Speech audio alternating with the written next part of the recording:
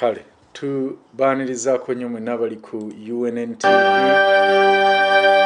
akadde kano kennyini mutusonyiweko omanyi ssebo bimanyi okwekyanga ne bikyanga byuma by'abaana bantu bitegeera.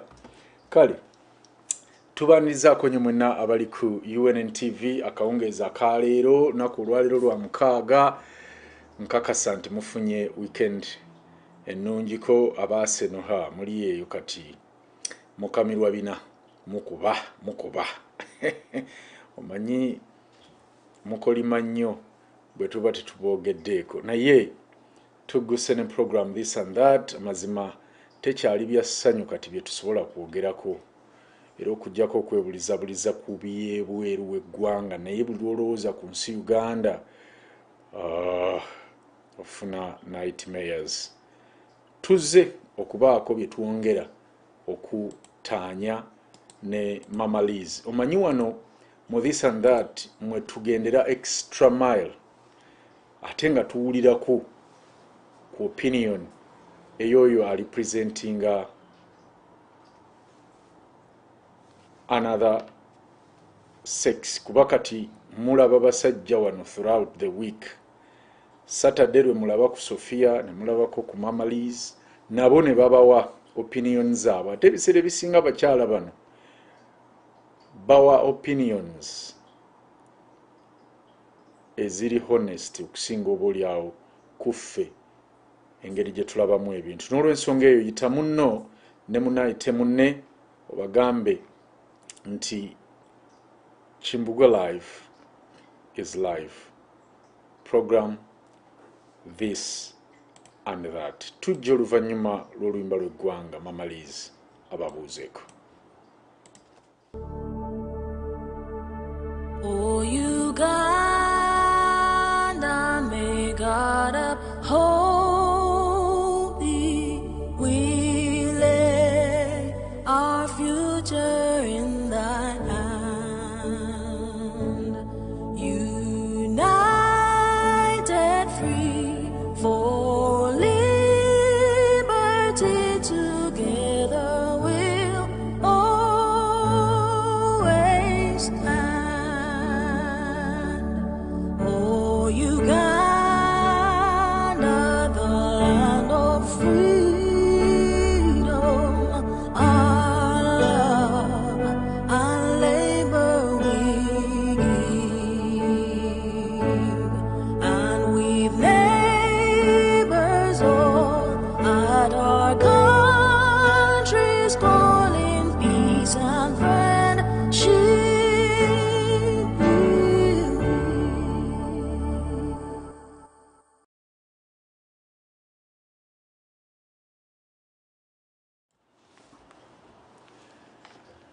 Kale waali uno atuuse era nga njagala Mama Liz obuze ku bannayuganda wiiki yo ebadde etya era ekutambulidde Ebadde nnungi. Wiiki ebadde nnungi Mulangira. Mbalamusizza bassebo ne bannyabo abali ku UNN tonight.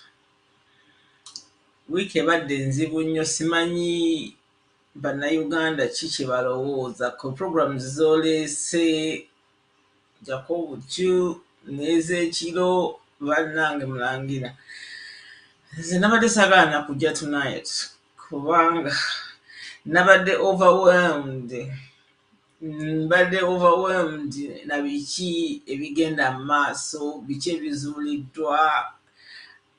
Mukama yankola bw'atyo nti bwe mba sikopenga bulungi na mbeera eriwo. Omugundi bagiyita batya, nfuna withdrawal symptoms. Nenziramuko emabega katono ne ŋŋamba Katonda wange guno omulimu gwe tuliko nga munene bulala.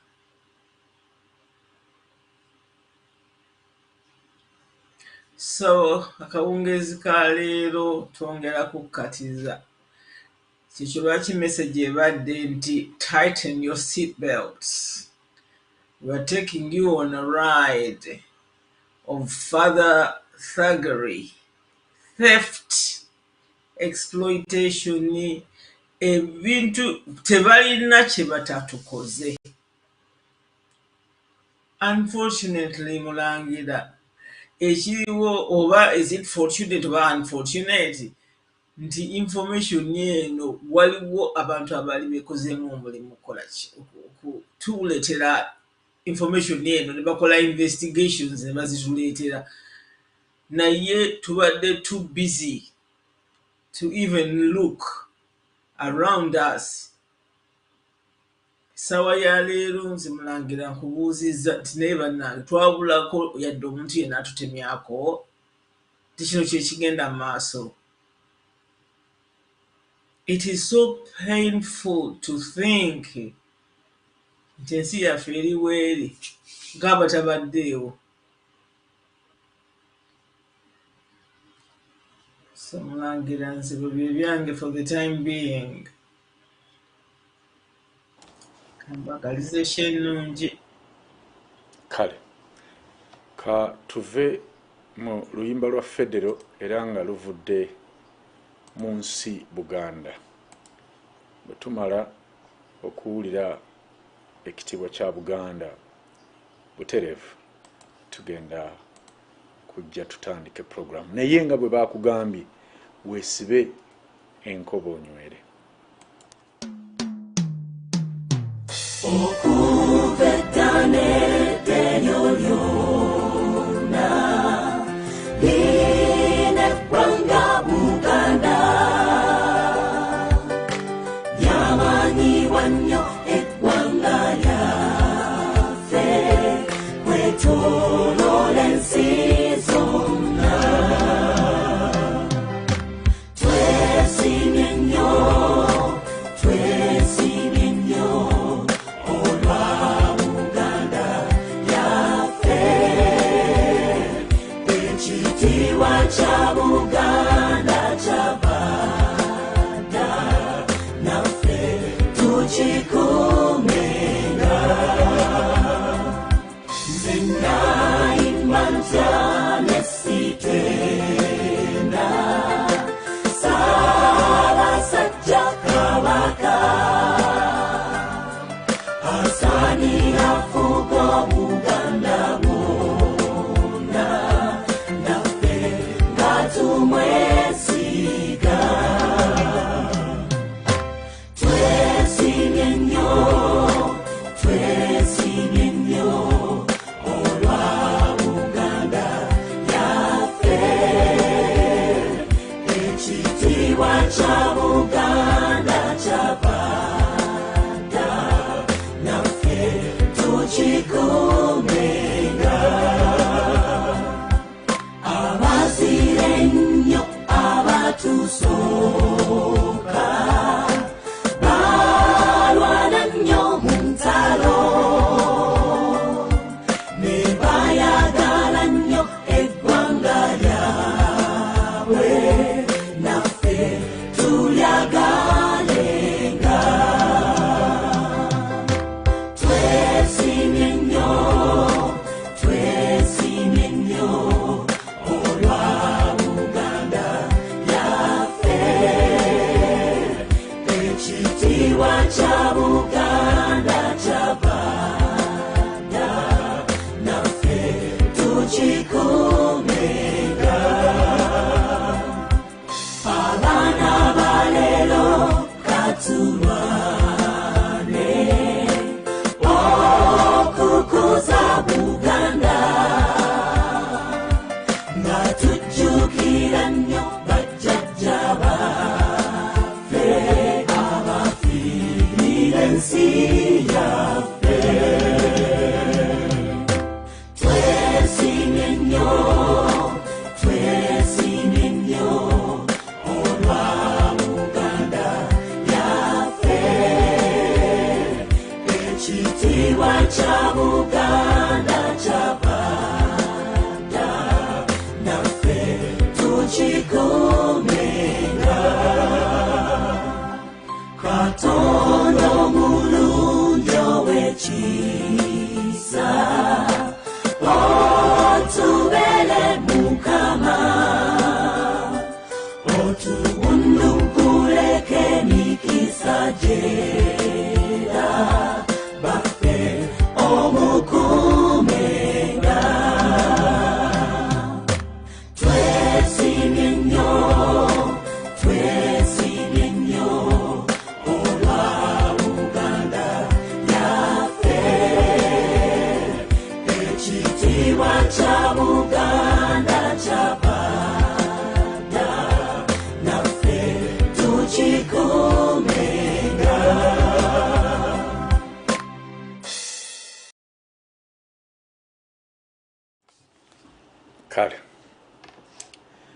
kulikeyo nnyo mu kitiibwa kya Buganda katusuubire nti tekibayisizza bubi n'akatono. Programu gye tuze nayo olunaku olwaleero ng'era Mama Liz bw'ababuulidde tugenda kukaatiriza ebyo bye tulowooza ebyetissa amawulire mu week mubimanyi era nga tugenda kwongera okwebuuza ebibuuzo abo bawulidde wano ku kintu kya bantu abafuddeyo okunoonyereza n'okugirayo ebyo bannayuganda bye balyetaaze okulaba bye balyetaaze okutegeera naye bannayuganda munnange bo beesuuliddeyo gwa naggamba. Mulina videos ze mugenda okulaba kubanga enegenda kubanga movie night naye nga video zino nkulu nnyo zaakolebwa dda ozisangako myaka 2 myaka 3 myaka 4 5 naye nga kuliko 1k views naye nga bw'ogenda okunoonya ey'omuntu awemula oba comedy oba omuntu ayogera ebyekisirusiru ey'emyaka 5 osangako abantu 10,000 5,000. Kati twebuuza mindset y'Abannayuganda enegenda kukyuka etya okuva ku bintu okugoberera ebintu ebyekisirusiru okutandika okugendera ku bintu ebiyinza otugasa. Kubanga kambabulire investigation stories zino abaana abazikola nganze yali abaddeko mu mawulire manyi what it takes okukola investigative story ze mulaba ezo eze NBS eze NTV zi Panorama zi NBS investigates it took months and months of cross-checking each and every fact ebeera mu video eyo naye abantu ne bagiraba ne bagirekawo naye nga bannyiniyo oba bannyini bikola bikolobera ebyo bye baba investigatinzeeko abamu bafuluma n'eggwanga nga balowooza nti waliwo ekigenda obbatuukako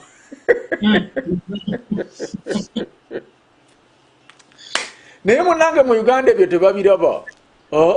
Bannayuganda baagala jangu ndukuwe baagala byabasenga byabakojja byakwogera ku mukwano kola ku bantu ŋŋambo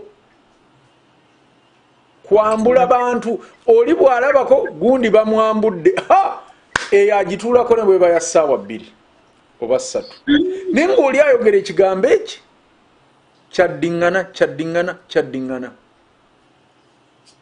Mulowooza tugenda kukyusa tutya mindset yeyo as Ugandans?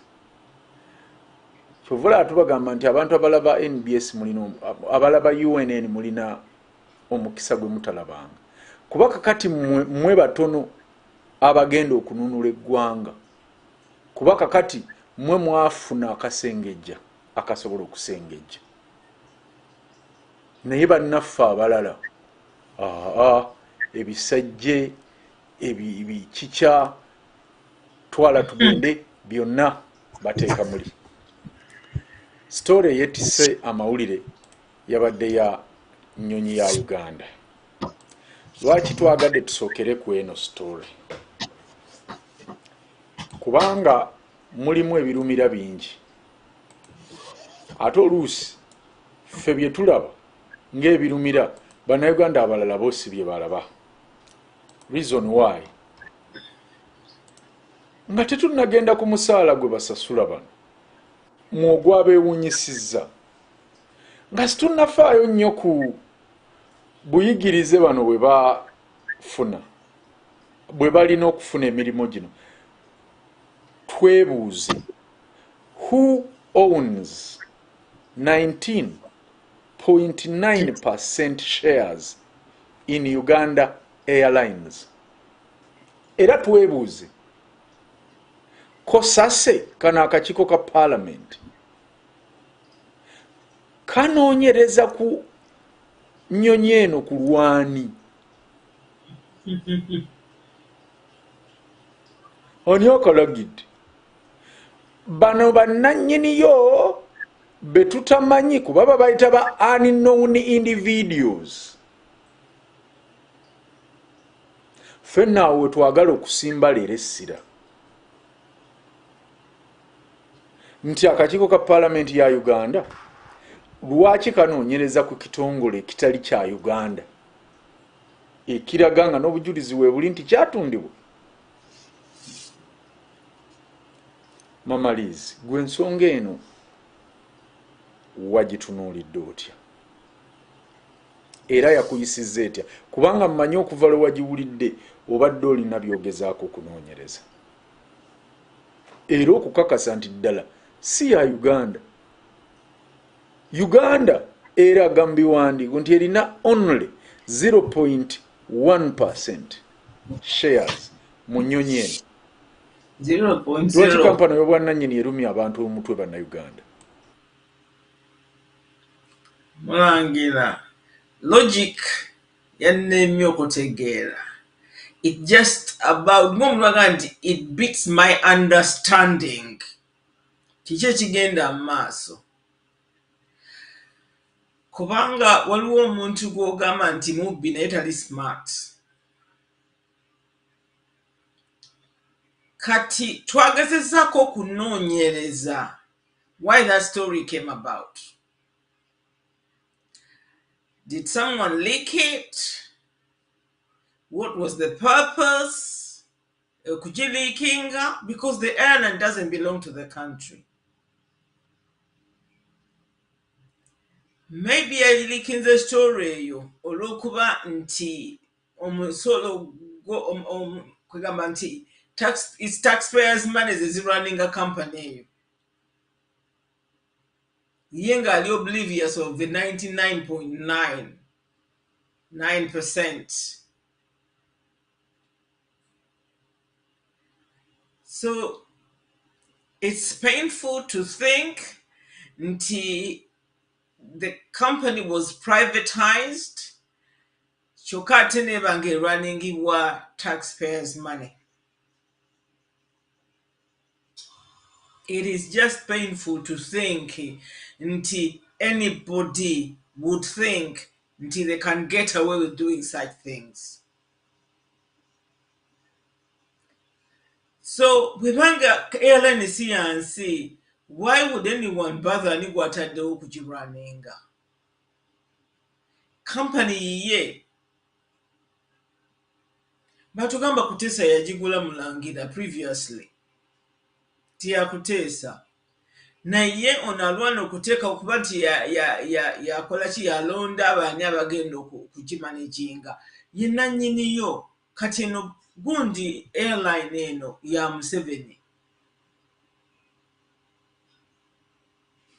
naye ate nze nayongedde omutya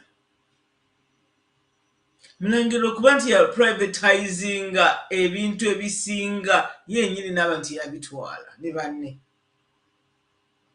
Kubanga nawulidde ng'oyogera awo nti babigula na ssente ki?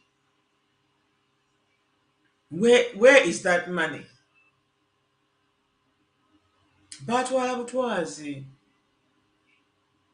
Nze sirowooza nti baagula kubanga bano, this is a college of drivers, babbi. They're just thieves. They came to rob us. Ate nga tebalina gye balaga. Naye nabo ensi bakibeeramu. Nze kakati, this is the other thing that beats my understanding nti buli alwala bamuteeka ku nnyonyi. Like, who does that? Mulangira mu videos ze tugenda okulaba tonight. Balaga Lokodi nga akoze nga azibise. Nga munnamawulire agamba nti ekyokuba nti wano tewali malwaliro kwegamba gajjanjaba abantu kyewuunyisa nti ono ye because of the positions ja holding afunya ambulance emutwala bamuwe first aid left to another Ugandan atali mu parliament atali politician abadde afiira awo. so tulina obuzibu bw'amaanyi nnyo like Ugandans do not know yet naye tulina obuzibu. Mulangira, it's okay kubanga ffe we have come here and we are encroaching ourselves on the system etu recognizinga system etuyisanga abantu nabo bwe banditukoze Mulangira. Ffe ne tufuuka abagwira mu nsi yaffe naye nga necessary amenities such as health, kusoma na biki byonna tebabitudinayinze. Naye bano abantu balina emitima emibi tebaagaliza. Naye gwe wansanga ewange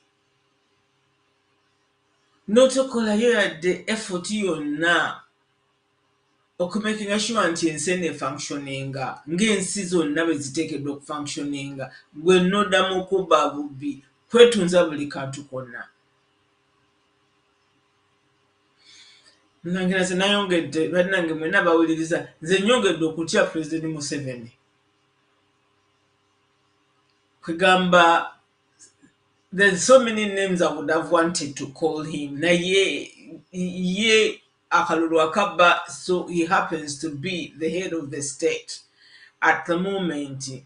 Nti it is actually illegal okumuyita amanya. Naye nga he deserves to be called every nasty name in the book kubanga alina omutima omubi.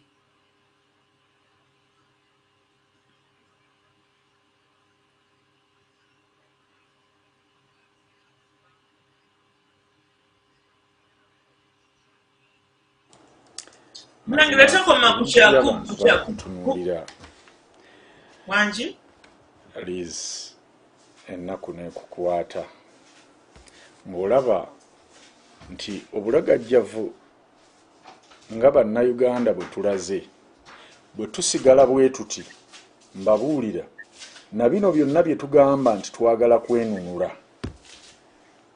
Mama Liz, tuli mu kusaaga singa tetufaayo kumanya muntu mulabe waffe oba how deep this wound is, okukijjanjaba tugenda kulwawo. Nti Museveni ono ebintu bino tabikola yekka, gattaka abantu be tebabikola bokka, wabula bayambibwako abantu abaffe abatumanyi obulungi okumusinga, be bamugamba n'omugamba nti kakati kola bwoti. Ebimu ndowooza atuuka n'atya n'okutya, naye ne bamugamba nti gwe bano baveeko, bagenda kwogerera nga bwe bayogerera ku kiri era bakite. N'abagamba temulimba na kino, we can go away with it. Nti gwe linda kojja kulaba. Kankubuulire Mama Liz, waliwo akanyoolagano kayitirivu ng'ennyonyi zino tezinnagulwa, nga even the airline tenarivampingibwa. Era obukiiko bwa Parliament buno bwe bumu kati bw'owulira obunoonyereza ku bakozi misaala gye bafuna, bwatuuza enkiiko ku kintu kya airline eno. Kubanga mu 2021 yalangirirwanga oba yasaanyizibwawo olw'amabanja ge yalina, naye tebatubuuliranga ani yali agibanja. Naye batuga nti yalina amabanja, nti otyo nti kakati erina kuba dissolved, erina kugibwawo. Naye ate bwe baali badda okugizza tebaatubuulira oba amabanja ago gaali gasasuddwa. Nedda, baatugamba bugambi nti ennyonyi ekomawo.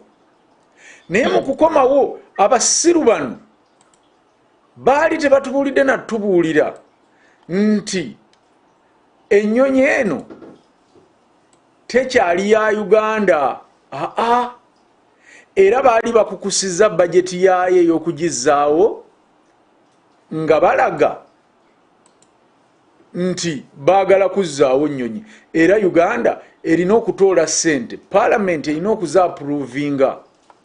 Simanya ate bwe kyaba simattuka okumala ne batugamba oba ne wabaawo abaabuuza ne bategeera nti ennyonyi eyogerwako okuddawo yali dissolved era neetwalibwa omuntu omulala. Palamenti eno eriwo n'akakiiko akanene ketaddewo akakosase okunoonyereza ku nnyonyi eno, nga banoonyereza ku bakozi tebanoonyereza ku bwannannyini. Kye bagamba akakiiko kano aka palamenti we kaatuuzibwa okukunya bano, bo tebaali mu ggwanga. Bannayuganda leero njagala mwetegereze puroguramu eno kubanga tugambye twagala genda deep into this. Katusooke tulabe vidiyo eno Mamalizi. Okuva mu minisitule y'ebyamakolero leero balabiseko mu kakiiko ka palamenti ak'ebyobusuubuzi akabadde kakubirizibwa omubaka Kenneth Lubogo, era bano babadde bakulembeddwa minisita Aggrey Bagire. Eno minisita Bagire gyakabatemedde nti erinnya lya Uganda Airlines ery'ennyonyi y'eggwanga lyagulibwa omuntu omu nga teryasobola kulijjayo okuggyako okwebbululira mu linnya eddala singa baba bazizzaawo ennyonyi y'eggwanga. Wabula ababaka bakanze kubuuza linnya lya munnayuganda eyagula erinnya lya Uganda Airlines nga mpawo kibaddibwamu, wabula minisita n'abategeeza nga naye bw'atamumanyi ekintu ekijja ababaka mu mbeera. Even our name Uganda Airlines is already patented to a certain individual. I would like to know from the minister whether it is true or not, and if it is true, what is the fate of our national carrier and who is it anyway? Uganda Airline was liquidated. When it was liquidated, somebody Ugandan went there and was smarter than us, because maybe government should have booked that name and said never give it out. But it was given out. But if someone is in the government and we are entrusting them with information to do this work on our behalf, and they take advantage, we will know wingly. I think this is something which we cannot really Mr. Chairman, at least it's not accommodate. Me. That's what I'm trying to say. We must condemn this with the highest stance it deserves. Mr. Chairman, the conflict of interest that would have taken toll on me, it would have, if it was me or my senior colleague that booked the name, then we would be in trouble. But it is up to members of parliament to take up whoever. It is up to you. Tell us the person I don't know. Mr. Chairman, I'm being honest, because Uganda Registration Bureau does not belong to Minister of Works. Kampuni y'ennyonyi ya Uganda Airlines kinajjukira yaggalawo emyaka egisoba mu 10 emabega nga kati Uganda y'emu ku mawanga agatalina nnyonyi zaago. Tulina okunoonyereza okulaba muntu ki oyo eyakikola ekintu bwe kityo. Definitely tukitegedde nti erinnya wali yalitwala naye tetunamanya muntu ki eyatwala erinnya eryo. We are going to interest nga parliament okubeera interested of finding out. Tujja kubuuza mu Registration Services Bureau ani eyatwala erinnya lya Uganda Airlines. Okumanya bizibu n'amakubo gaffe mu bwengula bwa Uganda gaali gatwalibwa ensi endala, kyokka nga kino minisita akakasizza nti kyo kisobola okuddawo. Kyokka ekizibu ekiriwo bategeezezza nti Uganda ne bweba yakuzaawo nnyonyi yaayo, nsi njavu nnyo etasobola kugula nnyonyi mpya kapyato okuggyako okupangisa ku balala, nga kino kye bateekateeka okukola. Kampuni ya Uganda Airlines yaggalawo lwa butakola magoba era ennyonyi ezaaliwo ne zitundibwa. Kyeyonenno Bahati.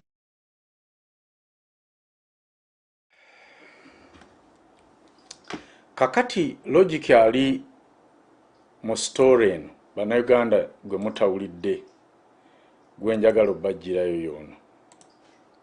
Bakugambye nti erinnya lyatwalibwa ennyonyi eno oba kampani eno oba Uganda bwe bayakuddamu kufuna nnyonyi erina kukozesa linnya ddala. Babuuza ono nti ani yatwala erinnya, nti tamanyikiddwa. Ate nange sikola registrar oba mu registrar's office okubanga mmanye erinnya eryo naye twebuuze nti akakiiko ka parliament ddala bwe kaba kalina amaanyi kikeetaagisa ki okukuba mu registrar of companies okufuna omuntu nange kennyini wano UNN bwe tuba twetaaga tuleeta stories wano companies okubalaga banye we can go, we can call, we can search ne tufuna erinnya naye akakiiko kaatuula more than 6 hours ne kafuna na allowance naye nga tebafunye omu kuba avaawo oba bakube mu registrar's office bafune ani ya reserving erinnya eryo. I mean ne bavaayo ne bagamba ekirala nti lyerinnya lisoboka. I mean enguudo nazo baazitwala ze tukozesa mu bwengula naye zo zisobola okudda wabula erinnya lyo terisobola kukola ki kudda. Kakati mbuuza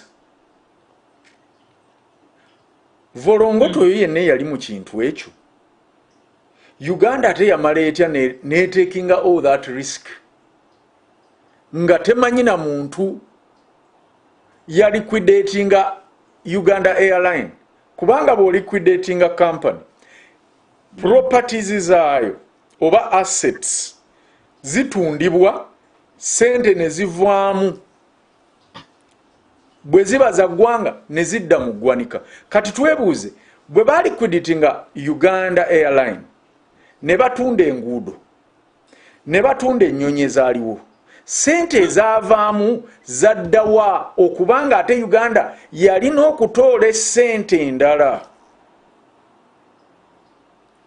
ewatali kutopinga kuziri ze batunda mu assets za Uganda Airlines okubanga ezaawe ennyonyi. Kyakubiri tuyingira tutya mu business era tukkiriza tutya nga n'omuntu eya reserving erinnya tetumutegedde. Kakati akakodya akaaliwo mukamanyi yoli yateekawo condition nze mukulowo this is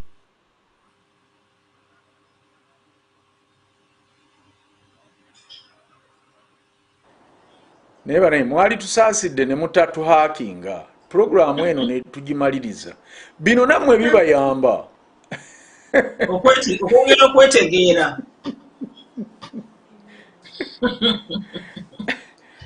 kyokka bannange simanyi kakati mumpulira bannange batuli bubi programu tebaagala eggwe bajjako kino bajjako kiri bajjako kino bajjako kiri but mbadde nga bwe mbabuulira nti mulaba nti omuntu eya reserving erinnya Uganda olw'okwagala ennyo okukozesa Uganda Airlines oli n'abagaa nti nze mumpa ebitundu 99 n'obutuntundu 9 okubaddiza erinnya.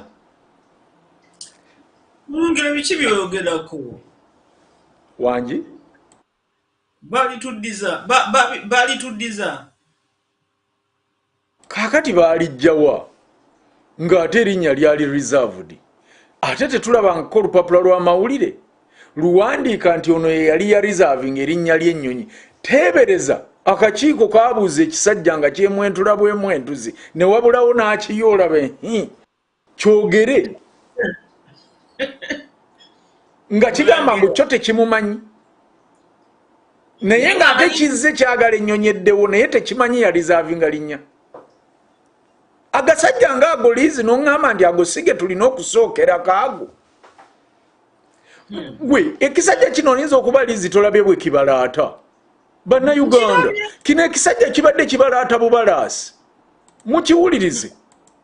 Okuva mu minisitule y'ebyamakolero leero balabiseko mu kakiiko ka palamenti ak'ebyobusuubuzi akabadde kakubirizibwa omubaka Kenneth Lubogo era bano babadde bakulembeddwa minisita Agre Bagire.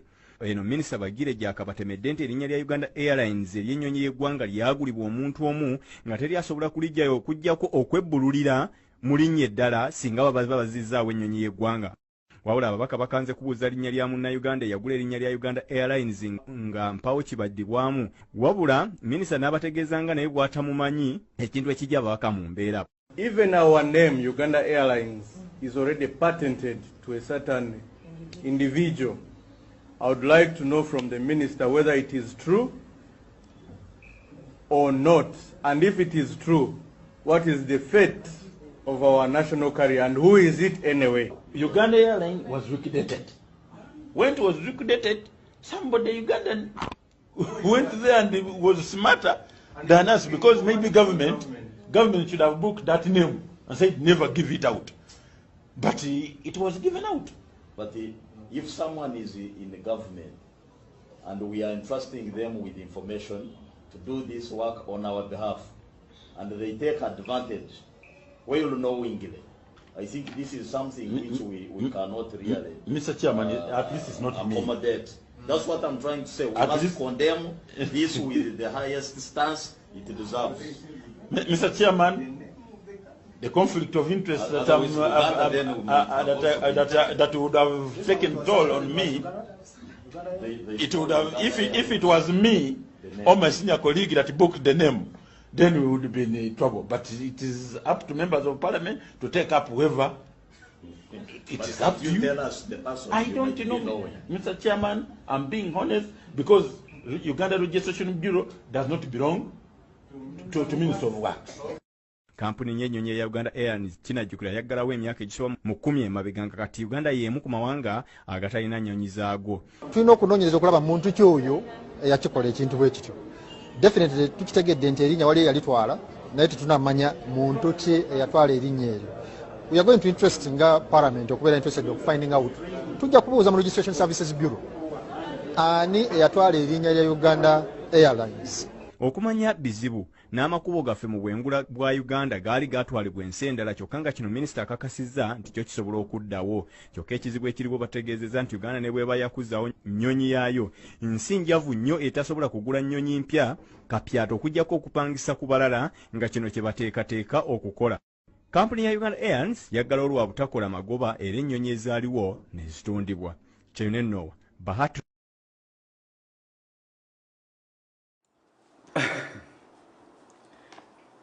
Elizabeth. Kakati, I mean, sente ewataali zigula nnyonyi ate zaamala ne zivaawa.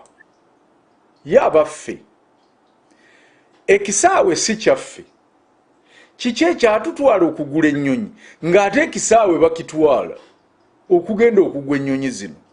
Lwaki tetwasooka ezo sente zaagula ennyonyi ne tusooka ne tuzinunuzisa ekisaawe ne tusasula ebbanja lya China, then ne tulyoka tugula ennyonyi?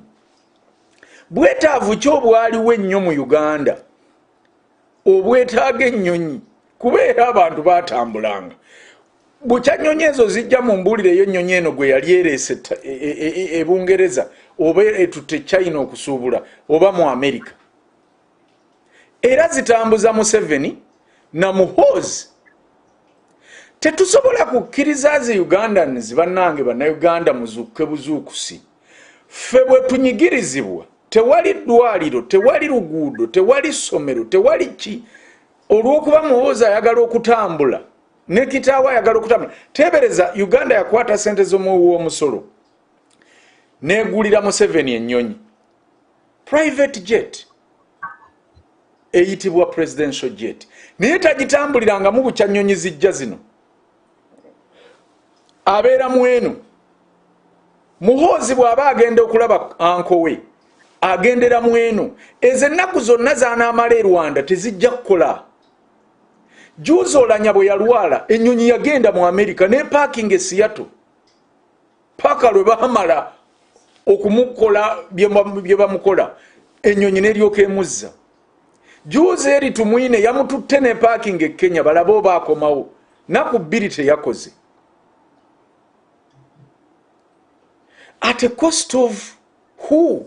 Now, kati mbuuza nze nti kano akakiiko akatumanyiira ennyonyi yakajja naye muwulire sente ze bagispendinzeeko. Zonna sente zamwe wa musolo, naye tetumanyi na nnyini nnyonyi eno mubiwulirize. Leero akakiiko ka Kosasesira kalitadde nnyo ku kwekenneenya obugize bw'abakulira kampuni ya Uganda Airlines era mu bagudde mu lutuula yakulira Uganda Airlines Jennifer Bamutulaki.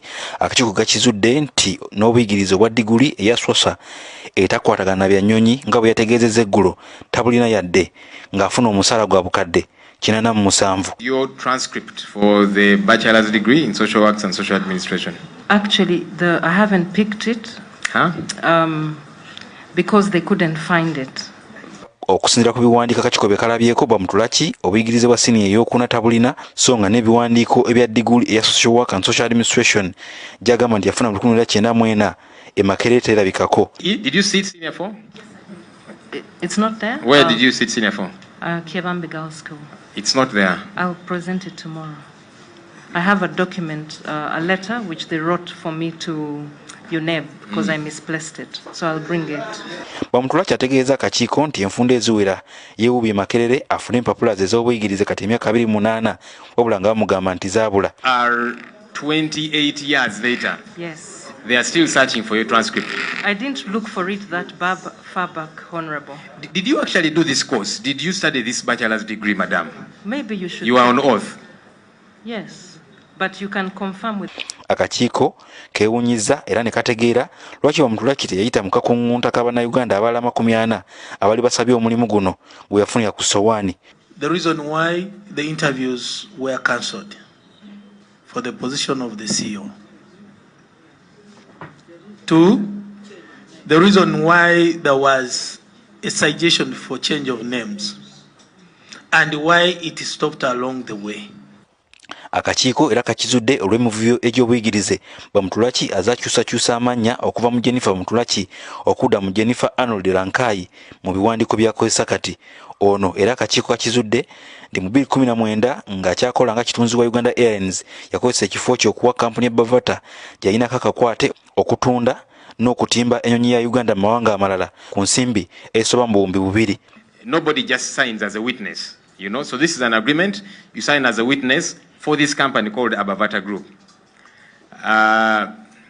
This is the same company that was hired to run the event of the aircrafts being brought into the country. Ona sekwewakana kampuni eno wabula oluvannyuma akakiiko kamutadde ku nninga ku bukakafu obulumika nti ng'akolera Uganda Airlines yassa omukono ku ndagaano eyakolebwa wakati wa kampuni ya Uganda Airlines mwe yali ng'omukozi ate ng'omujulizi. Akakiiko katuuse n'okubuuza yali ssenkulu wa Uganda Airlines Ephraim Bajenda bino byabeererawo ate naye n'atamwattama butamatami era gye biggweredde nga babiri bano poliisi ya Parliament ebakutte okwongera okubitebya. Ask Madam Jennifer and Mr. Bagenda to please stand and follow our police officers.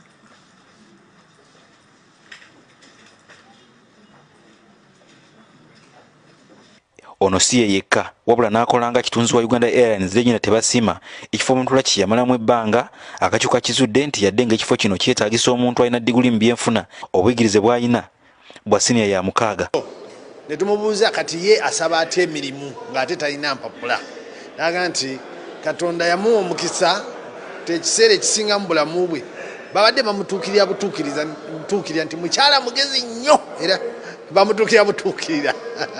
Waliwo omulala acting director commercial eyadda mu bigere by'ono gwe bafuula executive director ate ye empapula eziriwo ziraga nti yakoma mu siniya ya 6 gye mubonaabonera ne yunivasite zammwe eyo teyawunnyayo.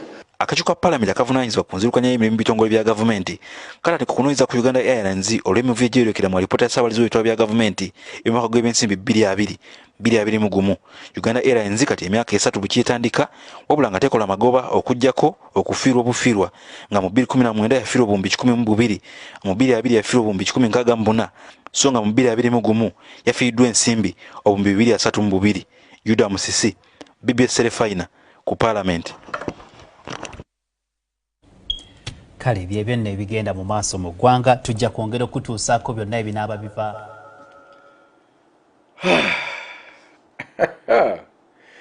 Ebintu obiwulira Elizabeth Joko mobiwulira Uganda Airlines etali y'Abannayuganda balaga nti mu myaka 3 gyemazeewo ekoze loss oba efiiriddwa obuwumbi 500,000 bw'obalirira ssente zino myaka 3 Elizabeth ze zisasudde abakozi ze zisasudde emisaala gy'abakozi nga bw'ogirabaawo. Have a look. Mulangira nakirabye naye kisinga okuntawaanya gye nkoma obiwulira gye nkoma okugetinga confused how we got here. Kiki kye tuliko ddala tusobola tutya okubanga tulina head of state nga ye yeesuulirayo gwannagamba alinganga arunninga amakage bizinensi ye kyayagala kyakola oba kifiiriza tafaayo kubanga kati bizinensi ngaeyo tulina nga gyoyinza giteekamu muntu atalina experience live alone oba alina degree. You have to have the experience. Mulangira nti omulimu gwenkola batuletera omuntu katalina experience.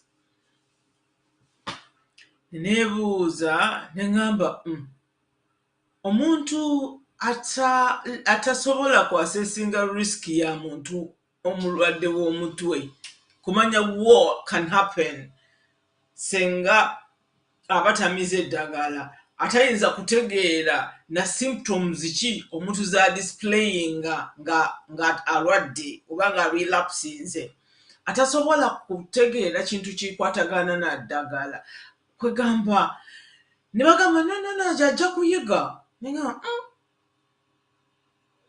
nze nensirika kwegamba kakati mulangira bye tuliko kubanga President Museveni si yandibadde arunninga ensi naye ne wabeerawo processes eziri natural we bateekeddwa okulondera abantu abamanaging organizations ezo nga balina ebisaanizo. Kakati wajja n'agamba nti wano ntaddewo ono wano ntaddewo ng'omuzeegwe bwe gubadde kubanga wayogedde gyonoga nti buli kintu kyonna kyonna ekya Uganda kiri mu mikono gya muntu ogwo yasalawo.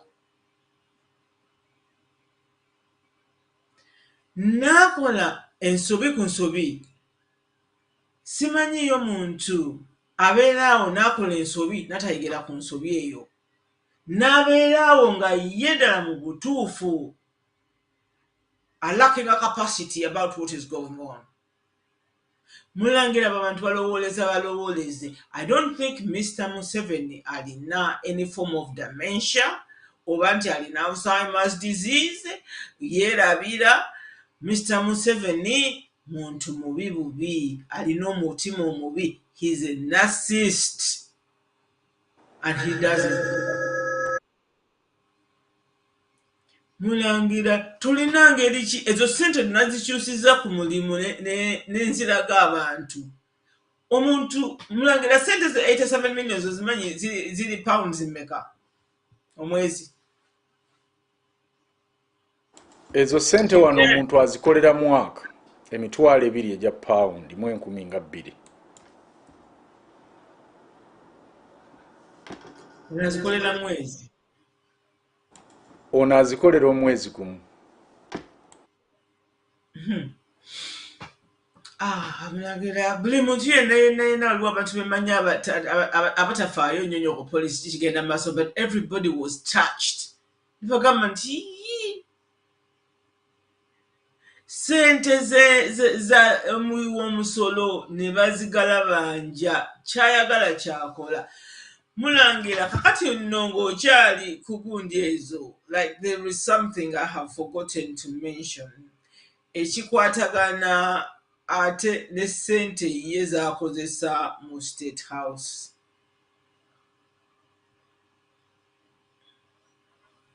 Kanzisome.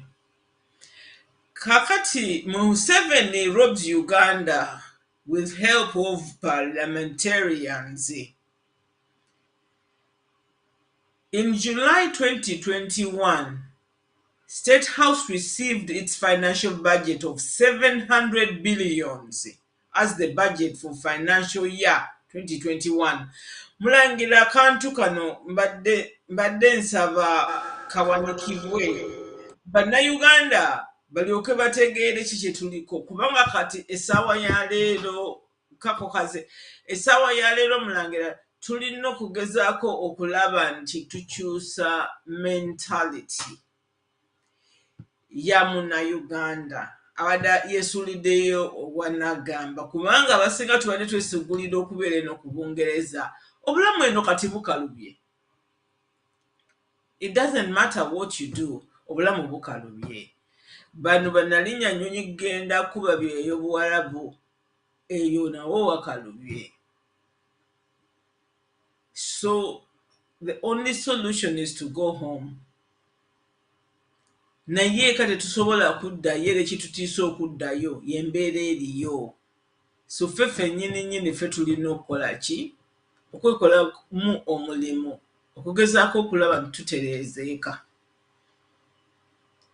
Kakati sooka olabe omuntu oyo ssente z'akozesa.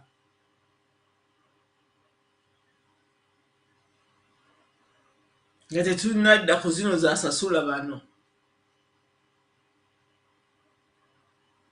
Kyokka n'avaayo mu bulimba bwe n'atugamba nti afuna miliyoni 3.13. Yagamba afuna 3 ate nazo n'agabako.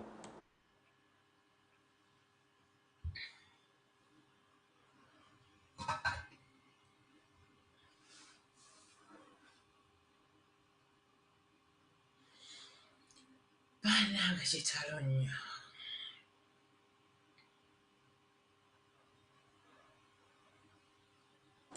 Bannayuganda option luli ebaddeemu nja kufulumamu naye gye tuli muliro. Bannayuganda gye bali muliro muwulira abaana abali e Dubai kye baliko babagoba. Teri muntu ayagala Uganda kati kambabuulire abantu bwe balaba bino nti Uganda yensi ekyasinze okufuna ssente z'obuyambi okuva mu mawanga agali mu federal system of governance naye ate neebanga yesinga okwejalabya. Kino abantu kibalwaza emitwe.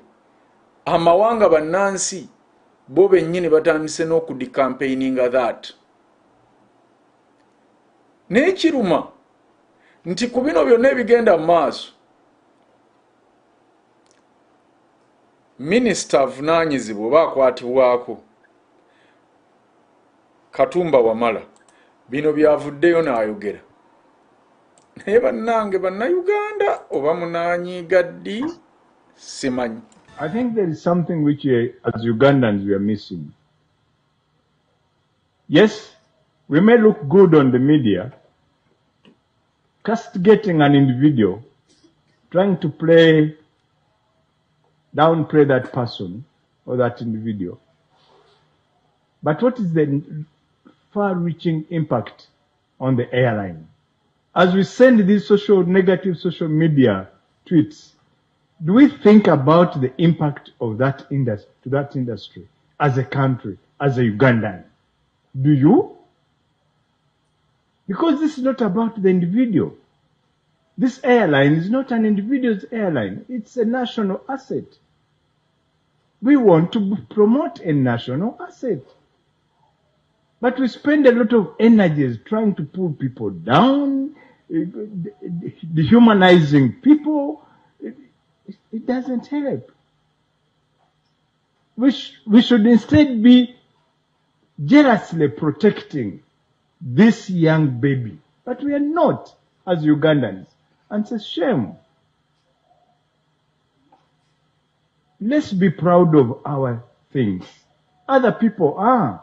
Do you think there are no problems in other countries with other airlines? Why are they collapsing? Are there no airlines which have collapsed? Why don't they make the headlines on the media? Why should Uganda Airlines be the ones every day, every other day? You know, if a mistake is made, then it's, hey, we brought it out of proportion. I think Ugandans, we need to refocus ourselves.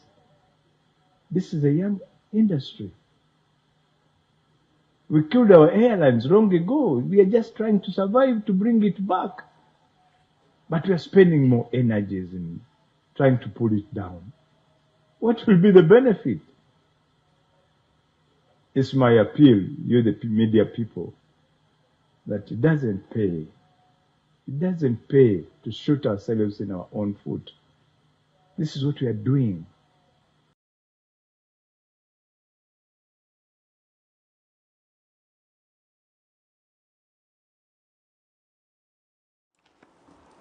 Ndowooza owulira kwe okutiisatiisa, kuvaayo kutiisatiisa bannayuganda, don't say this. Naye bannaye tulabirire tutya our own baby nga kali awo kagoonya kagenda kutulya kutumalawo.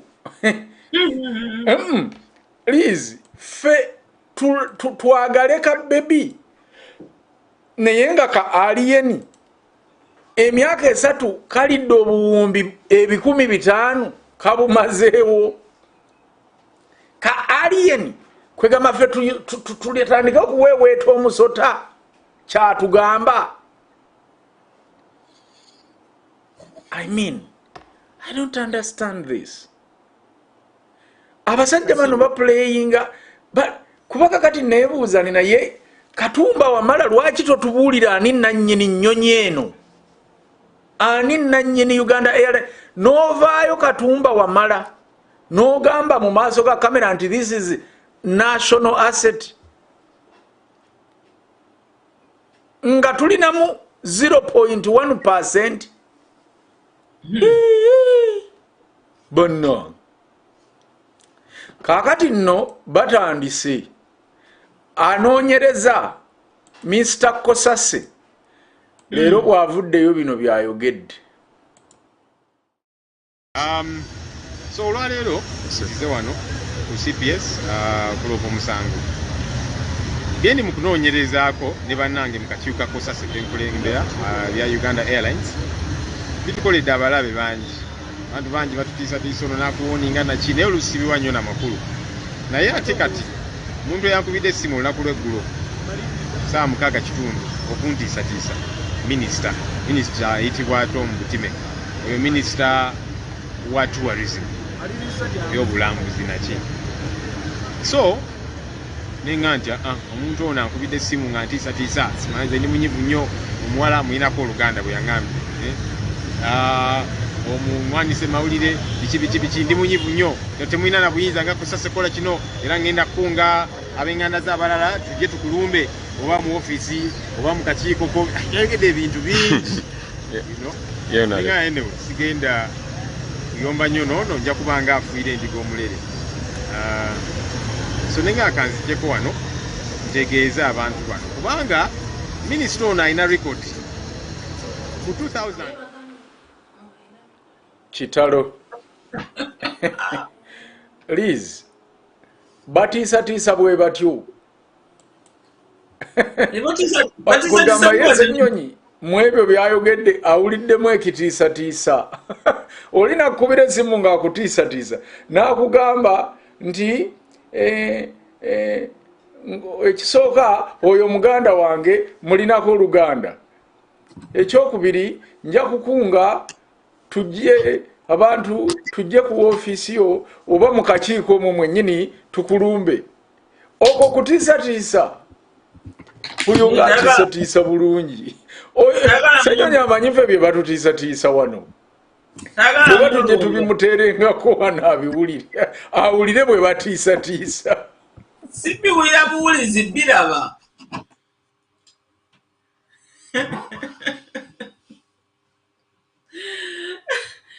Mulangira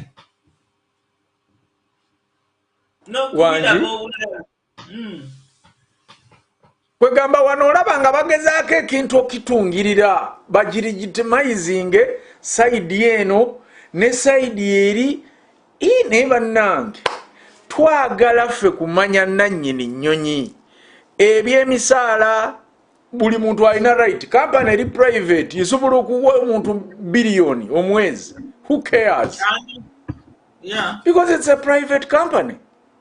But if it's a national asset, lwetwalibadde kwegamba nze naalirowooza nti kosasa amaanyi we yalibadde gateeka okusooka nga tennagenda mu bino byonna ani nannyini nnyonyi eyo kubanga ekisooka balaga terigestalinganga any profit kyokka sente zonna zino z'owulira zeefiirwa era Museveni alagira ne parliament neza approvinga ne baziteekayo naye kati bo tebasobola kubuuza naye banna who is the owner owninga 99.9% okubanga Uganda efootinga all these bills yeeyinamu 0.1%. Ekyo nakyo kyetaaga muntu kuva eri ku kitusomesa oba akisomesa ekkosa eno liizi. Mulangira bannayuganda beerabira mangu. Bannayuganda badde beerabidde nti ennyonyi si yaffe. Kati golowooza babali mu parliament ne babeerawo okukola kino kaseera kaabwe kunoonya ssente deals ziringa nga deals. Nga bajjukira ebyo nti ennyonyi si ya Uganda. Gwaweddeyo ekibuuzo ekibuuzibwa nti zino ssente za musolo ezigenda ku private company, why is it the case? Bali interested mu kumanya qualifications za mukazi n'oba yakola interview.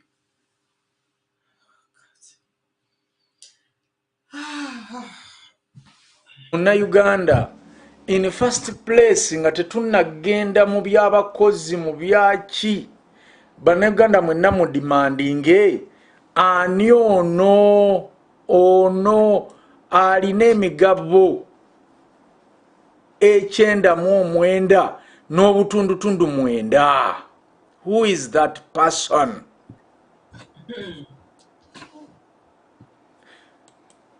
Bannayuganda katubatwale ku bingi ebikira ku bye tubagambye oba bye tumanyi oba bye mbadde mumanyi ku kikwatagana n'ennyonyi ya Uganda Airlines. Mwesibe enkoba.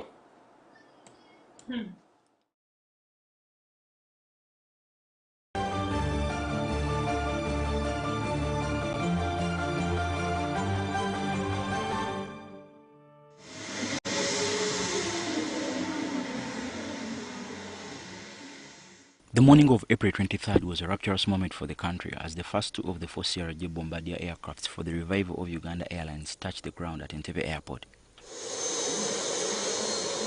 But as government relishes the moment, the spectre of the collapsed national carrier hangs over the future of the new airline, which will find the skies volatile in a topsy-turvy industry. First established by former President Idi Amin in 1977 after the collapse of the East African Community, Uganda Airlines was liquidated in May 2001 as it was saddled by heavy debts, which stood to a staggering 21 billion shillings. The liquidation rankled a number of stakeholders who blamed government for deliberately running down the airline. Liquidation of the airline was among the 3 options at hand. The other options were either to sell it or place it under receivership as a going concern and later recapitalize it to give it a new lease of life. Manzi Tumuweni, who was the State Minister of Finance in charge of privatization at the time, told NTV that the 3 options were not looked at analytically and there were a lot of vested interests to bury the airline. People were not looking at it from the infrastructure point of view as the only way to create economic development. People tended to look at economic success per se as an entity of its own. Spending on politics is expensive. But if you spend on politics in order to create good governance, is good because productivity, production, investment will come up. And that's how things are related. And I tried to explain this and it didn't work.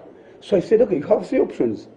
Sell South Africans who want to buy it cheap and even buy the name and are not paying us any money, basically, because we have losses only, we have liabilities, or liquidate and just destroy it, or revamp it and spend money on it, make losses, but help the business community to export by taking goods by air, and to import by bringing goods from there.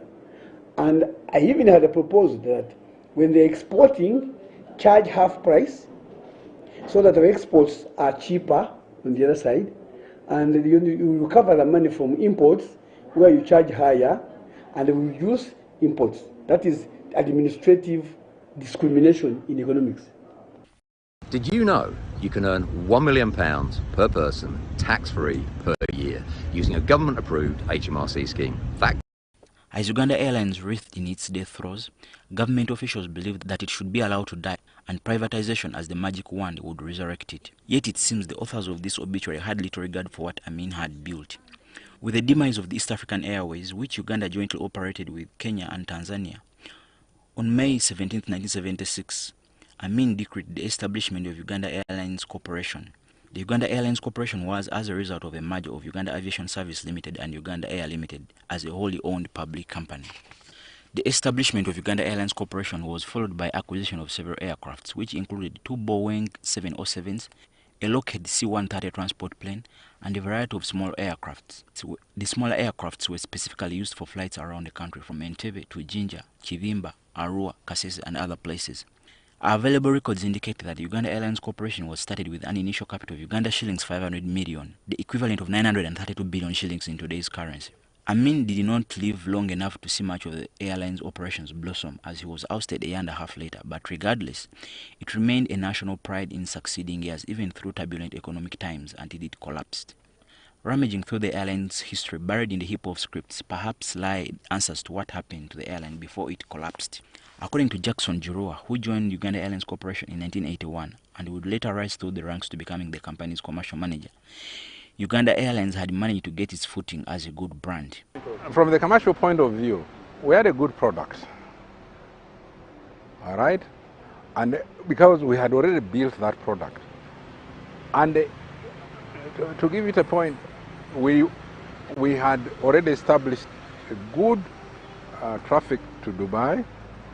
We were already leading on the Nairobi route, and I think by then we were the only one operating to Kigali, and also we had domestic routes which were generating good revenue. So the product was selling, but the only challenge I found was the aircraft. We could not do long run. You see, our major routes, our traditional routes, are the London route. We didn't have a long haul. After we lost the Boeing, one aircraft, another one was seized somewhere. We did not have a long route, a long haul traffic, because we didn't have any aircraft to do the long haul. And long haul was where we could generate a lot of revenue. And if you look carefully, with the reputation Uganda has built, Entebbe was beginning to become a hub. Jurua says the airline began experiencing problems in the mid-1980s when mismanagement set in. Then came the crash of its Boeing 707, used for long-haul flights in raw metal in 1988, and finally the privatization of its lucrative ground handling service. Much as the ground handling is the cash cow of the organization, of the airline, but the money which was being generated from ground handling was used on the passenger side,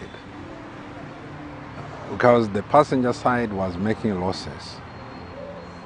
And I think that was not right, because they should have, you see, the major reason why airlines collapse are two: maintenance costs and the passenger costs.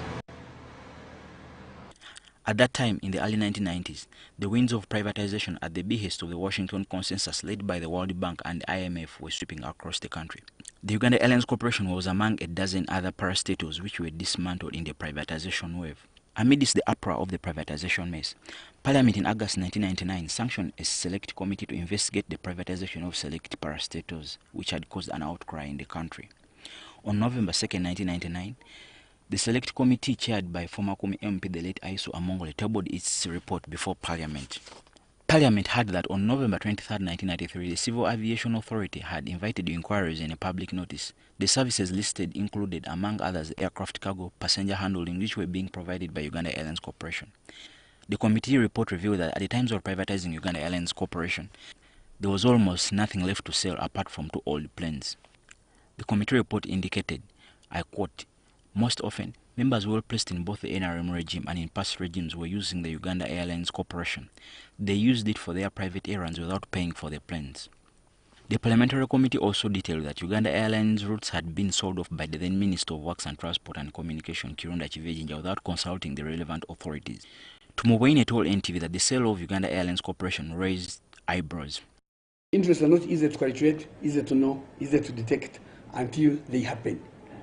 There could be somebody who wanted to benefit from us and encouraged us to do what we are doing. But what I know for sure, structural adjustment 1, 2, and 3, we are looking at how we can restructure the economy and make it better and make it more productive.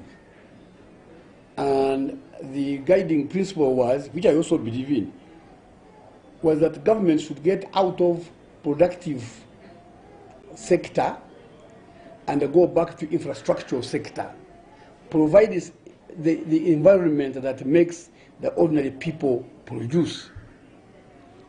However, I think where we went wrong was to try, and I think we brought it up in the committee in finance because I was chairman of finance committee before then, to sell 140 enterprises at the same time to Uganda, in Uganda, was a mess. 1, they were not very profitable. 2, they were too many. 3, our people didn't have the capacity to buy them. So whom were you going to sell them? And then we had a problem, I think, I don't know why, of being able to trim them and then make them productive. The committee report also pointed out that there was a few but politically powerful clique that sacrificed citizens' interests to manipulate and take advantage of the privatization process. Among those adversely mentioned in the committee report were General Salim Saleh, the president's brother, and Sam Kutesa, who is currently the Foreign Affairs Minister. The parliamentary committee questioned how Effort, a company owned by General Salim Saleh and an Israeli national, Hezi Bezalel, and another company called Kimbugwe Investments Limited, owned by William Biarhanga and Charles Mbiria, were part of the consortium that took over Uganda Airlines Corporation in-flight catering services without fair competition. The probe discovered, however, that the owners of Kimbugwe Investments Limited had sold 999 shares of their company to Saleh's Effort, and the remaining 1 share was sold to another company called Mastwin Corporation Limited. William Biarhanga is currently the Attorney General. The committee revealed that General Saleh's company, later in partnership with Global Airlinks company owned by the now Foreign Affairs Minister Sam Kutesa, took over Uganda Airlines ground handling operations. Kutesa, who was the Finance State Minister for Planning and Investment at the time, in his earlier address to Parliament in December 1998, denied any wrongdoing. In his address to Parliament, he said, I quote, I am both chairman of NHAS and also Minister of State for Finance. There may be a feeling that these 2 positions may constitute or would probably constitute a conflict of interest. In my opinion, I have regarded NHAS as a private limited liability company, and I have regarded it so, notwithstanding that Uganda Airlines was a 50% shareholder. My view was that it was an investment where a company called Uganda Airlines Corporation invested its funds just like my company invested. And I thought, in my view, there would be no conflict of interest because I believe honorable members here chair companies or are directors in companies but sometimes do business with government. On May 5, 1999, Kutesa was censured by Parliament over abuse of office and influence peddling in the privatization process. Professional traders who trade full-time for a living do not drive Lamborghinis or... Former Bugabala South MP Proscovia Salam Musumba, who was a member of the committee that probed the privatization of Uganda Airlines Corporation and other parastatals in the 6th Parliament, said the process had more to do with whitewashing the legacy of former presidents Amin and Obote. But the thinking then was break down everything that will give Obote and Amin, the past regimes, any legacy. It was breaking a legacy.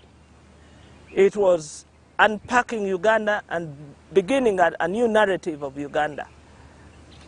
And their effort was really to begin a new country, a new citation under themselves, a new Uganda, without anything of the past leaders, as they were called, the swine.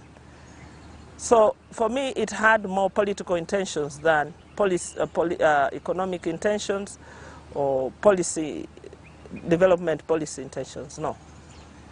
They wanted to loot the country, share it up, and flee. Musumba also recounted the death of Davis Mugizi, the former Uganda Airlines Corporation Commercial Services Manager, who provided valuable information to the committee in the mismanagement of the airlines. And pleaded with the committee and said, guys, I'm going to be killed.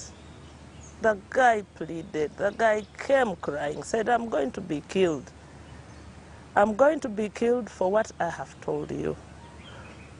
And I'm doing it as a citizen. It's my duty as a citizen to bring to your knowledge what is happening, what is going to finally run down an airline that belongs to us all. And indeed, Mugizi was killed one Saturday morning in Namungona. We heard on the news that Mugizi had been murdered. And like all the murders you see today,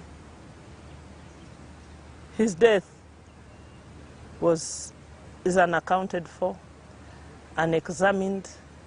It's like the death of a cockroach or a rat. And up till today, I feel like there's blood on our hands. There's blood on our hands as leaders, and especially as that parliament. 5 Sudanese nationals were later arrested in connection with Mugizi's murder and charged in the High Court. The suspects were, however, freed in 2003, rearrested and later freed. Barely a year after Mugizi's death in 2000, Uganda Airlines wound up its operation only to be revived 18 years later, 13 days ago. President Museveni spoke candidly about the collapse of the national carrier. I was among the undertakers who buried the old airline. They said,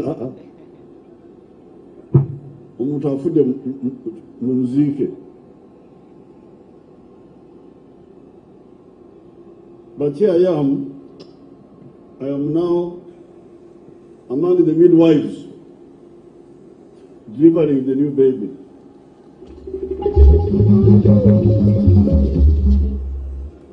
Why do I think this new baby will not die? New things usually create excitement, and the revival of the Uganda Airlines is as such. But beyond the hoopla, it remains to be seen whether the ghosts from the past will not return to haunt the new airline.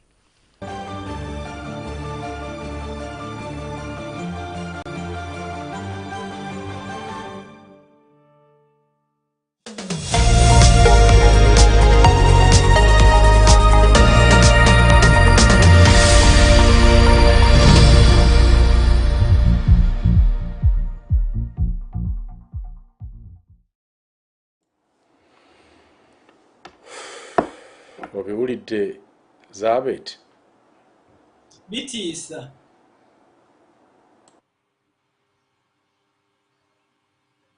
Kwegamba Uganda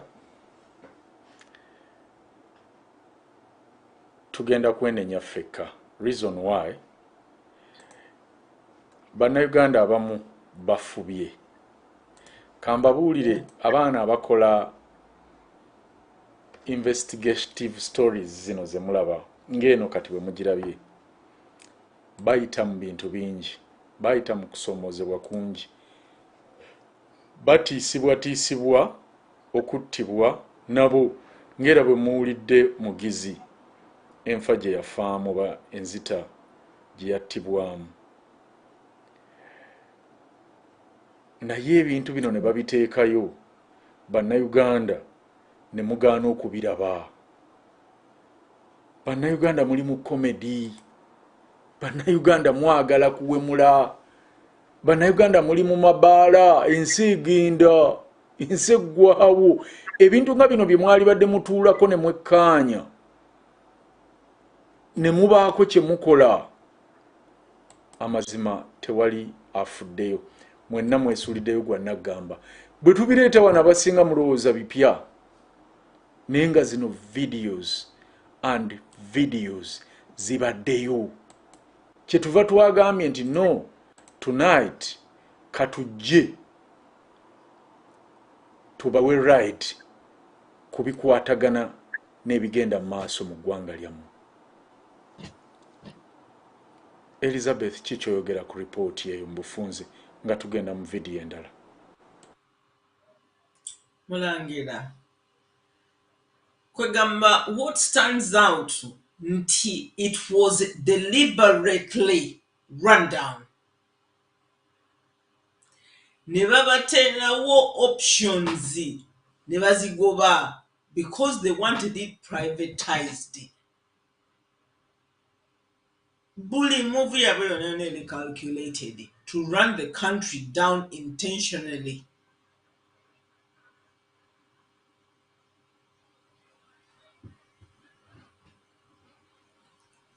Ate kisinga okunewunyisa nti bakikweka. And they don't want anybody talking about it. Mu Uganda kizibu okukola investigative story yonna erimu obubbi bw'eggwanga n'obulwamu erinnya lya Salimusale. Mumbuulire yeemu bweti, skande mu bweti.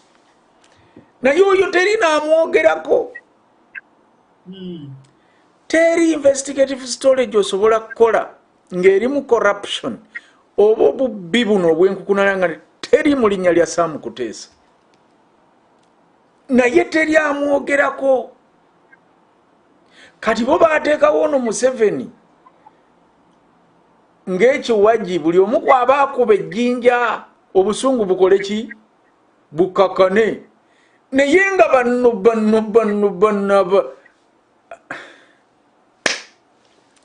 ennyonyi eno lwaki bantu mmwe batiisa okwogera nti ya Sam Kuteesa? Why Uganda spend all that money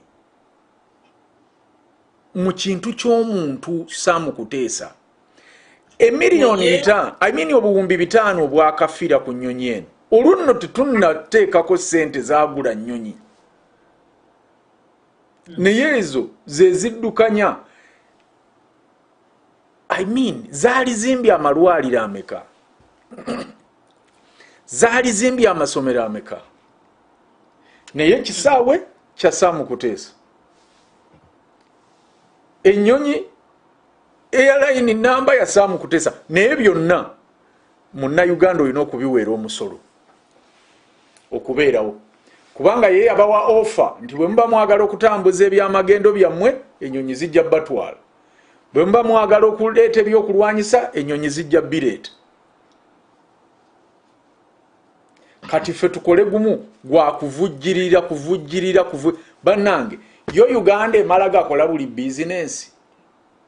Bw'olaba nga bizinensi ogirabyemu ebirumira naddala mu ntandikwa nti ate erinnya waliwo eyali booking nti ate enguudo zaatundibwa sente ziriwa. Mwe temugamba nti eyo bizinensi tetujja gikola. Kakati eyo ministry gyempulire ya finance and planning yaki mu planninga ki ebyo bye mutulane mu planninga. Naye gwe n'olaba kyovola bannayuganda tubagamba nti bane twetaaga federo. Mumanyi lwaki? Omuvuyo guno kuva lwe twatandise okuzannya video minisita oli eyajja okwogera nti erinnya waliwo eyali twala yabadde ani? Yabadde Muhiire era naye yabadde weeyo. Bano bamutulaki beeyo. Ani ono mutulaki gwe yaddira mu kifo weeyo. Kakati mu video eno gye mbadde ndaba mu report eno ndabyemu eyaliko commercial manager wa Uganda Airline ku mulembe guli ogwamini era nga naye weewaabwe. Kitegeeza n'Omuganda bw'anaddawo b'omusogera naye ajja kuleeta baawa beewaabwe. Kyetuva tubagamba nti okumalawo ekyo nepotism tolina bw'ogimalawo okujjako ng'otaddewo enfuga egicontrollinga which is federalism. Era nekugwamini yaliwo eyabazze nga simanyi ejjalu era nabana abaliwo be bamutulaki okuva eri okudda amanya sente ezo bazikola ako kalisti ka sente ketubala ze bakakola ne batya n'okuwandikawo amanya ndowooza nga mujja kwekyanga. Naye amanya era gonna bw'ogawulira geego Mukizimana, Mukankulanga, Mukadugula si ya buloolo. Bannange tulina ennaku.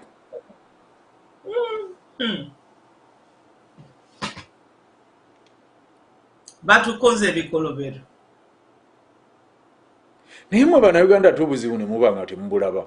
Muli mu bidongo. Nogende ne bano abantu abasala endongo eno yonna kiki kibaliko. Essanyu mulijjawo erisala endongo. Akawunika Mulangira. Bannayuganda nsaba twekkaanye nnyo twetegereze ebintu bino tumanye era tulabe. Jonna baleetedde story eyabaddemu Kasayija oba Matiya Kasayija. Bano abantu bali mu ddiiru. Njagala leero mutuule olwaleero wano mulabe kye bayita ddiiru za Uganda oba mulimo gwa gavumenti gwekola ne opposition. Bano nabagamba bonna bali omuntu omu. Bino byonna ebirala baba bise katambaala ku maaso. Bonna bali omuntu ogu era bonna baseki. Leero wonoovira ku purogulaamu eno gwatulaba ogenda kubakkiriziganyiza n'ekintu kye tukugamba. Otandika ozibala olaba amannya owulire baani abadiiringa eggwanga lino olabe kano akakiiko ko bwe bakuteekawo mu paalamenti ne bakakussaako oba ogudde mu bintu. Era yeeno NUP yagwa mu bintu. Kyagulanyi ne bwejje Lukirimaana sina Kyagulanyi kuba Kyagulanyi si yennannyini kibiina. Naye Lubongoya abamemba ba paalamenti abalala bonna ne bw'obajjayo n'omulekerayo Ssennyonyi.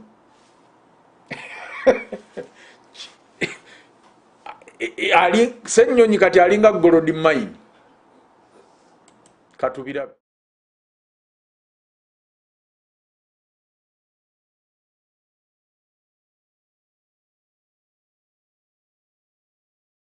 The compensation of the 10.6 billion shillings to 6 individuals happened in 2020. Kasia Rwabukurukuru was paid 6.4 billion shillings, Stephen Peter Nagenda 1 billion, Julius Wusula 1.4 billion, and Natalia Namuli 1.6 billion shillings. The government also paid Isaka Lukwana 125 million shillings, while Geoffrey Mjisha received 1.4 billion shillings.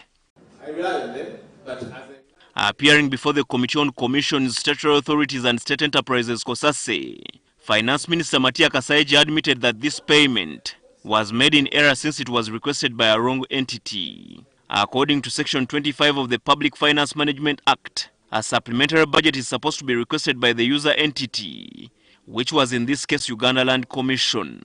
Instead, it is the then Minister for Lands, Betty Kamya, who asked for a supplementary budget. Now, I don't know whether this letter from the Minister of Lands then was acting as a request by the accounting officer, because in the Auditor General's report, the accounting officer is saying she did not initiate the request, and therefore we could not approve what was not initiated by the accounting officer. Supplementary budgets are supposed to be initiated by the end user entity. In this case, that's not what happened. It is the minister, the then Minister of Lands, Honorable Betty Kamya, who initiated. Why would you selectively prefer to process a supplementary budget for these few individuals and this particular case, when it is within your documentation that there are so many other claims? I think it was an error for sure. I can't deny that. My ministry should not have entertained this. They should have said, Land Commission, please put in your request. When the money hit the Uganda Land Commission account, it was swiftly paid by the Secretary and the accounting officer of the Commission, Barbara Emaro, without approval from the chairperson of the Commission, Beatrice Bianca Nyakaisiki, and her Commission. When he was pressed harder, Kasayija acknowledged that he was misled by his technical officers, including the then Permanent Secretary Keith Muhakanizi, to release the money in total disregard of the law. Yes, I can be accused of negligence. I would accept that. But But going by the amount of work one has got to go through, you must depend on technical officers. I cannot go and call for a file to read it from page 1 to page 2. There is no way I would have the time to go and check part of the law. If you think that the junior officers, the technical staff, have failed you, can't you take action? Ministers, we do not have power to sack civil servants. The best you can do is to refer that civil servant to the public service and they handle him. Or, if it's a presidential appointment, you can refer to the president. The committee has summoned Kasaija, Keith Mhakaniza and other technical officers over this land compensation controversy. Herbert Ziwa, NTV at Parliament. From their budget because they say should this need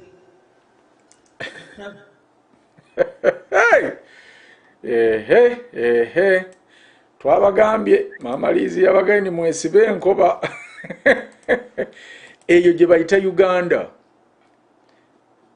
Minister of Finance admitted that he was wrong. Then yakola kikubwa minister. Kyekino kye tubuuza abantu nti kosase lwaki wasting people's time and money. Bwemala okukola ebyo byonna n'efuna ebyo byonna, then what? Kiki ekiddako olwo?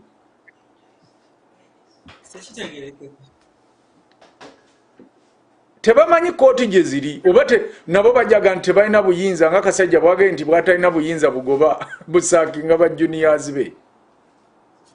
Naye Mulangira notutegeera nti ekisinza okutuleetera obuzibu nti buli akola ekintu nga bawulira kamya Betty Kamya bwe yali ayogera ku ngeri ki etulina okukola ki okulondoola ssente zino ezibbibwa mu bantu. N'agamba nti tutunulire lifestyle y'abantu. If someone's lifestyle tegendana na ssente zaafuna, then we need to find out what ssente omuntu oyo azijja. Kakati abantu bano bazina bwe bategeera nti babba ssente. Omukulu wamuwulidde ng'aga nti ssente za gavumenti, akimanyi nti za gavumenti si z'aba individuals ze babba. However, buli muntu ababbye ssente senga baali babagoba senga tebazibba ng'eki zezibbibwamu. But then yakulira raketi. Nze mbadde njagala okusoma listi ya ssente mmeka eziyingira billions and billions of shillings eziyingira State House buli mwaka. Ba MPs lwe beemulugunyizzaako buli muntu n'amuwaanaana nga yatutte billions. Mulangira omuntu wavaayo kati ng'oyo he has admitted. Bamukuba slap ku gundi amujja ministry eyo n'amuteeka ku ministry endala. Ennaku ze yali involved mu ssente 500 billions ezabula mu gundi. Where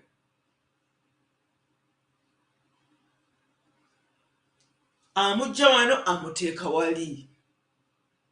Kakati bwe twayogedde ku by'omuntu atasobola kulaninga from experience, it means that he doesn't care. Ena intentions tezidala no intentions, the ill intentions abikola abigenderedde.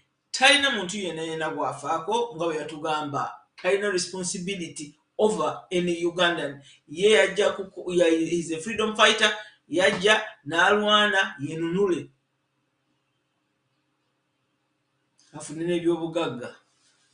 Kakati golowooza kakati Kasaija kale wuuyo avudde yakkiriza tebalina kye bayinza kumukola. But what about Salim Saleh? Ali cited mu buli kavuyo konna nga talina na kifo mu gavumenti. Mulangira tekoya abantu kubanga nga bw'owulira saying nti kiri Uganda kati ekiriwo Uganda olemwa.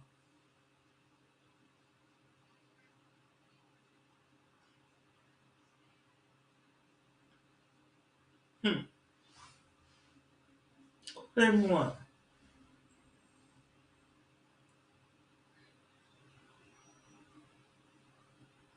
Tetukuwulira Mulangira.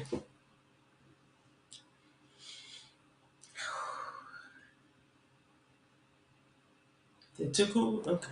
Ebintu bya Uganda bannayuganda bwe batastukiramu bo bennyini ne beekwatiramu mbabuulira teri agenda kuyamba.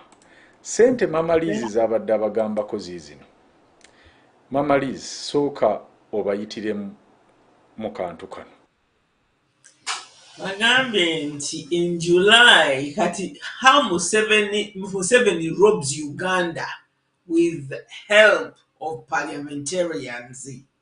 Read this carefully and you will understand that there is no hope for you to come out of this poverty you're in. In July 2021, State House received its financial budget of 700 billions as a budget for financial year 2021-2022. In September, 2 months later, another supplementary budget of 430 billion was approved by the NRM Parliament for State House. Mwaka gwe gumu kati oyo September. Nayenga mu May 2022, 2 weeks to the budget, Parliament approved 678 billions for State House. The money that caused confusion in Parliament. Kakati bwe bakozesa confusion yawo n'abawaanaana ne basirika n'abazizika. Earlier this year in March 2022, the NRM Parliament approved 250 billions for State House. Last month, July, 700 billions were taken to State House as budget for the year 2022. Kakati n'agamba bino bye babadde bagamba ebya parish model, development model. It is set to receive 1 trillion. Kakati awe weebuuliza bagambye nti tewali sente za model ate kati kugenda maaso kukidevelopinga. Ono n'akugamba nti add the money taken to State House in only 1 financial year. Why are you not asking questions? Netubibuuza ni Mulangira. Liz bwe tubuuza ebibuuzo bino bisobola okutuviirako okufuna answer either by force or not. Buli lwe tukeepinga quiet ne tutabuuza essente mu State House ate ne bwe babanga ze bafumbisa nga ssente ezo z'okwata n'ofumbisa emmere tosobola kumalawo ssente ezo mu mwaka gumu, kubanga omwaka gumu mbaze ssente z'obadde oyogera wano nga ngatta nga ziri over 4 trillions.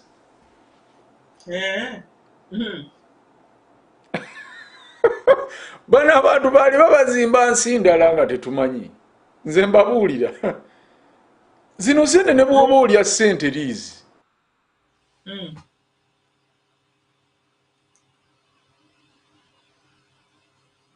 ne bw'oba ssente z'ofumbisa emmere nejja tosobola kuspendinga that much. Mukimanyi nti State House kati kyekizibu kya Uganda? Bannayuganda oba temukimanyi?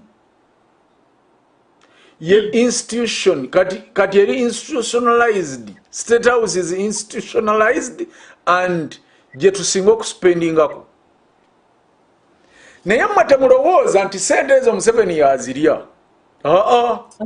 Ssente zaawaba memba ba parliament bammwe both of opposition n'abatali ba opposition okuva lwe yafuula ebyobufuzi commercial Nabaletera wano report last Friday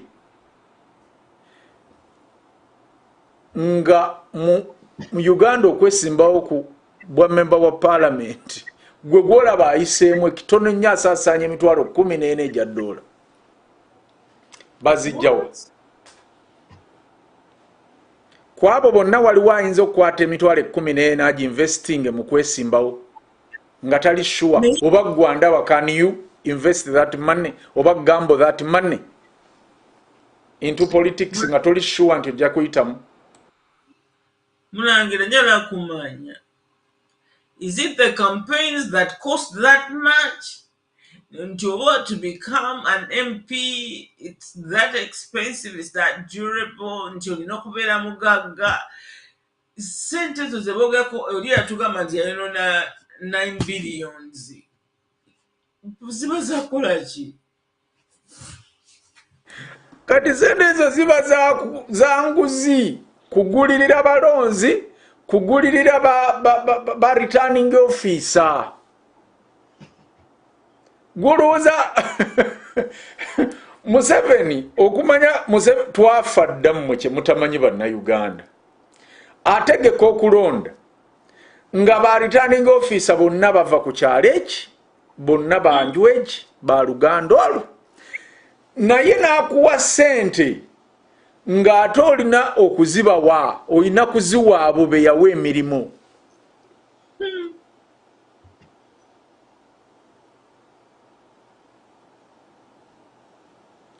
Kubanga ogenda okwesimbawo nomination we batandikira okuspendinga ekisooka baba tebaasoma nga tebalina mpapula kati okwaprovinga nomination gundi ye yokka ina okuteeka waawo obukadde 100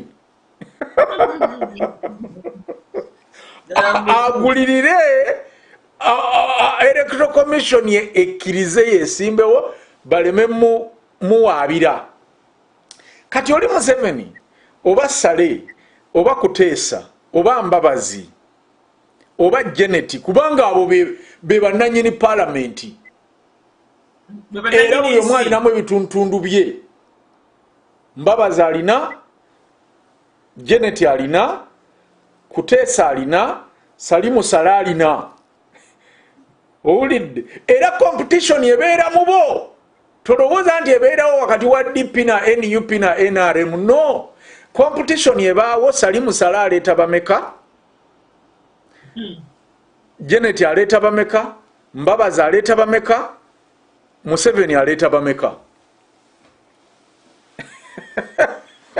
Kubanga Sale alina kyagenda obbakozesa mu parliament, Museveni alina kyagenda obbakozesa, Janet alina kyagenda obbakozesa, Mbabazi alina kyagenda obbakozesa, Salimu Sale alina kyagenda obbakozesa. Have a look. Kati gwolowooza ku kkosasa okwo balina okudetermininga baani abatula ku kkosase kubanga bakkosase liizi be basanitizinga deals. Kakati ennyonyi ogiraba ekyo kye bakola tolowooza mbu baprobinga nnyonyi babeeko bye bazuula bali mu kulegitimizinga ownership ya Sam Kuteesa kubanga bwefuluma mu kkosase eba tekyadda ye nga atandika kulya ssente. Era omuntu anaagenda ku kkosase aba amanyiddwa kyono bw'avaako oli yaddako. Ono bw'avaako oli yaddako. Kugamba posting abanakuwa bwa minister. Nti kikwegamba kiringa abanakuwa bwa minister naawe owulira.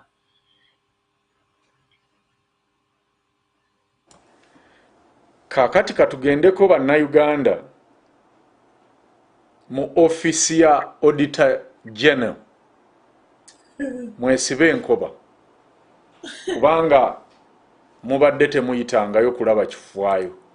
Eno ye ofisi ya Auditor General owa Uganda maaso ku lutimbe. Auditor General's report for the financial year 2017-2018 as required by law will be submitted to Parliament at the end of the month The report is specifically a catalogue of wastage, theft, and in other instances, embezzlement of funds in the central and local governments. An analysis of audits for the last 9 financial years shows a growing trend in local governments, districts, town and municipal councils, which bungled more than 128 billion Uganda shillings in dubious deals alone, but officials warn the situation could be worse than reported. Abim district in northeastern Uganda is your archetypal dysfunctional local government, teeming with sick health facilities, crumbling schools, unpaved roads, and yet it seems inundated by even a much bigger crisis, corruption. The district's council late last week censured all its executive committee members, accusing them of corruption and incompetence and failure to monitor implementation of government programs. This has affected service delivery in the wake of an ongoing scandal of officials misappropriating 36 million shillings provided by the United Nations Population Fund, UNFPA. As one of the districts recovering from decades of instability in northern Uganda, Abim relies heavily on funding by donor agencies to fill the void left by government. The UNFPA money in question was meant for family planning, immunization, outreaches, and other health-related programs. Abim was thrown into the spotlight in 2015 December during presidential campaigns when the opposition party FDC candidate Dr. Kiza Besije visited a referral hospital in the district and cast its sick status to the rest of the country. The visit prompted government to hastily move to renovate the hospital. However, the Auditor General's report showed that the renovation exercise was marred with irregularities. Name any local government entity, district, municipal and town councils and sub-counties and check the Auditor General's report of NAR and you will stumble upon the same findings. Misappropriation and mismanagement of funds, understaffing, unaccounted or stocking of expired medicine, under collection of local revenues, and absorption of allocated monies pepper this graft galore. The recurring anomalies are undoubtedly to blame for the failed service delivery in most parts of the country, and likewise sank the country into an economic tailspin. But according to Godfrey Mutabazi, the president of the Ugandan Local Government Association, there is more corruption at the central government than in local governments. First of all, we need to realize that local governments are basically underfunded. About 12 to 15 years ago, we used to be at least 34%. We used to receive funding from central government of up to tune of about 34%.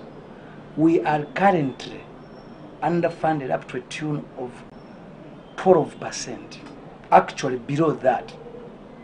And we have been advocating for an increment up to a tune of at least 38%.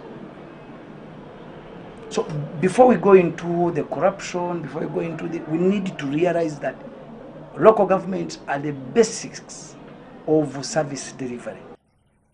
Like a chronic ailment annually, the IGG, the Attorney General and the PPDA issue damning reports detailing the corruption galore in central and local governments.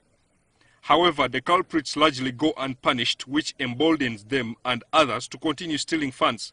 For example, the Attorney General's report for the last financial year 2016-2017 showed that in 76% of districts and municipal councils, 4.5 billion shillings was not properly accounted for as a result of mismanagement or poor record keeping, while in 141 districts and municipal councils, 45 billion was irregularly incurred as domestic arrears outside the approved estimates appropriated by Parliament. Medicines and health supplies were not accounted for, yet health facilities experienced persistent stockouts for months, while some 40 health facilities had not disposed of expired medicines. The audit of 111 districts, 22 municipal councils and 174 town councils in the preceding financial year 2015-2016 revealed irregular payment of 11 billion shillings in overpayment, wrongly paid salaries and unsupported pension payments, irregular procurements amounting to 27 billion shillings, 3.8 billion was unaccounted for, and a collection of revenues amounting to 17 billion shillings, among other anomalies. The Inspector General of Government, Irene Mulyagonja, said they record an average of 100 to 150 corruption cases in local governments every financial year, with procurement taking the lead as a result of the bureaucratic process involved. I cannot say that the numbers have been increasing. The numbers have been steady around 120 to 150. The reasons, first of all, the procurement processes are very bureaucratic. Now, when you have a system that is extremely bureaucratic, that has too many steps, the number of steps you have, right now, the steps that we have are about 3. You have the calling for bids, that is one step. Then you have this process where you weed out whether a bid is complies to the requirements of the bid or not. That is the second. Then you have the one where the evaluation committee evaluates the bids and comes out with the best evaluated bidder on the basis of the technical bid. Then you have the other process, which is on the basis of the financial, and then finally the award. There is contract negotiation, then the bid, eventually the contract is signed. But before the contract is signed, depending on the value of the contract, there is also that process where the contract is taken to the office of the Solicitor General. And I think now it's contracts which are above 200 million must all go to the Solicitor General. Now, you are talking contracts from local governments, but maybe those from local governments, not many of them get to Solicitor General, but the ones in central government, a large number of contracts go to the office of the Solicitor General, for the Solicitor General to either approve or disapprove the signing of the contract. So in such a process, in such a multiplicity of processes, you are likely to have loopholes where people will maneuver to see that their bid is the one that carries the day, and that they eventually are the ones that get the job. We have systems in this country which they don't work as well as expected.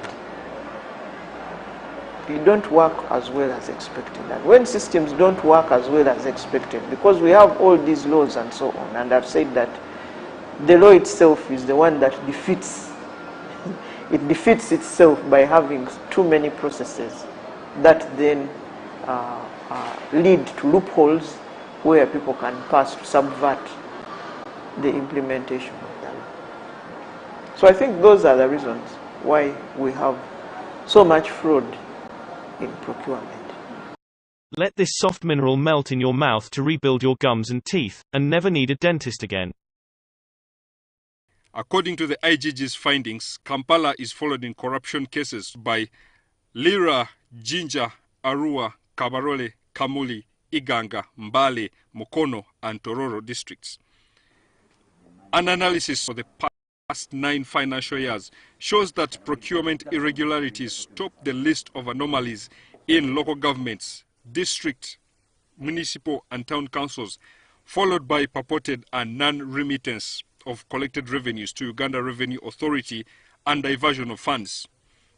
The analysis done by Crane Analytics, a data intelligence and data visualization firm, indicates that 2 billion shillings was bungled in irregular procurements in the financial year 2006 and 2007, 3.7 billion in 2007 and 2008, 14 billion in 2008 and 2009, and 34.4 billion in 2009 and 2010. Between the financial years 2006, 2007 and 2014 and 2015, irregular procurements were highest in Kampala district. In 2009 and 10, ostensibly towards the transition to Kampala Capital City Authority, 34 billion shillings was reported as mismanaged by the audit of 2009-2010, but it gradually dropped to 23 billion in 2010-2011 and to 9 billion in 2011-2012. In total, more than 128 billion was bungled, particularly in dubious and flouting of procurement regulations. The analysis of the data shows that among municipalities, Mbale topped the list with irregular procurements, followed by Jinja, Mbarara, Potro, Soroti, and Lira. Among district local governments over the 9 financial years covered, Kalangala topped the list of procurement flaws, followed by Bujiri, Maracha, Bulisa, Maracha Terego, Busia, Bundibujo, and others followed suit. In his State of the Nation address in June, President Museveni wondered why he and the other central government officials should be harassed for service delivery, yet there is no part of Uganda where there is no branch of government. Therefore, I'm going to write a directive in the form of a circular letter to all this galaxy of officials to ensure that all the services in their area are delivered properly. The Chief Administrative Officer in the district is the permanent secretary of the government in the district. All his workers, the Gombara chiefs and the Miruka chiefs, should not allow anything to go wrong in their areas of responsibility. I will create an inspection unit in my office, State House. If they go to an area and there's anything wrong, that official and the cow will be held responsible. Months later, it remains unclear whether the district monitoring unit commenced work, nor has the anti-corruption unit headed by former Uganda National Teachers Union General Secretary James Tweheyo publicly reported any progress in their new assignment. It is as a result of the recurrent anomalies that most districts and municipal and town councils show dysfunctional types with sick health facilities, crumbling schools, unpaved roads, rotting police stations. The Director for Local Government in the Audit General's Office, John Henry Muyimbwa, described the corruption levels in their 121 districts, 41 municipalities, 330 town councils, 124 divisions, and 1,463 sub-counties in the country as a cyclic pattern. That the pattern is that this year, if you focus much on this item, the subsequent year, you see a declining pattern. Then the subsequent year, then it goes back. So it has always been a kind of a cyclic pattern. That's what, on most of the items. But as the Attorney General's reports continue to highlight squandering, plundering, and misspending of public money outside approved plans, there is belief that the situation could be worse because of some levels of sophistication. The Deputy Director for Local Government in the AG's office, Frederick Acheire, said they plan to conduct a trend analysis of all anomalies captured to get a clear picture of the extent of corruption. I think we are realizing that having a trend analysis can have a value addition in our processes. For example, if we are reporting on unaccounted for advances, how has this how are we tracking this problem? Is it on the decline? Is it on the increase? And so on and so forth. That is something we need to think about, and we are going to do it. But like the IGG indicated, it is the bureaucratic process in bringing the culprits to book which frustrates the ongoing fight against graft. This perhaps explains the inaction on recommendations by audit reports, and in other instances why perpetrators usually receive slaps on the wrist, which is emboldening officials to continue siphoning funds. Secretary to the Treasury Keith Muhakanizi has in the past threatened to sack incompetent accounting officers, from permanent secretaries to district officers, but in vain.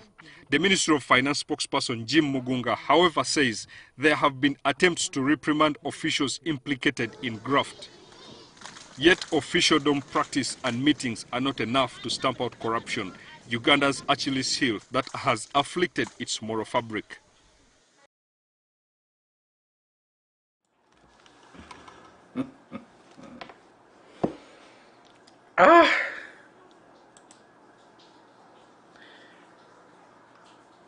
Bannange Uganda nga galizi.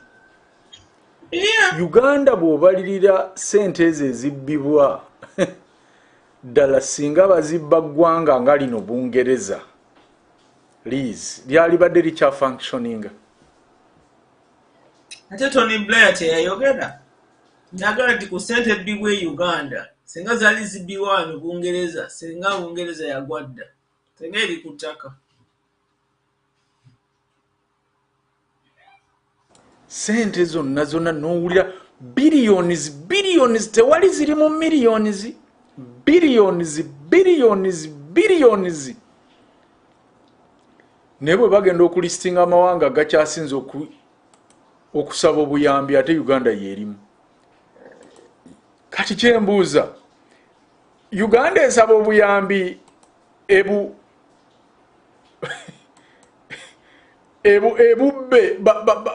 babusaba kuyamba bannayuganda bonna oba bano abalondemu bwe bati?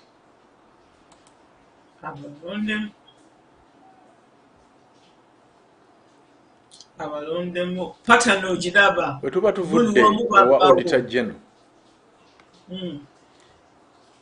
tugendeko ate ku coffee deal muyinza okuba nayo mubadde mwagyerabira bannayuganda muli bakujjukiza eno Matiya Kasaija wali twabadde mu skando ya ttaka Minister wa Finance kakati wuno mu skando endala. During the submission of the Minister of Finance to the Committee of Trade on the contested coffee deal, Charles Byarugaba, the technical officer from the Ministry of Finance, informed the members of Parliament sitting on the committee that the government had never seen a feasibility study of the company. Study for the Uganda Vinci project, we have not seen, we have not had the liberty to look at, because this is a private sector project, is an investment by the private sector. And to that extent, the private investor has informed us that there are matters in the feasibility study that are proprietary to her and the company, and it is difficult for her to release this to us. The Minister of Finance, Matiya Kasaija, labored to defend that the government was more interested in having a company to add value to Uganda coffee than the feasibility study. We have seen the feasibility study. We give incentives to attract you to go into the sector because we need you in that sector. So to make your life easier and your project profitable, government gives, we may call them subsidies if you want, because eventually it amounts down to money. This annoyed MPs on the committee, and the Ginger North Division MP David Agai Sabirie asked the minister to retire, which caused an exchange of words between the minister and the MPs. Of 12 Ugandan millions without seeing a feasibility study, don't you think it is time for you to go home? Can I ask you a question? Honorable Kasai. No, can I ask you a question? You cannot proceed when you are threatening me. Order, Mr. I Chairman. have not come to be threatened here. I have come here to discuss, and we come out Mr. as Chairman, gentlemen order. out of what we want to get out. Our rules of procedure, honorable members. Rule 85, general behavior. Kasaija later called and responded to questions of committee members on the contentious agreement and justified the coffee bill, saying it will fetch Uganda bumper revenue harvest from the coffee exports compared to the status quo. 0.3 to 1 watt per kilogram of coffee beans translated into exports, revenue of about what? So what does this mean to you? You are giving all the figures here. By the way, Mr. Chairman, Ugandans, we had the plant at Bugorobi, Mr. Chairman, which was processing coffee very well. And all the coffee in Uganda was ending at Bugorobi after having gone through different stages, leave the Banyankore Kweterana and all those arrangements. Now, we are earning money out of this. But it is you again who sold the Bugorobi to give to Kananathan, and later on it was bought by a Ugandan from Masaka, Mr. Muhijira. Impact on the economy is very obvious. You will now, out of your coffee, at least that they will be handled by this person, instead of getting $1, which we get when we sell this coffee in beans, you will now, the economy will be able to get $14 out of the processed product. Chilio Wachiwanuka, the Attorney General, also tendered in defense on the legality of the coffee deal between the government of Uganda and the Uganda Vinci Coffee Company and dared anyone in agreement to go to court. In counting, when this land was given to the investor in Namave, up to now, and they have not done anything on it, then they are in a breach. We are supposed to withdraw this land from them. Why have we not done that? And we go ahead to sign even in February. It should be recalled that the company secretary Moses Matovu was handed over to the parliamentary CID office over his failure to present to the committee the feasibility study. Download the app on App Store or Google Play Store now. The agreement executed between the government of Uganda and Uganda Vinci Coffee Company Limited is unconstitutional, illegal, void, ab initio, and unenforceable at law. The government is directed to terminate this agreement and report to Parliament within 6 months from the date of adoption of this report. Right, Honorable Speaker, what the people of Uganda don't understand, how a government can sign an agreement that seeks to downgrade our coffee. If you are given a license in 2014 to come and make a factory where the government of Uganda has invested to clear for you the land over 7 billion shillings, and up to now you have put nothing, then you don't know what coffee is. And how do you come here and tell us you have capacity to bring a factory of $440 million to change the livelihood of the people of Uganda? In our view, we've discovered the following. That one, if we follow the investment code, this person doesn't have the capacity to fit into an investor. Do you even go to recommendation number 2, whereby you want to review and even revisit and sit in agreement again with that person? The answer is no. I now put a question that the report of the sector committee on tourism, trade, industry, on investigation of alleged fair terms of the MOU between government of Uganda and Vinci Coffee Company Limited be adopted with its amendment and addendum. Those in favor say at the contrary. The ayes have it. No. Download the app on App Store or Google Play Store now. Vision Digital Experience. The future.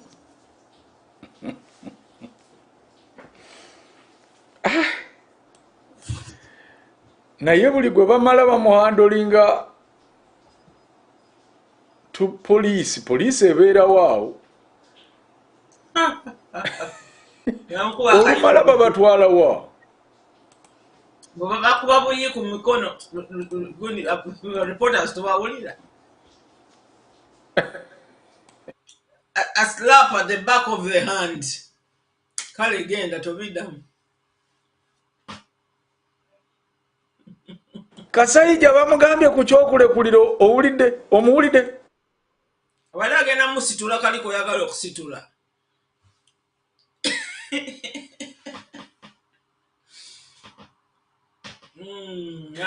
Katonda amuyolebe. Amugendi tokiddamu toddayo nontiisatiisa. Kinyeganako. Nze tebantiisatiisa. Ngandagawa. Owa Bank of Uganda ono eyafa yabagamba bagati temutawaana nze wano wendi Katonda yekka yajja okunzijawo era ye yamugjawo.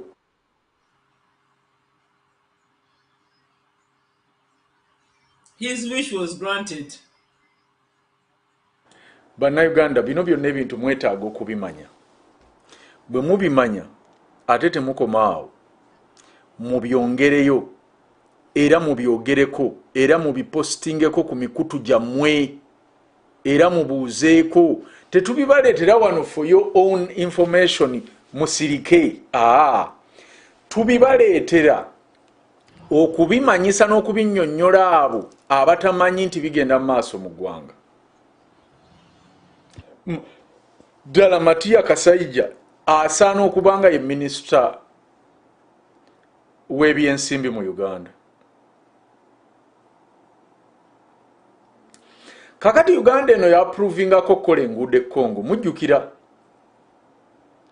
Naye palamenti eno ani agipo? Kyova olaba nabagamba abantu bano bonna beetaaga ku profilinga.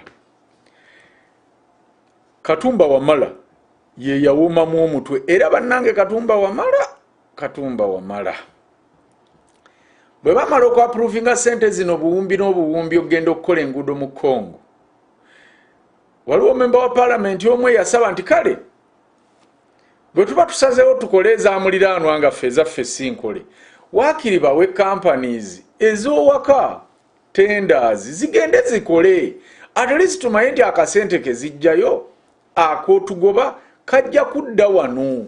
Naye ate tuleme kugenda kuzimba nguudo ku muliraano ate era tuziwe ba China oba tuziwe. Eyo nno report nayo muyinza okuba temwagiraba, tugirina. Weetegereze bit by bit era owulirize buli ekirimu.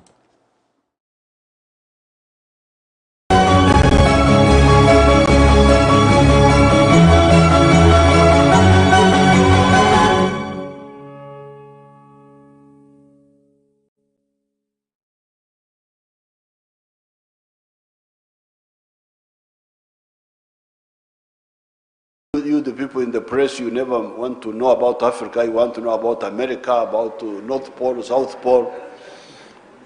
Je vais répéter parce que vous, les journalistes, vous ne connaissez pas l'Afrique. Vous ne connaissez que les États-Unis, le pôle Nord, le pôle Sud. No, but me, who is always here, I can tell you. Moi, je vis ici, je vais vous le dire. One road we want to work on is from Goli. Do you know where Goli is? The announcement late last month to construct 223 kilometers of road network inside the neighboring DR Congo continues to elicit flack.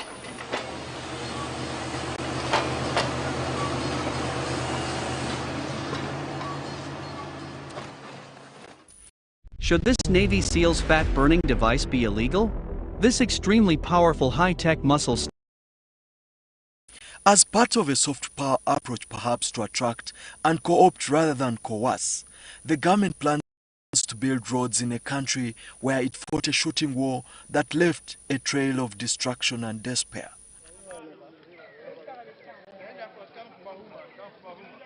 But at the time the economy has been battered by the COVID-19 pandemic and will require more than the just passed 6 trillion shillings supplementary to plug a budget deficit, the timing of the construction has spawned suspicion. The decision, first announced through the Uganda Media Center, was approved by Cabinet on grounds of spurring economic interconnectivity and improving the ease of doing business between Uganda and Eastern DR Congo.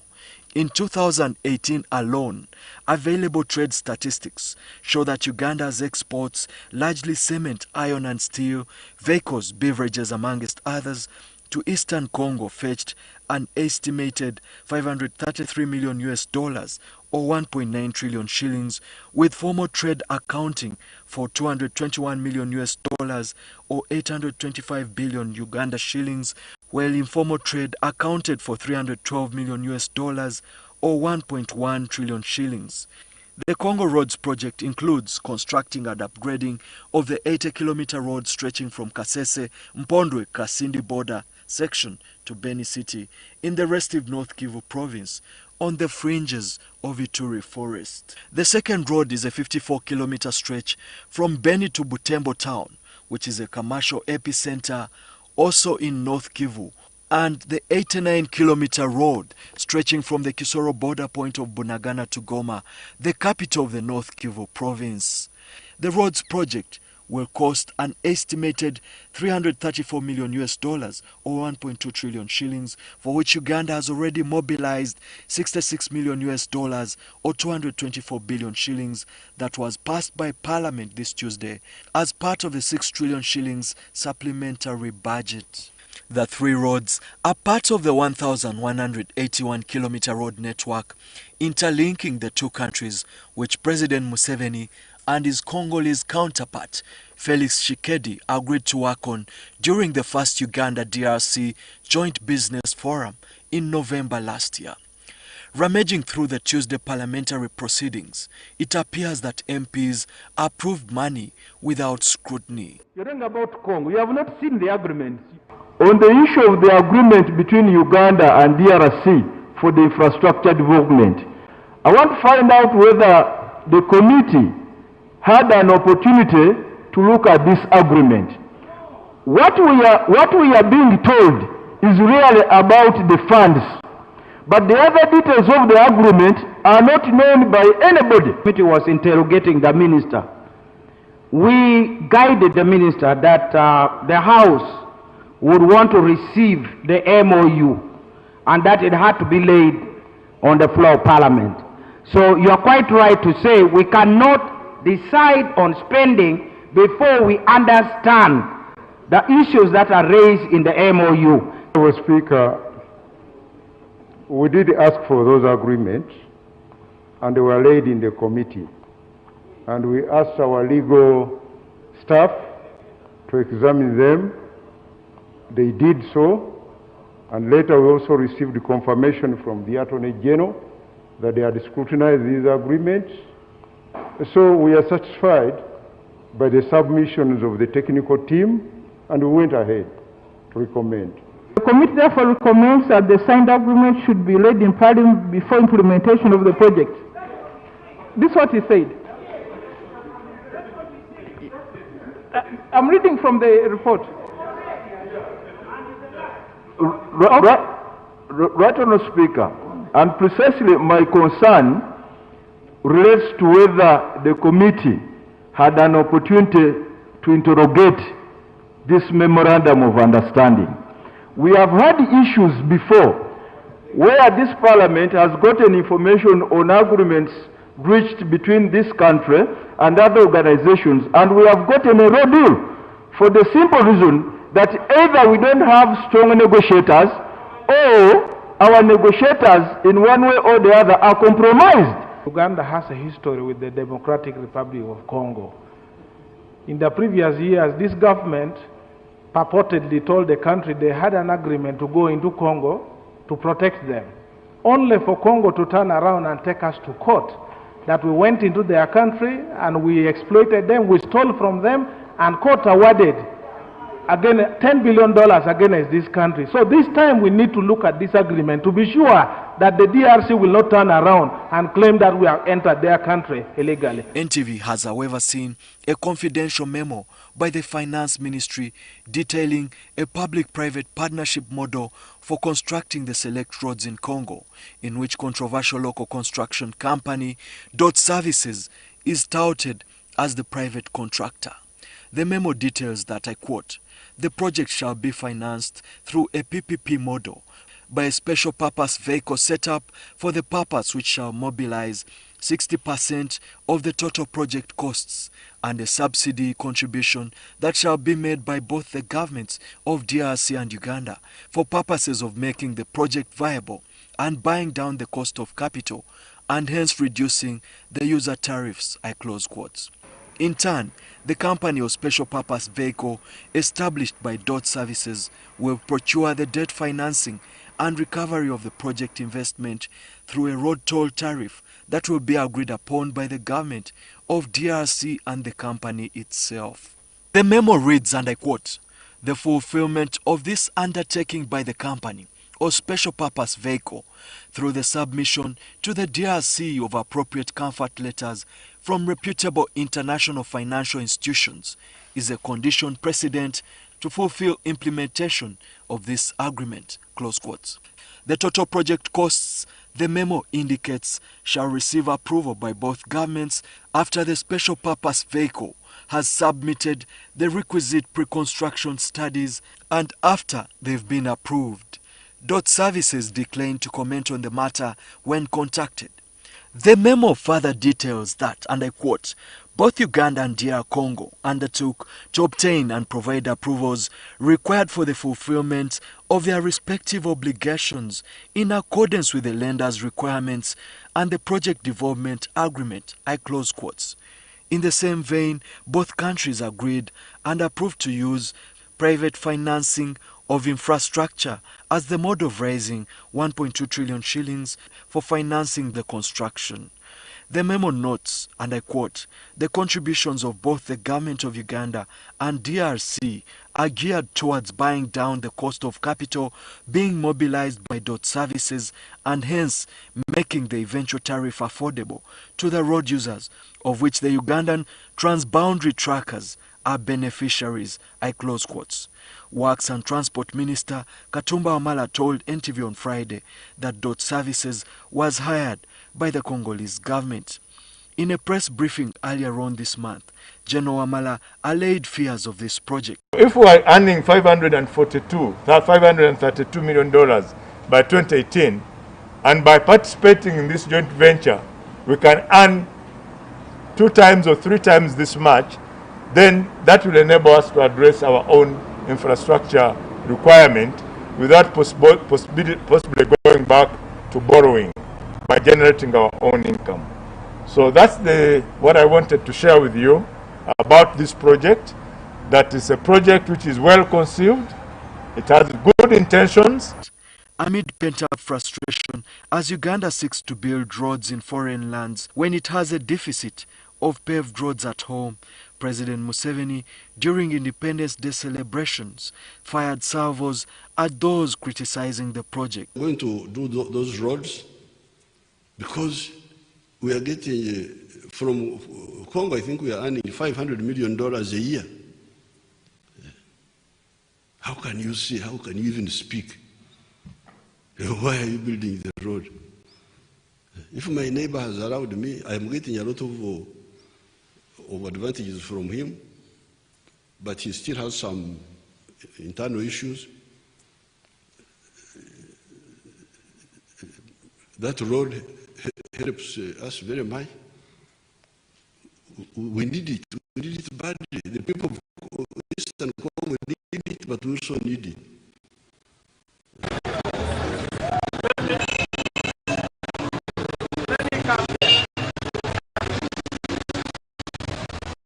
The poor road network in Congo has for a while been a cause of consternation amongst all sides. In October last year, 37 Ugandan truck drivers were detained for weeks by authorities in the DR Congo Northern Province near the South Sudan border, and their Ugandan employers told to repair at least 700 kilometers of paved roads.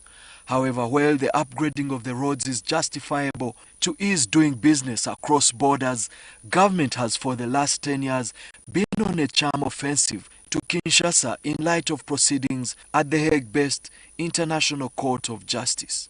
The DR Congo sued Uganda at the World Court in 1999 over acts of armed aggression that it said violated the United Nations Charter and the Charter of the Organization of African Unity, the predecessor of the African Union. Uganda, however, lost the case in 2005 when its legal team erred when they submitted to the court as its evidence a report of a commission of inquiry chaired by Justice David Porter, which had implicated senior government officials.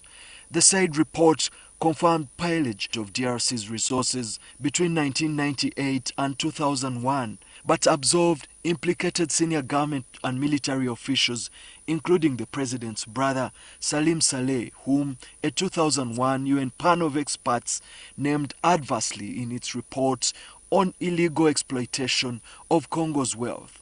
Subsequently, the court told the two governments to negotiate on the amount of reparation, a process which dragged on from 2015 and remains protracted. Attorney General William Byarhanga told the Parliamentary Legal Committee in January that although they were trying to negotiate, DR Congo had proposed $23 billion or 85 trillion shillings as the reparations, while Uganda was offering $150 million, the equivalent of 558 billion shillings. Yet, if this investment were to atone for the past sins of the regime in the war-racked neighboring state, it's perhaps a good bargain.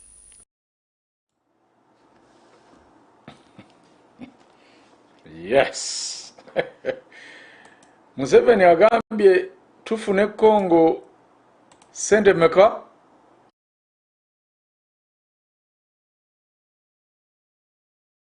Tetukuwulira. Aziyise $500 million oba za Uganda zayogerako. Agambye miliyoni 5 eza Amerika ezo sente zirogowo. Oba yeerabidde bwerabizi ng'agamba ye zaafuna mu Congo. Kubanga bw'ogamba nti Uganda eyingiza sente ezo okuva mu Congo, maama, kitegeeza tuba tetwetaaga sente endala obuulyawo walala wonna. Ezo bajeti za Uganda mmeka muziza mu sente za Uganda? Naye Mulangira nasala bagenda azimba oluguudo e Congo, fenga tetumanyi ebintu byajja e Congo kugamba bibenefitinga Uganda. Sente ze bajje e Congo nze njagala mbuulire nti sente ezo ze tufuna mu Congo miliyoni 5 buli mwaka eza Amerika tuzifuna mu ki? Tuzijja mu ki? Ebintu bye basuubula e Uganda okutwala e Congo tulina bye tugulayo. Kubanga bw'ogamba nti eyo Congo gye mubuuza mbu lwaki tuzimbayo oluguudo mumanyi sente ze tujjayo. Nze mbabaye mupyawo we twesiba nti otyo president gw'atasolooza musolo sente zino ozimanya otya. Ekirala tuzijja mu ki? Naye munange bya Uganda tewaba abuuza bibuuzo. Era oli ayogera ekigambo kati ng'ekyo Museveni bwe yakikubawo bum ne kiggwa. Museveni addayo okulabikako ng'agamba Parliament njagala muwe omukazi ono ettaka. Pineti. Ettaka lyagaba bw'ogamba nti naye lwaki temumubuuza nti naye wayi ettaka ly'ogaba liryo lya jjajjaawo kubanga ettaka limanyiddwa erya gavumenti mu Uganda. The government ibalirye. Kati gavumenti erina kugaba ku eryo ate gavumenti lyerina lyonna liriko ebintu. Kati ly'ogaba lino lyani? Wuuno ssebo ng'alagira bawe Pineti ettaka ennammanve. Ate nno Pineti alina okujja ne yeerondera ewasava n'obunene. Ssebo we yasonga waaliwo emiti gy'amasannyalaze ng'ate gavumenti ya Uganda erina okuteekamu essente eziwera eyo mu kumpi obukadde 9 okukyusa amasannyalaze layini. Uganda is a joke.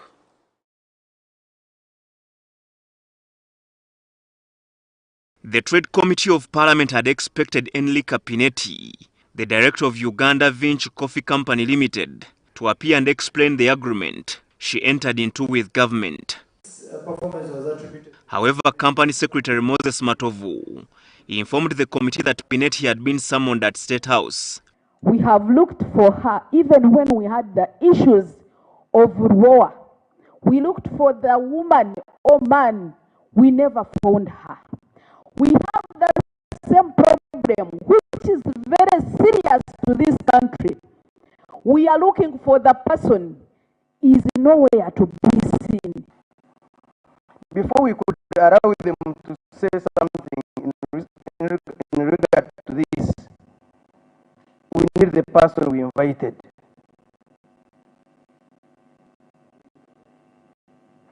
Unless somebody is going to say that, you see, you've been calling me Matovu, but I'm not Matovu, I'm Pineti. Wouldn't it be procedural right to send the Musijiri to go back and look for the real person, and then we proceed? That Mrs. Pineti is not a shareholder of the company. She is a director and the chair of the board of directors. She was meant to be with us this morning. Unfortunately, she was summoned to State House. And can you receive the information, then you can decide? As the standoff continued, the committee's lawyer told members that Matov, as the company secretary, can represent Pineti before the committee.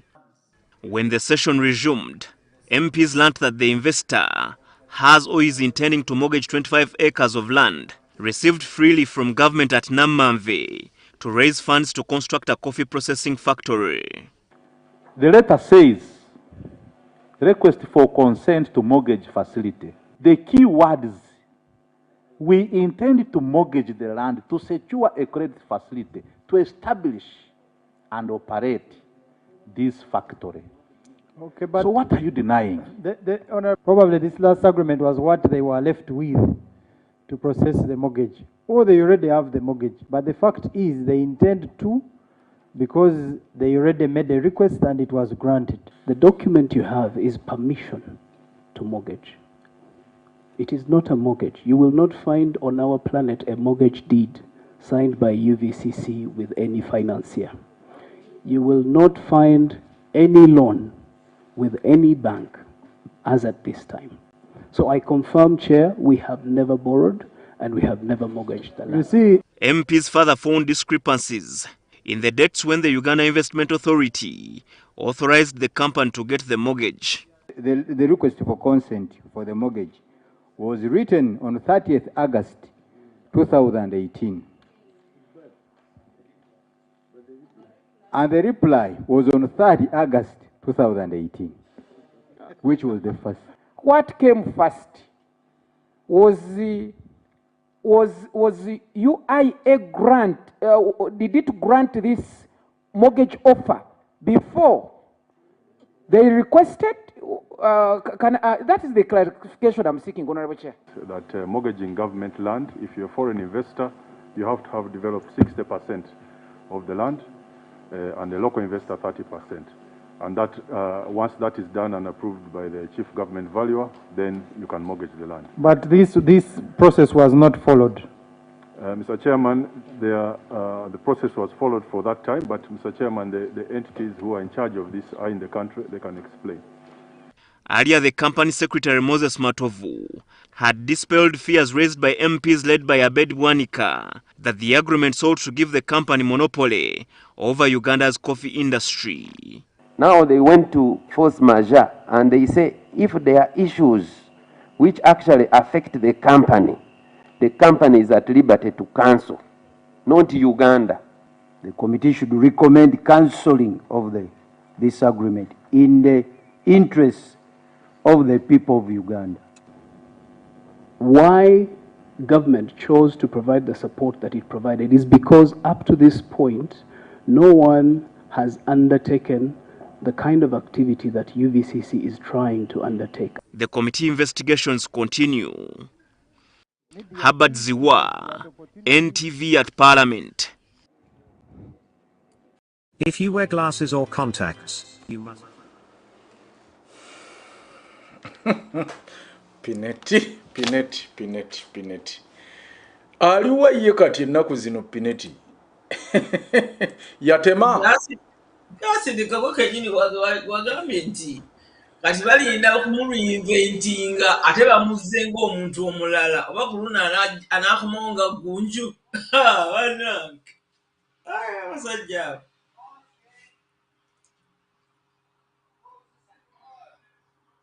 Kyogamba babazaayo ne baba moldinga ne babazanga abantu abalala. Recyclinga.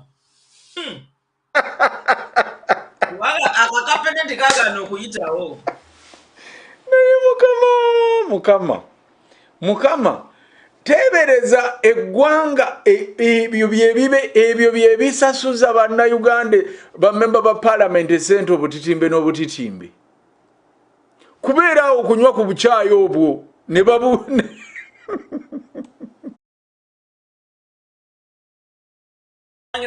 babuuza ebibuuzo ng'olabira ddala bali serious naye okuwuliriza bwe kuggwa temuddayo kuwulira. Chokate emikisa 8 ku 10 ogenda okulira nti project yagenda mu maaso.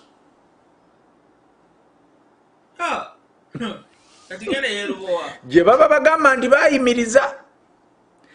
Bannayuganda, Pineti twagezaako okukola ekisoboka okugibategeeza nayo mugyetegereze mu bujjuvu.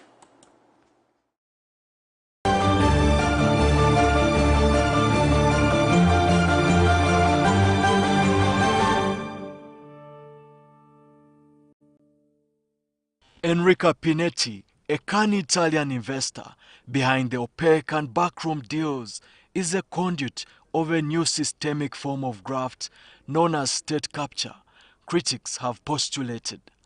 Under this veil of secrecy, powerful individuals who have unfettered ties to the inner sanctum are granted juicy deals through informal structures that circumvent officialdom. We have had this situation where a lot of the important activities and actions take place behind the scenes. And so it's not surprising that a very important development like an agreement involving a key sector for the economy, that's the coffee sector, is concluded in the most opaque and controversial circumstances. We know that for a long time, very important procurement deals in this country have been concluded through brokerage in the corridors of State House with all sorts of brokers and actors who are lined up to, make their cut. So this controversy is not by any means, in any case, different and is not surprising at all. In traditional nomenclature, we talk about the deep state.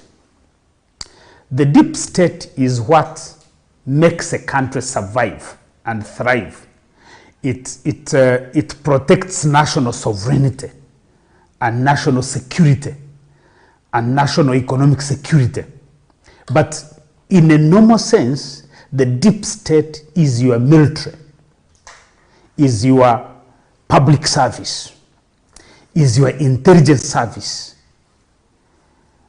And what that means is that those institutions of state, they work to protect the state.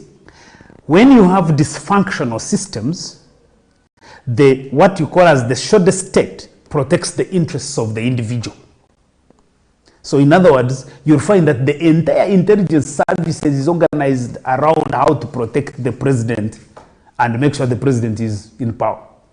The entire military is organized around how to protect a single person. So you look at states like Equatorial Guinea.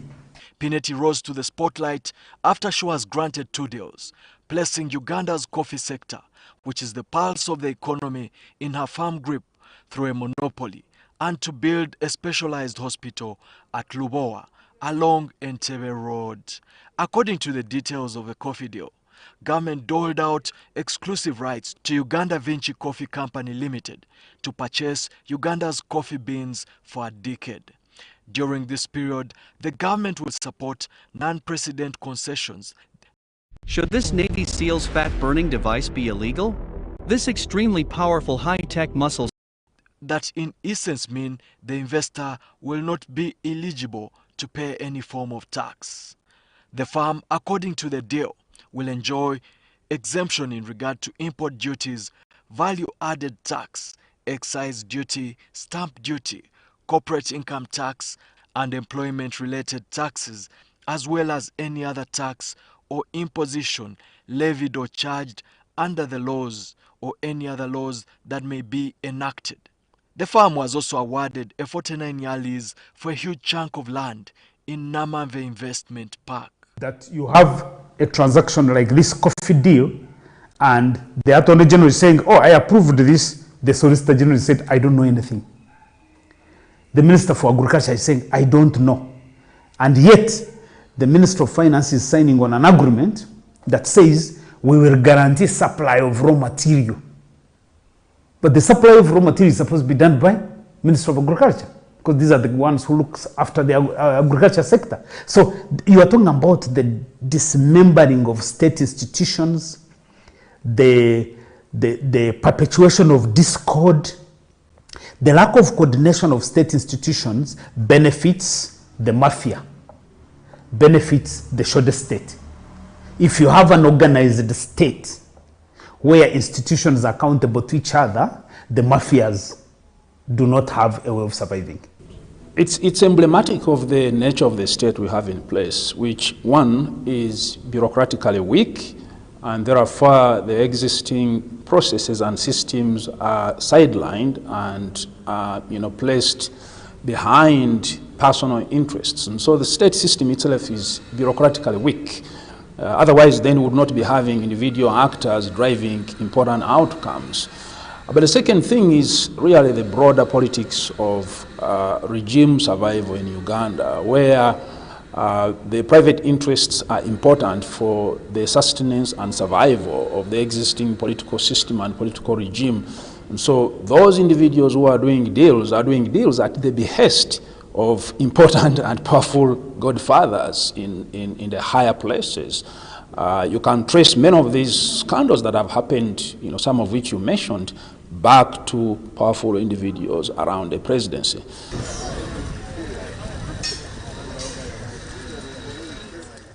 When MPs recently visited Luwowa, they expected to find brick and mortar squatting on this hospital site. But there was barely any evidence to prove that 348 billion shillings had been spent on this project. Looking at the work on the ground, they have moved nowhere. We have so far spent over 37.75% of this contract sum. But what is on the ground is basically minuscule. We found out that the constructor is not there. The consultant is not there, the constructor is not there. They are using basically what they are calling in-house support system. The Finance Minister Matia Kasaija early this week appeared before a House committee seeking another vote of 319 billion shillings for the project, which was rejected. On March 12, 2019, Parliament approved funding for the specialized hospital through promissory notes worth 1.3 trillion shillings. A promissory note is a debt instrument that contains a written promise by one party to pay another party a definite sum of money either on demand or at a specified future date. However, before the approval, there were strident voices against this deal.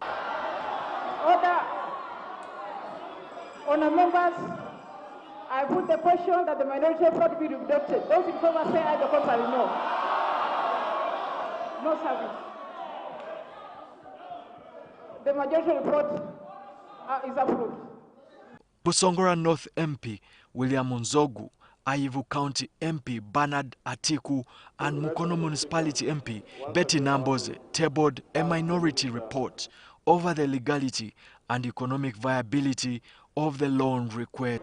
It has just been a mob that descended on the parliament and silenced all voices of reason and passed a motion that is going to make Ugandans 1.4 trillion shillings poorer. The fact of the matter is that finance local company doesn't deal in hospitals. Before the vote in the plenary, Dokolo woman MP Cecilia Ogwa raised the procedural matter. Right, Honorable Speaker, on the 12th of February this year, this matter was brought to this Parliament as a paper being laid before Parliament. Today, arguing that the President had earlier on 23rd April 2014 authored a letter which revealed that the foreign investor would not be given any financial government guarantee for the construction of the Luwowa Hospital. We have the power to rescind the decision of the President, which is before us, and it was laid on table. And I would like to raise many other things. I think this is a smuggled document, and right, Honorable Speaker, you know that the Women's Hospital has been built recently at 450 beds at only 25 million. This one, $25 million. This one is going to be 200 and something beds at $390 million. Are we talking with sanity in our heads? There is something definitely wrong. Somebody has smuggled something dangerous in this parliament, and they want to involve parliament to approve what is illegal. However, then Speaker of Parliament, Rebecca Kadaga, who is currently First Deputy Prime Minister, implored the MPs to approve the deal after reading another letter from the President where he had a change of mind. Museveni defended the record of the Italian investor, who he argued would midwife the construction of a world-class hospital offering specialized treatment, including bone marrow transplants. Most doctors leave the country because there are no specialized hospitals where they can practice their specialties. Since the hospital will be here and accessible, they'll be able to work, and Ugandans will benefit from them. I therefore wish to confirm my unquestionable support for the International Specialized Hospital of Uganda and request Parliament to expedite its consideration of the project and accordingly approve its financing arrangements if they align with the law. President Yoweri Museveni. Honour members, I'm going to put the question, we are going to take a vote. Honour members, I put the question will be put. Those in favour say aye, the contrary no. But commentators say the Lubowa Hospital and coffee deals mirror other shady transactions at the behest of a shadow state. Some of these deals that sullied government's reputation include the sale of UCB to a shadowy Malaysian bank for a song, the sale of Dairy Corporation for $1, the sale and asset stripping of Uganda Airlines, and the sale of Uganda Railway Corporation, amongst others. Parallels have also been drawn between Pineti and another powerful lobbyist, Rosa Whittaker, who was the former US government executive and architect of the African Growth and Opportunity Act, AGOA. In 2003, her consulting firm received $300,000 from the Ugandan government as trade experts. Whittaker enjoyed close ties with the presidency, and through her leverage and clout, she was able to influence the award of two lucrative deals, the Standard Gauge Railway and Karuma Dam. Let this soft mineral melt in your mouth to rebuild your gums and teeth, and never need a dentist again. For instance, during the fight for the railway, the president sided with Whittaker, whom he described as incorruptible, unlike other government officials, as three Chinese firms engaged in tough battles, each represented by powerful lobbyists. And I quote, "Some time ago, our black American compatriot, Miss Rosa Whittaker, formerly U.S. Trade Representative for Africa, brought us a Chinese group known as China Harbour Engineering Company that wanted to help source Chinese government soft loans to build the railways in Uganda, as well as a port on Lake Victoria," Museveni wrote. The president further told his minister, Miss Rosa Whittaker had assured these Chinese that in Uganda there's no need for bribing officials, which apparently is a common practice in many parts of Africa. The contract fight involved three rival Chinese government firms, including China Civil Engineering Construction Corporation, Chinese Communication and Construction Company, and Chinese Harbour Engineering Company Limited.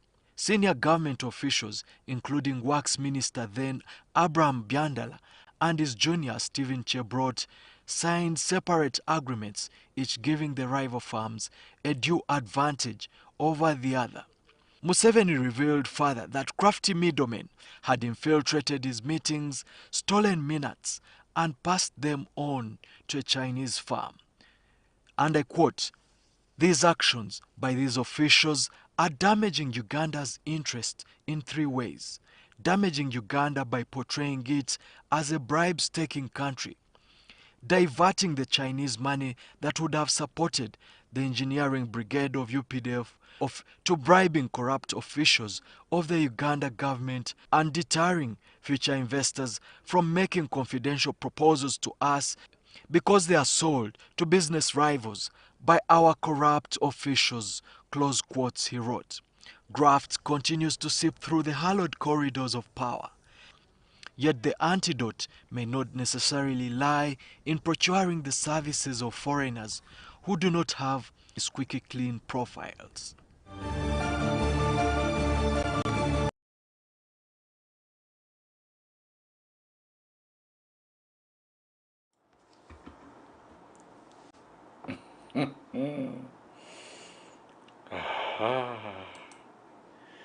Kiri Uganda wano.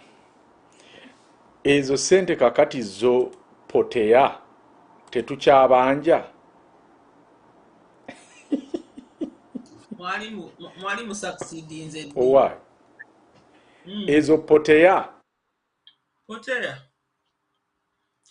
Kati nojolaba engeri gye bagenda mu parliament okuteesa. Ebintu ebifaanagana ng'ebyo balabe nga bajjudde.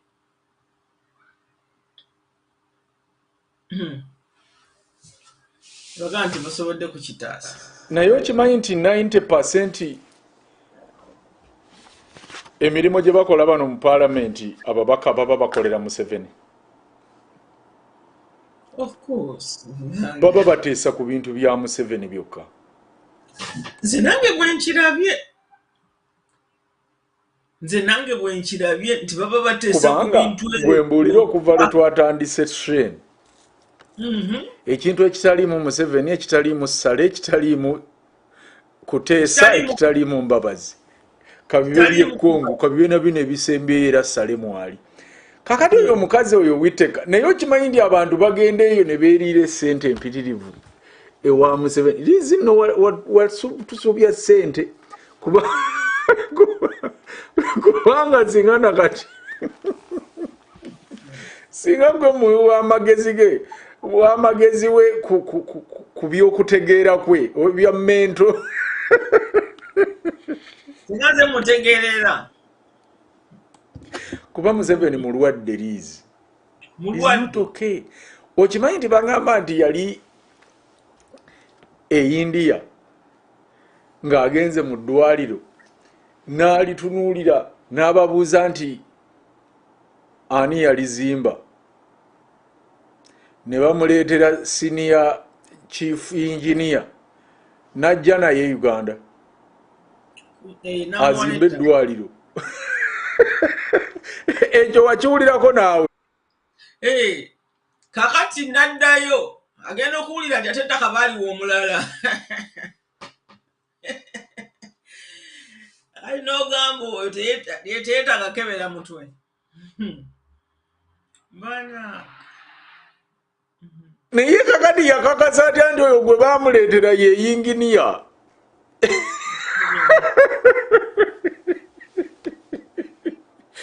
Kubanga abayindi bafaanagana n'abachina bafaanagana. Bagamba mbu naffe tufaanagana bwe batulaba. Naye bwe bakuleeteramu omulala gwe n'okeera bukezi ku makya koze eggwanga lyonna lirye. Kati oyo yali agenda muyisa mu paalamenti. Oyo yali oba agenda zijja mu nsawo yamugee nti nzimbire awo eddwaliro. Owulidde mu eyo ripooti nti ng'agamba nti bamubbako minatisize ne bagenda ne bayisa ddiiru nga ye tannakkiriza. Naye bannange kiki ekiri e Uganda? Kikulu. Kati eddwaliro ekyo kati ekyo kyo kyagenze. Ezo zagenze kubanga naye bannange wamma kituufu Uganda ngagga. Kuba kakati olaba oyo omukazi oba simanyi oba yeyo baleka bana baana ba Museveni omukazi bamukozesa bukozi. Bajjayo obuwumbi 3 oba 9. Naye ki foundation kye baataddewo tekimalawo na kawumbi aka. Kubanga ettaka baamuwappe ne basimasima waawo ne bateekateeka waawo empagi ne bayiwawo ebiseminti kwegamba miliyoni ndowooza nga 2 oba 2.5 oba 10. Abagenzi ba MP bajja okulambula ogirayo babadde wamasamasa nga wabisi. Kati birabika ebyo bamanya nti n'akakiiko k'ekyanga oba paalamenti eyagala kuweereza balambuzi baleka babiteekawo na kiro ekyo. Bagamba bano ab'enkokoto mutabuletabule yaawe enkokoto mangu muteeketeekewo bali bajja abagenyi bajja. Basooka ne bagendayo nga tebannabiteekawo ne babagaana okuyingira. Abasirikale ne babagirayo n'emmundu ne babagamba temwetantala tekabatanda ne mugenda Rubowa. Ebaloka bayiwawo enkokoto nga 3-bedroom house. Nga waliwo n'abalabika nga abazimba 3. Tebaali bazimbi baali bawula abakuuma sayiti.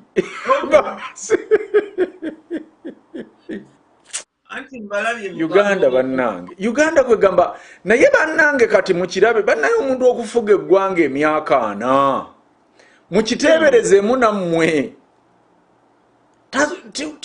eryo eggwanga liba likyali ggwanga eryo liba fu eryo liba lifudde eryo liba lifudde.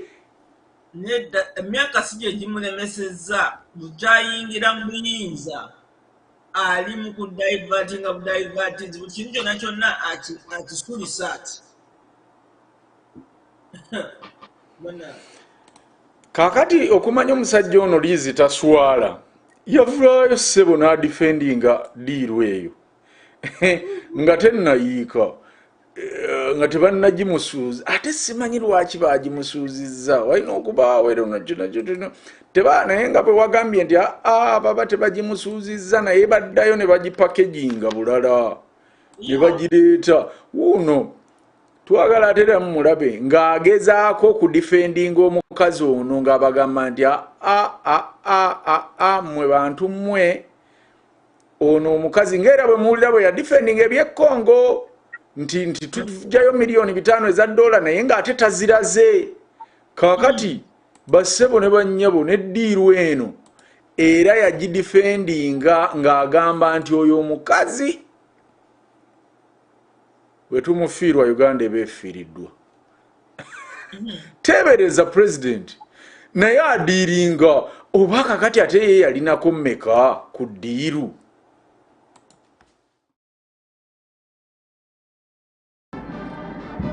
As mandated by Article 101, Clause 1 of the Constitution, President Yoweri Museveni delivered the State of the Nation address, marking the opening of the second session of the 11th Parliament. The President used the occasion to shed more light on the controversial agreement Uganda entered with an Italian investor Enrico Pinetti of Uganda Vinci Coffee Company. The head of state told Parliament that there has been a deliberate theft of Uganda's valuable resources, including coffee, through exporting them as raw materials without adding value. In turn, he said the country has been losing a lot of foreign exchange and benefiting exporters and the Western world. The farmers are now cheated because the biggest beneficiaries from our coffee are the external roaster, grinders, and packers of coffee. The story about blending ETC is nonsense. That blending ETC can be done here. The value for the world coffee business is $460 billion, but the coffee-growing countries worldwide earn only $25 billion. Of these African countries, only share $2.5 billion. To Museveni, this is economic slavery.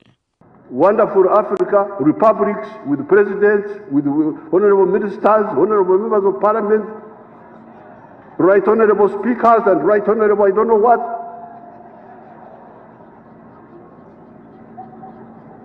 Our share, $2.4 billion.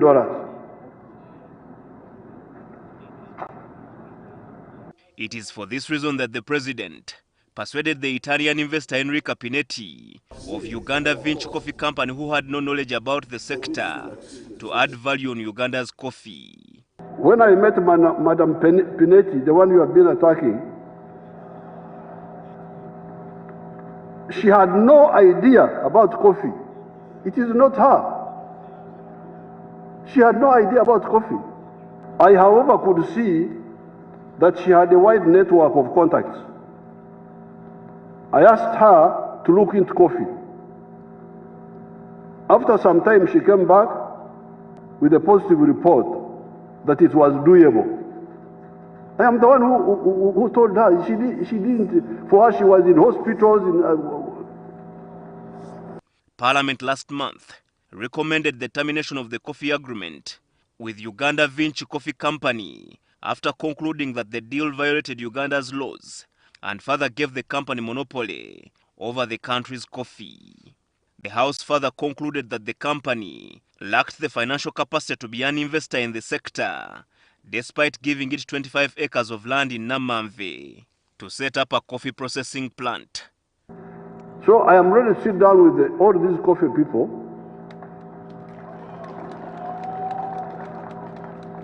If you want to add value, I will support you. But if you want to be a slave, I will not support you. You even had in his speech that he said the best way to solve a conflict is to bring people together. And we sit together and amicably we get a solution to it.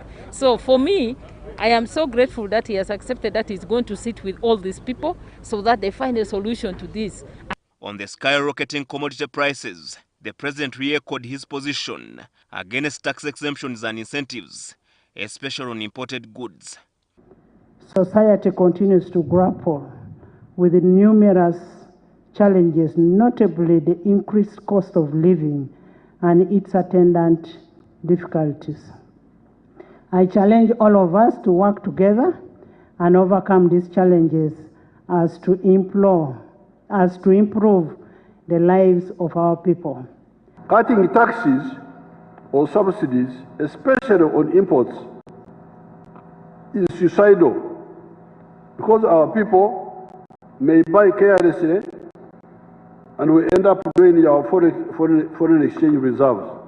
Restoring hope amongst the population that some of these things, the economic crisis we are facing, are just temporary. They will get away with time, but also the engagements he talked about with his counterparts.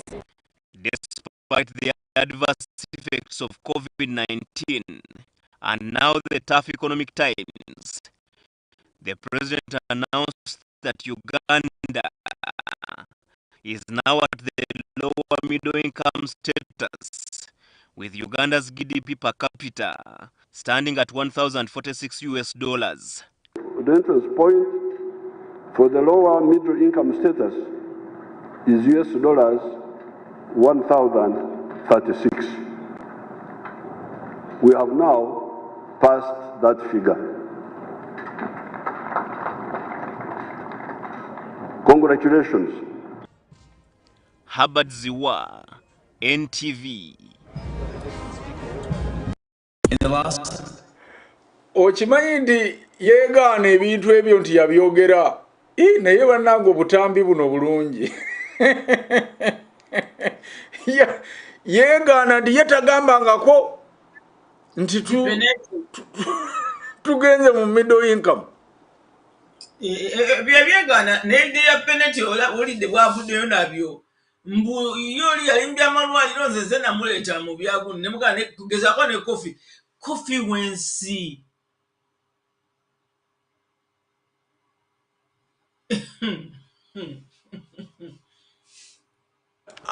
awo ye mu ngeri y'okumudifendinga bw'atyo bwe yagamba nti nze omukazi mumuveeko nze namuleeta mu bino mukazi watu teyabirina mutabimanyi ye yali adiringira mu by'amalwaliro naye teri kikwata ku Pineti bw'onoonyereza kikwatagana na ddwaliro. Owulira obufere obuli awo teebereza nga mulina pulezidenti omufere mpozi yakubuuza atya nti ondaba otya? Can you assist me? Ondaba otya? Nange nsooka neekangamu bwenti. Ngamba bannange. Yavuga nti abantu bamutya nnyo. Yagamba abantu bamutya kwa mutawaana. Ndi mukambwe nze gw'olaba. Abantu bantya enkola nabo. Ezo butamutya. Ali erratic. Kaakati ate mulabe gye byakkidde nga local construction eyaweebwa omulimo gw'erubowa n'ebyo bye yateekawo ebyo bye tubalaze bye baasangawo aba paalamenti Pinedi teyabasasula kati baamukubye mu mbuga. Niye ku buwumbi 309 Pinedi n'ogaana okukwatako osasule local construction enkokoto. Naye kati era okumanya nti ebintu bino bizibu. Museveni okusirisa local construction ku musango gwa Pinedi okumuwaabira nti yagikozesa oba yagiteeka mu diiru n'etakola. Yagambye parliament approving obuwumbi 2 mbwe eri bubi mu byensimbi naye nze nategedde nze kino kyange nti yabadde asasula zisente ze babadde babanja Pinedi ate baziyisiza mu bwangu nnyo. Oyo omwana oyo gundi oyo assistant speaker ye yaziyisa noziyisa baatuula namu chambers tebaali wano we batuula bulijjo katubirabe.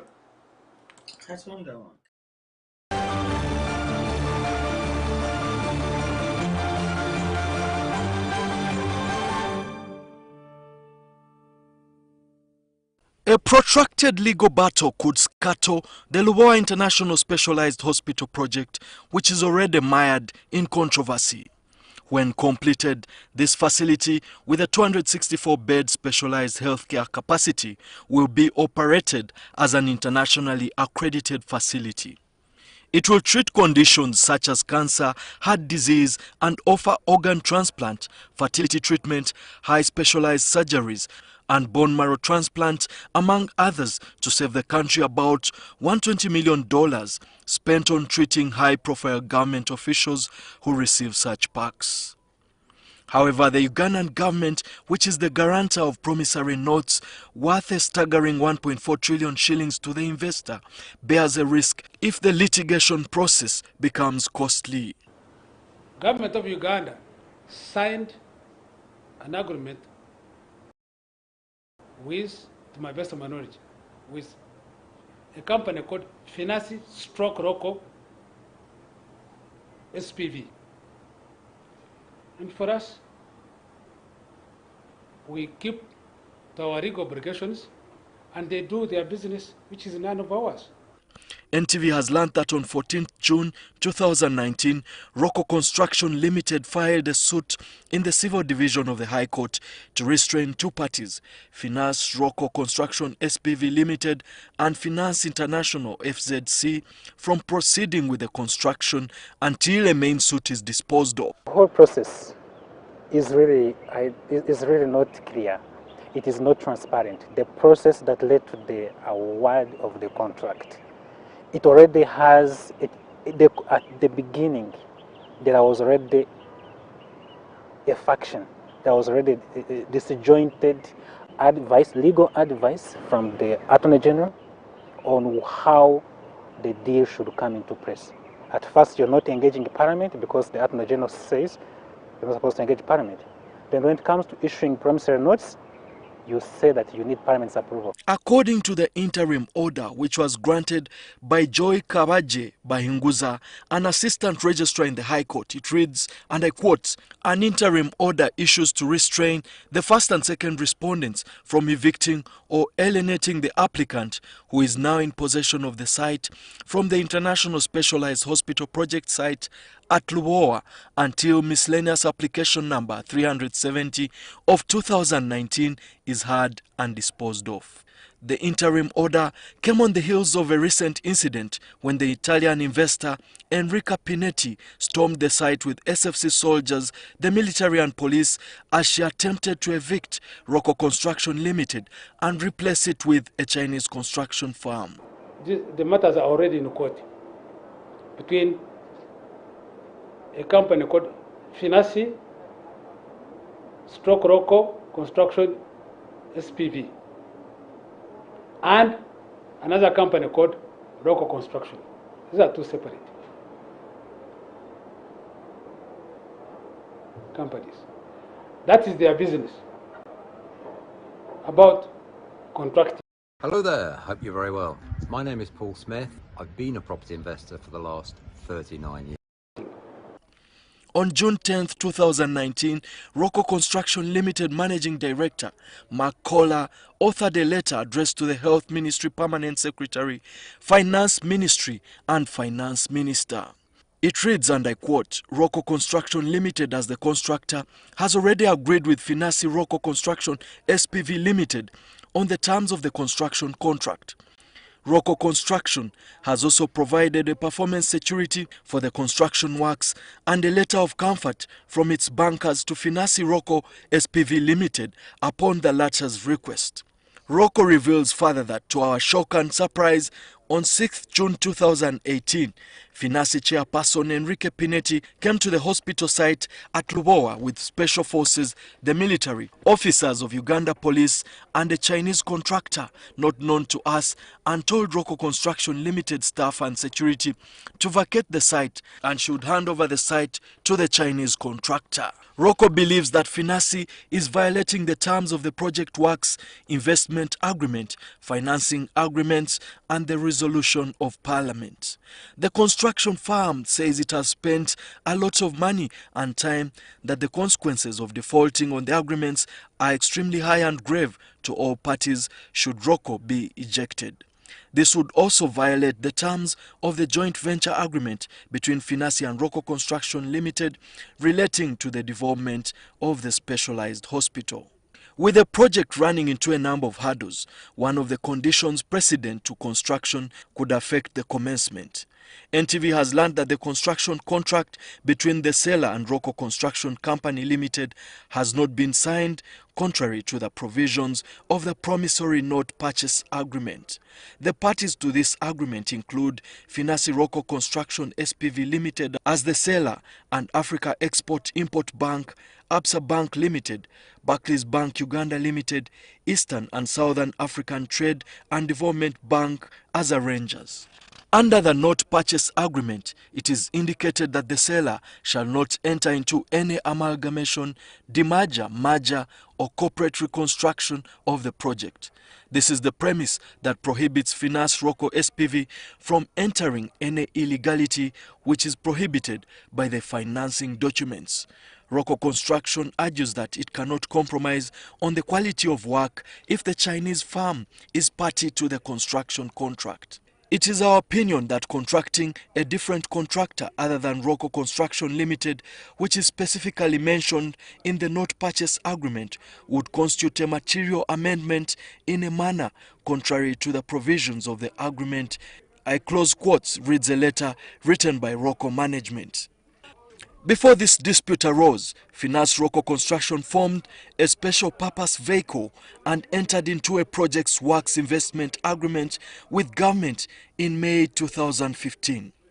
A special purpose vehicle is a distinct company with its own assets and liabilities as well as its own legal status. Usually, they are created for a specific objective, often which is to isolate financial risk. As it is a separate legal entity, if the parent company goes bankrupt, the special purpose vehicle can carry its obligations.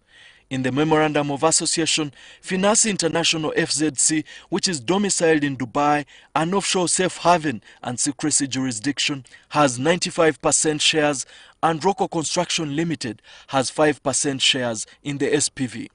Its board of directors includes the Finasi boss Enrica Pinetti, who is a director and chairperson, and Rocco Construction boss Mark Kohler, who is a director.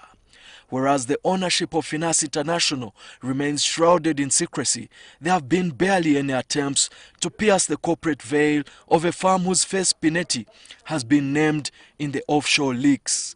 Very, very suspect, because if this is a person that has been investigated, or if this is a person that has particular issues surrounding their name, issues that are not so clean, then I think the government ought to think twice, because it's not our country that has investigated, but when you just Google online, this is some of the information that is out there. So I never actually have expected government to be cautious.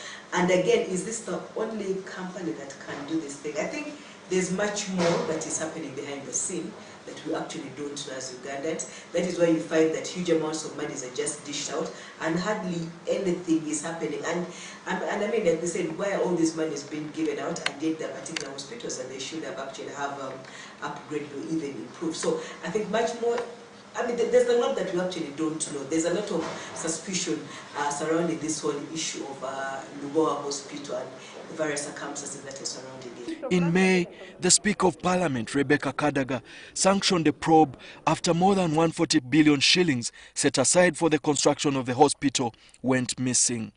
Civil society organizations, including Siatini, Oxfam, Uganda Debt Network and CS BAG, have also put up flack against this project. They have questioned the transparency in the award of the deal. The other sticky issue is whether there is value for money as financing continues to be revised upwards, and why government has undertaken to absorb the largest proportion of risk. As per the PPP Act 2015, why we decided to enter into PPPs is because the private sector is supposed to shoulder much of the risks. So government seeks to give away the risks and maximize the profits that come into PPPs. Unfortunately, in the Rubowa project, government is taking actually every risk. It is providing every incentive for the project to go in place. So that is already a problem, that we are so far already violating what the PPP Act 2015 provides for. Also, there are already violations regarding what the PPP Act provides for regarding such projects and what was done. For example, the PPP Act Article 7 provides for a PPP committee which is supposed to ensure that at the commencement in discussions, even before signing the contract, at the commencement of discussions of a PPP undertaking, the committee should be sought, should be involved. And the PPP unit also should be involved to understand, do due diligence, do the cost-benefit analysis and all that. In the Rubowa example, there was no involvement of the PPP committee. The watchdog organizations opined that the hospital will cater for a few wealthy Ugandans, which is discriminatory at the time a majority of citizens are grappling with a huge disease burden, ailing infrastructure facilities, and a depleted financial and human capital. If the hospital is meant for a selected few of people that actually end up going out of the country to get medical treatment, I think for me that is segregation, and it actually strengthens the patronage system, because who are these people that are actually benefiting from these so-called medical tourism at the detriment of other Ugandans? The ideal thing actually should be that this money should actually be used to upgrade Omulangira Hospital, because I think it is very unfair to set up a facility for a selected few at the detriment of other taxpayers. And again, if this person is an investor, why can't investors come with their own money? The whole deal seems to be shady, and I think it seems to be very, very suspect.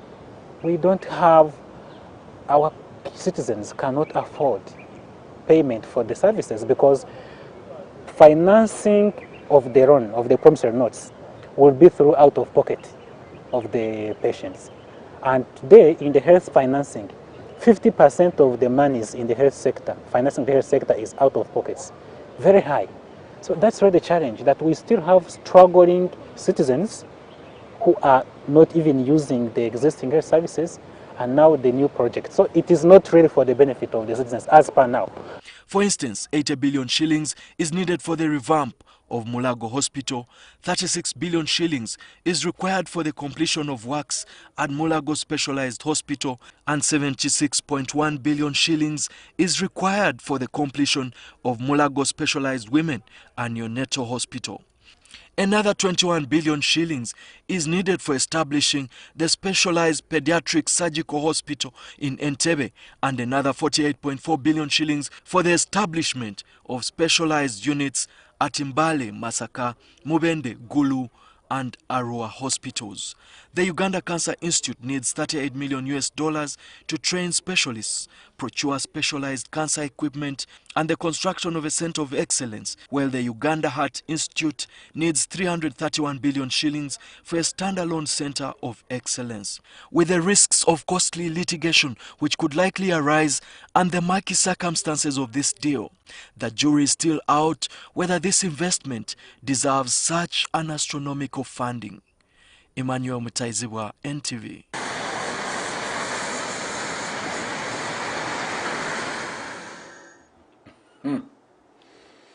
Abaana bano betaaga bannange okusiimibwa abakola reports zino ate nga gye ziri, naye bw'ogenda ku YouTube n'olaba numbers eziraba video zino kambabuulire, n'olaba ne numbers eziraba ebyobuwemu, naye n'obuuza nti kati bagenda kumanya batya bino. Owulidde Pinati bwe yajja ne SFC erubowa sebo SFC ndowooza gye lipangisibwa kozi naawe bakuwaako aba SFC.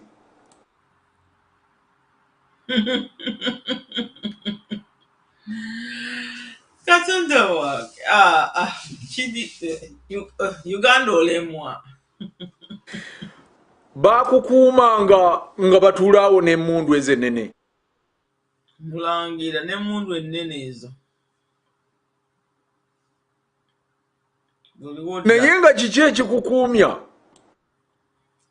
Yali amanyi nti bo bennyini ate bajja kumala banzite.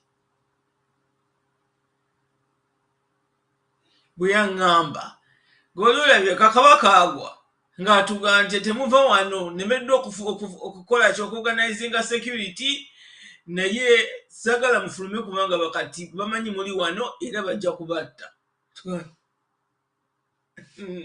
Nga pulezidenti w'eggwanga yakigamba.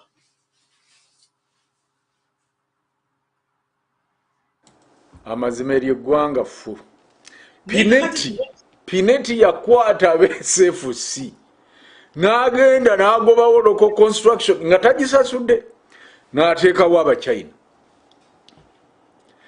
Waayitawo ennaku nabalo bazaali 10, ennaku ndoza zaali nga 10, ne bawa local construction parliament bilioni 2 cash. Nengamba ye, what a coincidence. Bano bakabago berubowa amangu ago bataddemu okusaba kwabwe nti kampani egwa yeetaaga help ne babavungirawo ssente. Nno omusajja watu ani ono yafa yayagala bilioni oba zaali 9, nduze yasaba obuwumbi 9 nga bwayagala okurivampinga Sembule ne babumumma local construction baga bajiwe 2. What shutting it up? Kubanga kirabika nti ezo ssente ze baali bategeereganye endowooza okuzimba eddwaliro kakati ate contract egenze. Ssente z'omusolo zibonyebonye zitankanye. Kakati tebereza ssente ezeetaagibwa okuzimba amalwaliro, okuddaabiriza amalwaliro geyasangawo, nezo teziriiwo. Babagambye ago mugira mugakozesanga bwe gali. Pineti asooka amalirize lino, naye lyamaliriza si lya munaku kugenda kujjanjabirwamu. Baalikola nga lyabaenkanamu. Olina kuba mubaka wa parliament, olina kuba mafuta mingi, Lyerubo waliyo tebaalikolera ffe bakakyera bagambe naye oba baali bagenda kupima batya abaligendamu kakati bageraageranya batya sente ze zikujjamu cash down nangerizi kiri Uganda nabadde ndaba ka vidiyo era akamu awo ku mawulire bino ebya parish model chairman LC5 w'Ebushenyi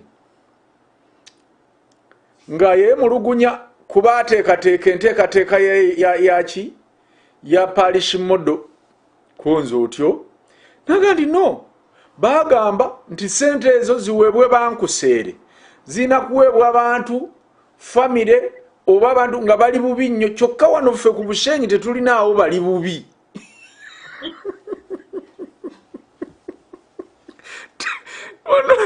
wano nagandize mu district yonna gyentwala tewaliwo agwa mu kategole eyo ey'abankuseere kakati tukoze tutya ate nga naffe twagala ssente lwaki tebaddayo ne baddamu ne bateesa ne batereezaamu nti naffe abali obulungi batuwe naye nagambye bannanga abantu bano bajoozeesa eno gwe munnayuganda nabadde yeesunga leerwe train essente zaafulumizibwa emyaka oba emmeka naawe raba bino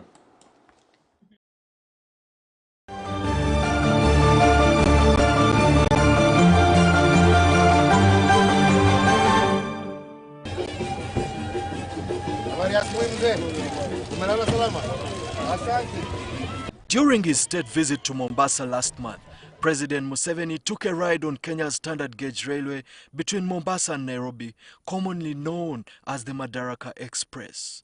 For a journey of 480 kilometers that used to take 15 hours on the meter gauge railway built by the British colonial administration, travel time on the standard gauge railway built and financed by the Chinese came down to 4 hours. It will reduce the cost to Ugandan investors and to Uganda itself. It will improve efficiency of Mombasa port, which is to the benefit of our people. But it will also increase volumes, because by reducing cost and becoming more efficient, you're also increasing trade, you're also increasing investment, and by extension, you're increasing job opportunities for both Kenyans and Ugandans. And on the other side, we are preparing to build a line from Kampala to Malaba,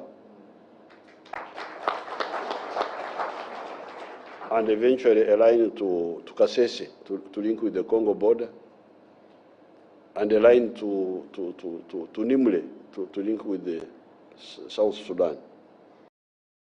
So that line will link up with the heartland of Africa eventually. Now, that will cut the cost of transport drastically. I hope you have the figures.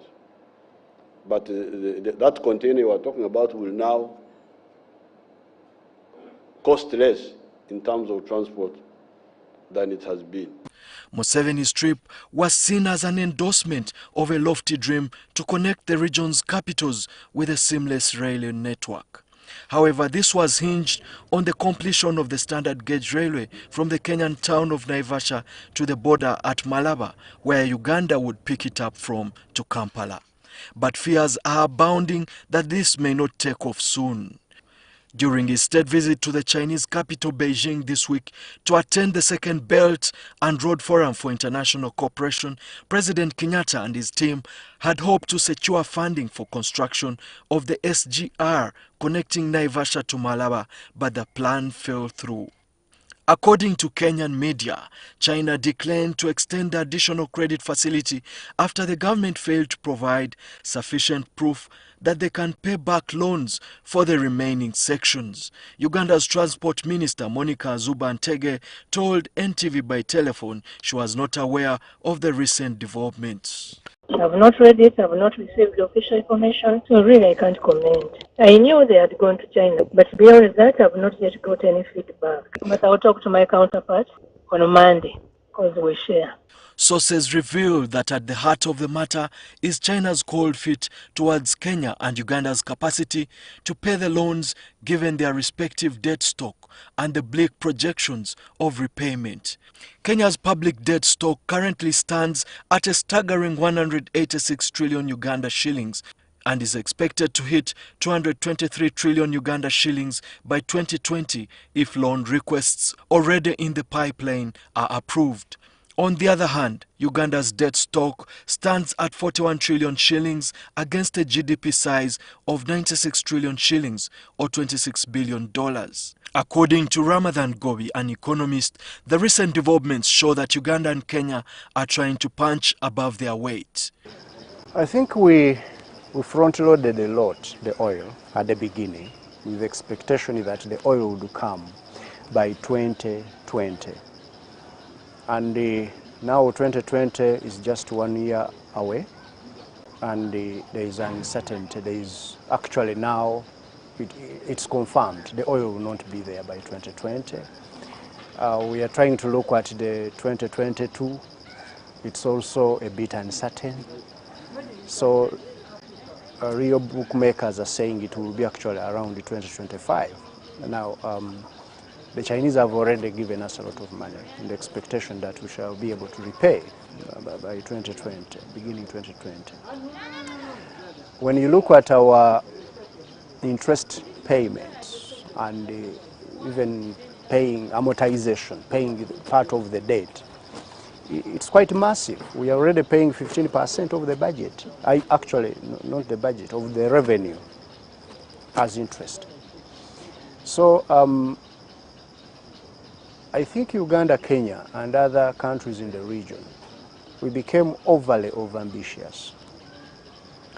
Having infrastructure is very good.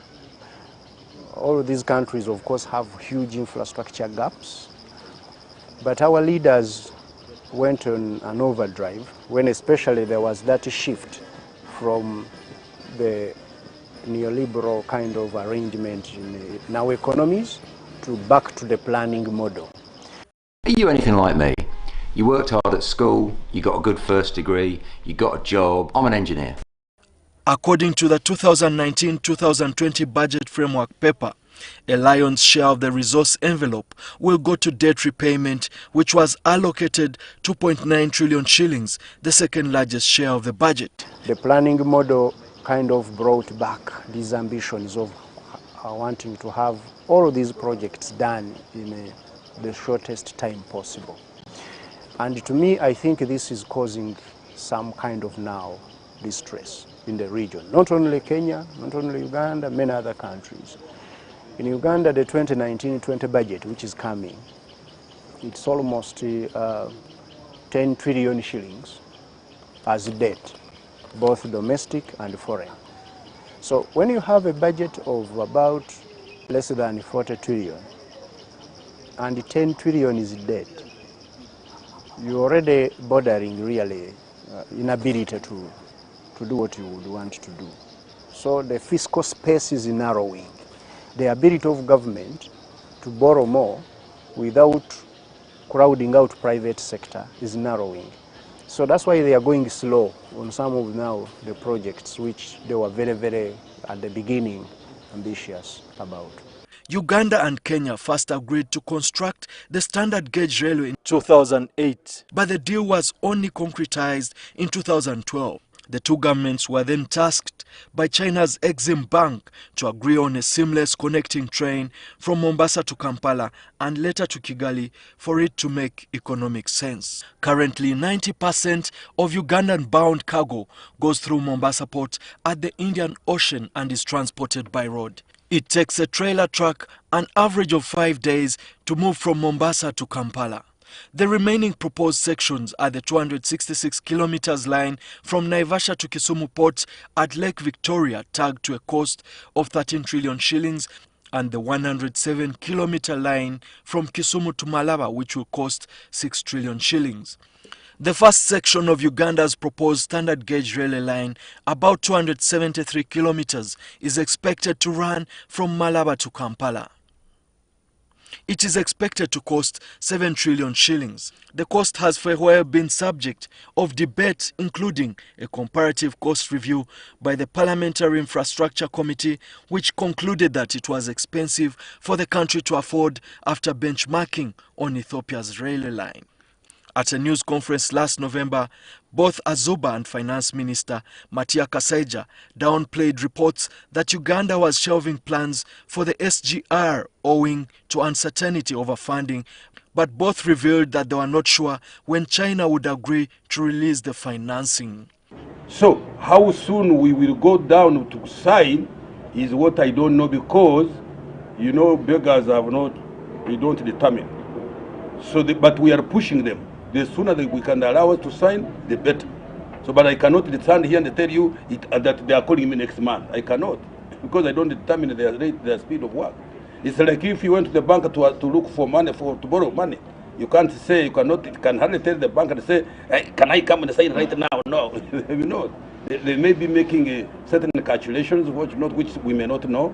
In making a case for the SGR, the government has argued that the new railway line is expected to reduce both the cargo transit times and costs by half.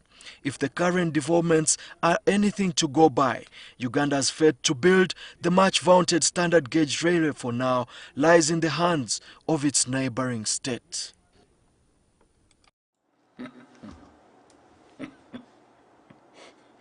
Kale bannange osaasira nno bano abaamukyaza nga balowooza muntu basajja battu bamufaako bamulaga buli kantu balowooza ndowooza naye babimulaga agenda abikola ewaabwe.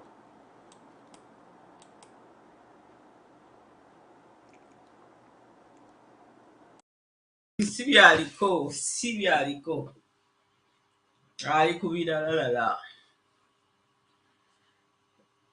Kati awo simanyi kyamutwala n'eyo, sikitegeera kikyamutwala kubanga tali serious, talina kintu kyonna kyali willing kukolera Uganda, takirina mu musaayi gwe, mu veins ze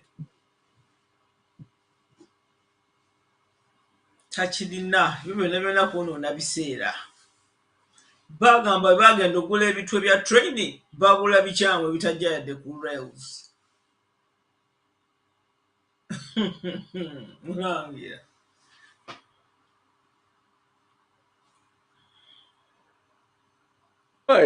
Nalaba eggulire eryo ne lintiisa nti baagenze okuleeta nga ebigaali bye baguza ate tebijja ku luguudo lwa train lwe tulina mu Uganda. Era ate nga bikadde. Kati ebyani yagenda obigula naye ne Besigye oyo yagulako engatto nga za kugulu kumu ez'amagye. Ani oba omulala eyagula helikopita enfu oba yali ssale? Yali ssale ddiiru ssale yagirimu. Naye lwaki bino byonna ebintu bigwa mu Uganda? Oba n'ensi endala zibirina nga ffe tetufaayo kubiwuliriza. Kale bayinza oba nga babita naye byaffe byagenda wala.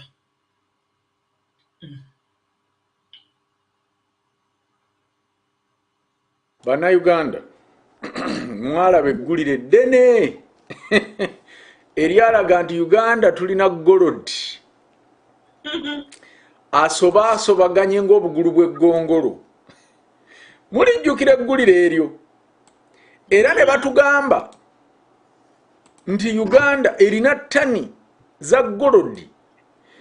Bagamba oba ezisoba mu mmeka, era ne batugamba nti bwe tutandika okumusima tugenda kuyisa n'Amerika mu bugagga, kuba gwe ate bwe bagamba nti mulimu trillions ezisoba mu 100 eza dola. Muzimanyi trillions za dola ezisoba mu 100 obungi bwazo?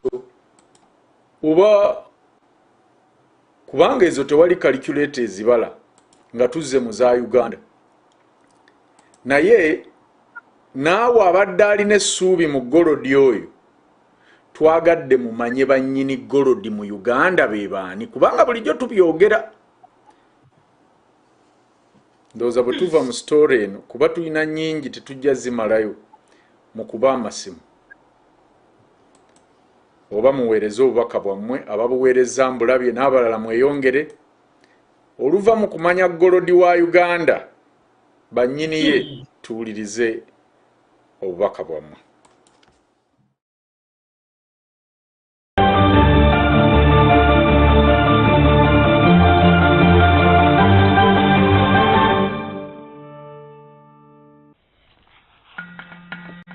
Gold is one of the most precious minerals in the world, which has sparked wars amongst great nations, trapped fortune hunters, and remains a symbol of wealth, which ends in the jewel stores and bank vaults.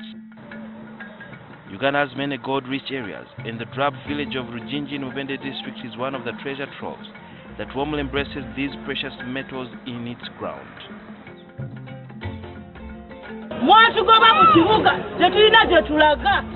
On 4th August 2017, government banned artisanal mining in this area. Government cited an unaccounted-for number of people who died in the mines, the use of dangerous chemicals that are a threat to the environment and human life, among other reasons for the ban. However, Dan Chibiriki, one of the miners, does not agree with the decision by the government. The Uganda we live in today is very unfair, sincerely speaking. That was uncalled for. The reason given, one, unregistered persons. I don't think that if you went today to Rugongwe or to Rujinji, you get all the product sites registered, and there are quite a number of them. Yeah. Two, they talked about the use of dangerous chemicals. I've not seen or had any technology that has come either by the minister or any other person that this technology is going to eliminate the chemicals that were used previously. And yet work is still going on. They talked about foreigners. Now, of course the foreigners, they were there, Rwandese, Tanzanians. But of course that was the work of government, Internal Affairs Department, to screen who are Ugandans and who are not non-Ugandans.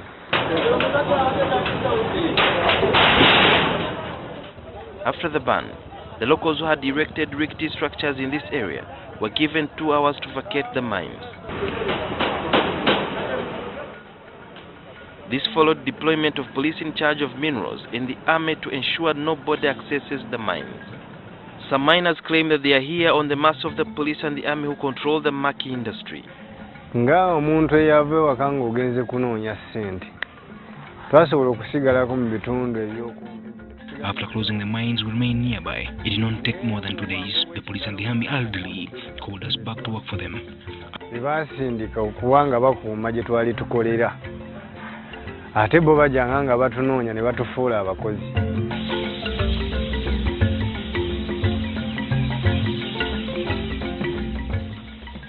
This dirt road snakes through an expanse where illegal mining activities are allegedly taking place. On our way, we filmed several tinted cars whose drivers appeared suspicious of our presence. Some of them are for the operatives who are allowing miners to work.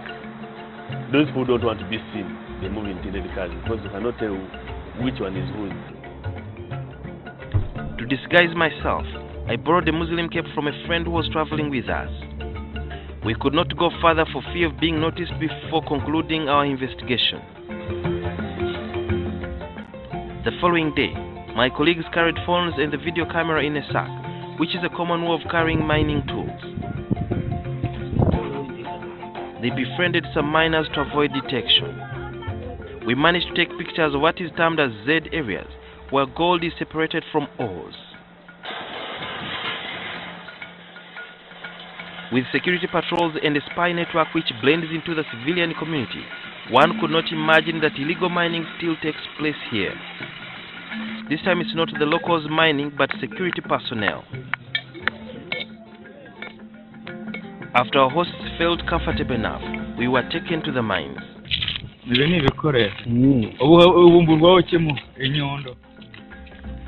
Inside the mines, we encountered some strangers.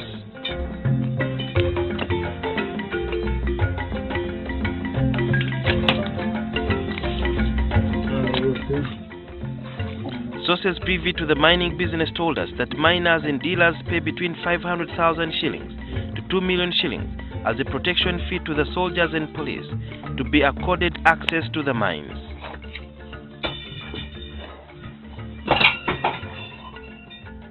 The miners armed with picks and shovels dig up the raw materials, go over 30 feet down the tunnels, break into the gold-rich ore rocks and sands. When asked about the continued illegalities in Rujinji mines perpetrated by the police, spokesperson Emilian Kaima said that the force will liaise with line commandants to avert the problem.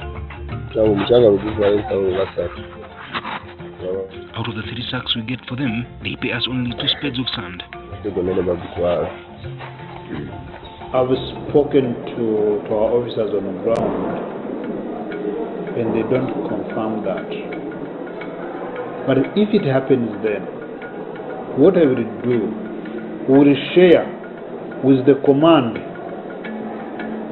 especially the commandant minerals protection unit and the regional police commander, to work hand in hand first of all to appreciate, is this true? If it is true, to stop it. His counterpart Richard Karemi refused to speak to us when contacted over the Army's role. If you wear glasses or contacts, you must see this. An award-winning doctor reveals an astonishing. The mining takes place between 7 p.m. and 4 a.m. Those who are found beyond that time are always whipped and their equipment confiscated. This 20-year-old was beaten after exceeding the limits. His shoulder bone was nearly fractured. Pichi zaali 3 nga ziriko abantu 4 abapoliisi nga bonna bakutte emiggo. 3 motorcycles carrying 4 men stopped in front of us. One of the policemen coached a gun. As I tried to run away, one hit me with a stick. Omulala n'ayimirira emabega nga teri kuvaako. Era nze nga nali nvuddeko omusajja n'ankuba omuggo nga n'atuyingiza mu kayumba. We were taken to a house, and anyone who tried to talk was hit on the head. Nga buli bw'oyogerako nga tukuba omuggo mu mutwe tolina kwogera.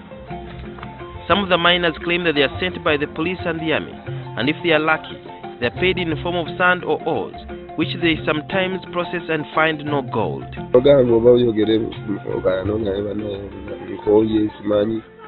When you complain that they gave you less ore, you get beaten.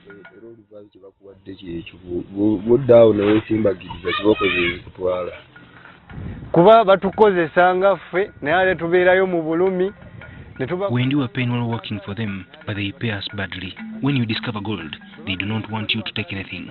When we complain, they say we have spades, they have guns. Bagamba ffe tulina bitiyo bo balina mundu.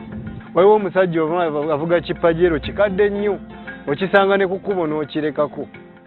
There is a man who drives an old Pajero car. When he wants to show that he's powerful, he opens the car boot and he tells you to put their ore that you're carrying. When you see the guns inside his car, you cannot refuse. Genda okutula munda yonna emmotoka ejjudde emmundu. Akugamba teeka omwo omukyanga ng'oteeka mu bbuutu munaye ng'agenda.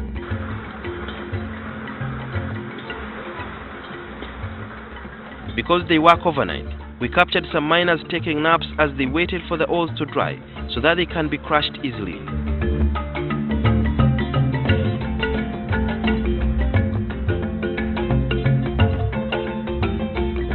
There is a motley gang of stick-wielding men wearing plain clothes who keep a close eye at how much gold the miners will get. Abo nabo balina department yaabwe balina bakama baabwe. These men in plain clothes have a department. They beat us, and if you fight back, the armed bosses intervene.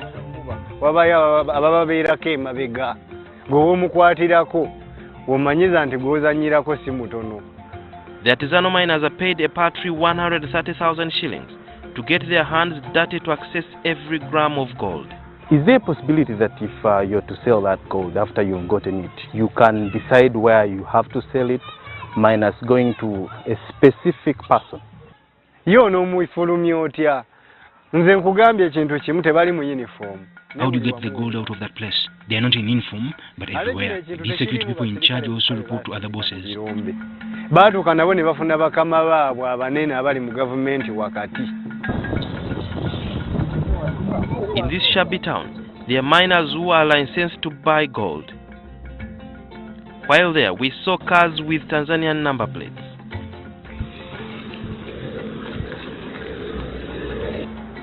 Most of those people are processors. The technology of processing tailings came from Tanzania.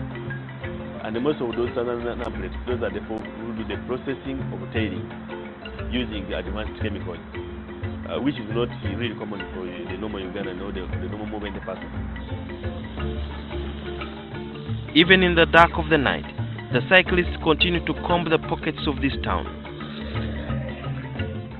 Every year, this mine is categorized as ABC. A standing for Nyonga, B Kampala, C Chikade, used to produce 3 kilos of gold every day. At the market price, this gold costs about 500 million shillings.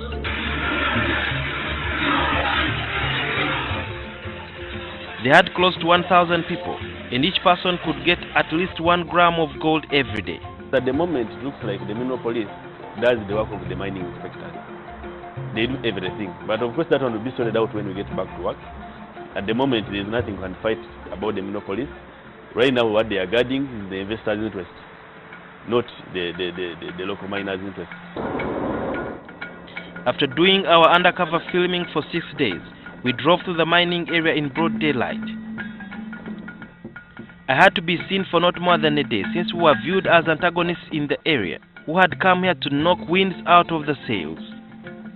We made a stop at Good Gift Infant School with shanty structures. The Shabby Good Gift Infant School has over 50 pupils here, from nursery to primary 5. But when you look inside, it's just a shanty structure that has been improvised by those locals from the area to ensure that they provide education to the children in this area. When you look on this side, this is what stands as a blackboard. Just a little bit of painting with charcoal, and then they use the chalkboard. And this can only maybe accommodate a few sentences if children are to study in class. But this area where they come from, not far from here, is a place where the gold deals happen.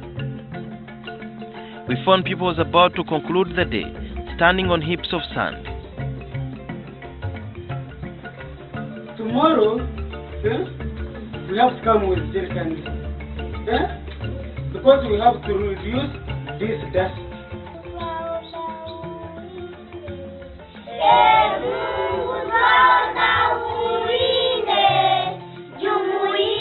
The spirit of East Africa dwells here.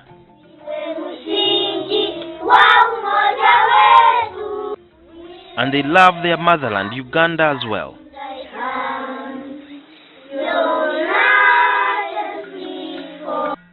Outside is cracked maize ravaged by weevils. And this is what will be prepared for a meal the following day. Biting poverty envelops this area, sitting on massive gold deposits. On 7th May 2018, Mubende United Miners Assembly wrote to Irene Muloni, the Minister of Energy and Mineral Development, asking to effect the 30% share meant for the evicted miners and landlords following the President's directive on 6th April 2018. Although the miners had welcomed the government offer, they disagreed with the developer AUC Mining Company, to which highly placed politicians subscribed. Moses Masagazi came up with the proposed areas. If I could show you a way where you could generate over £19,000 from just to surrender, most of them which were in swamps, others were in the forest reserves, and ideally had surrendered nothing, because the investor wanted to take over the areas where we were working last year. And yet for us, we thought, as an investor, it would be okay for him to go and discover in other new areas. Because exploration means you have machinery, you have capability, and you have the money.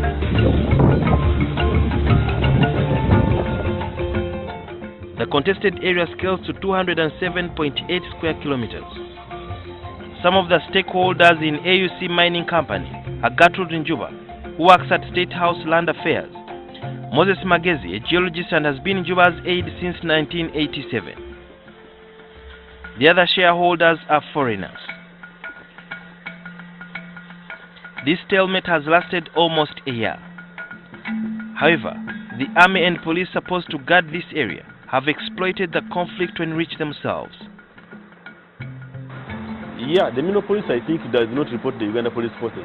They should be reporting to either to State House or the Ministry directly. And they are doing work really. It's not the normal police procedures. Yeah, it's not the normal police procedures. Because whether the Mino police, what I mean is that they can arrest someone and be taken through police, about 4 police stations. Every unit of the police reports to, according to the arrangement, to the Director of Operations, who also reports to the Inspector General of Police. But what's worth noting, you work hand in hand with the territorial police. Local leaders are also accused of siding with developers to sideline the local miners. This was the response from Moses Nkanji, the area LC3 chairperson.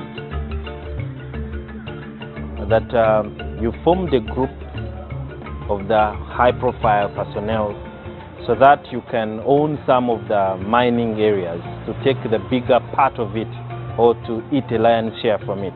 What do you say about that allegation? Business yange ya kasooli ndi musajja omulimi omulungi ow'ensuku owa kasooli omusuubuzi. I'm a renowned maize and banana farmer. I don't even know how gold looks like. Simanyina mpeke efaanana etya. This place looks to be underdeveloped. It looks very shabby, and you meet so many shanty structures within the area. How has the local person from this area benefited from the gold that you people are enjoying?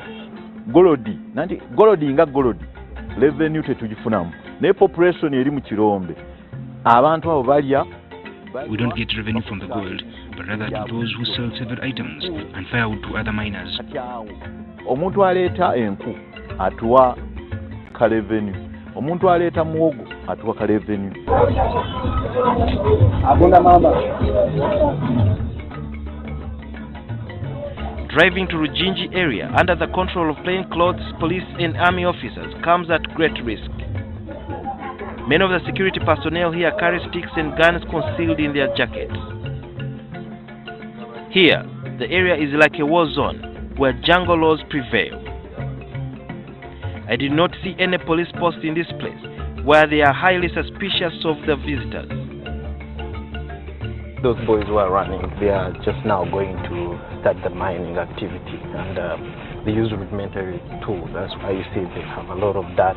And they're wearing torches that they use at night, meaning the process will go on until morning. So it's what happens within this area. Yet government had completely halted any activity of mining in this area until many issues are ironed out.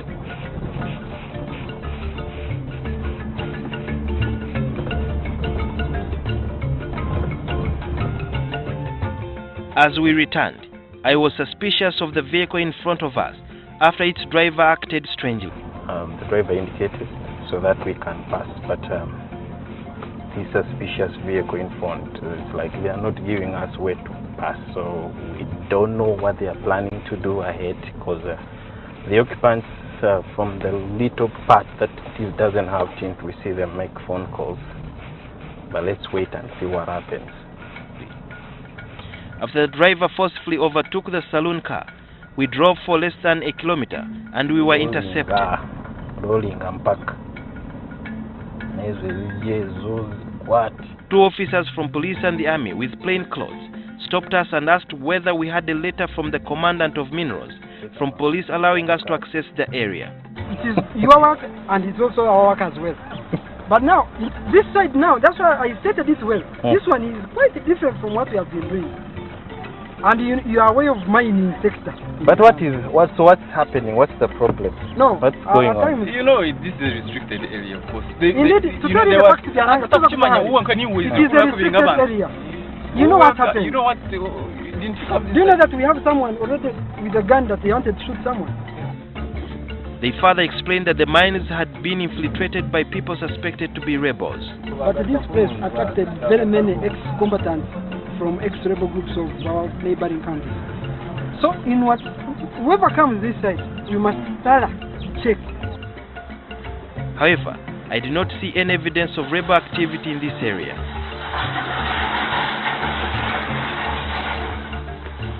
Uganda lost more than 10 billion shillings in royalties from undeclared gold trade last year.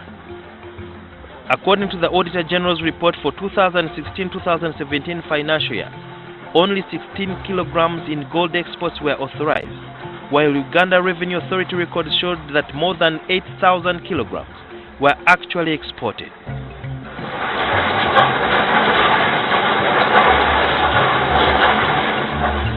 As the sun sets over Rujinji, seated on gold deposits, the shackles of poverty in this area could be unbound if there is equal share of the resource. Sudil Biaruhanga, NTV.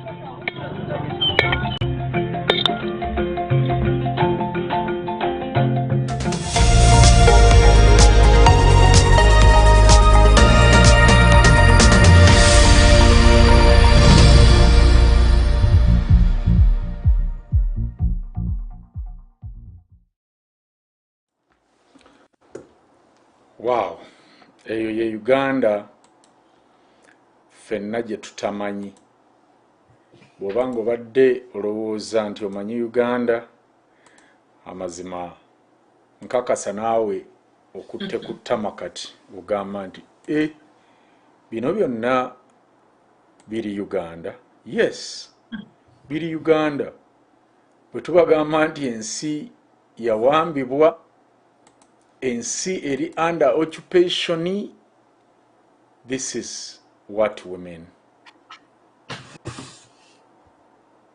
You can imagine, Liz, olabye essomero eriri mu kitundu ewava gold. Era Omulangira.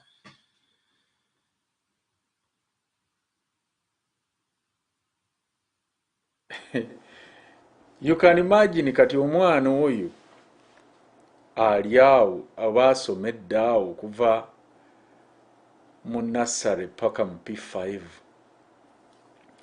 agenda competinga atya n'omwana asomera ku Kampala parents. I mean Uganda mmwe bino mulaba twogera wano tulinga abasaaga naye twetaaga federal as soon as possible if we are to do something. Okutunulira abaana bano abasomera mu ssomero nga bweriti nga ababo bali mu masomero amalungi gy'obasomba n'emmotoka gwe n'ogamba nti kiri oke abeewo nga gw'ovuga emmotoka n'ogenda mu kitundu ekyo n'osombayo golodi n'ogenda n'otunda naye ng'ettaka eryo woosima golodi Katonda yali wa mwana oyo kuba gwe si gye wazaalibwa waliyo be yawaayo gwe n'obaleka nga bo basomera mu masomero agafa naye gwe gamba nze ngenda neewunya abantu bano balina mitima gifaanana gitya.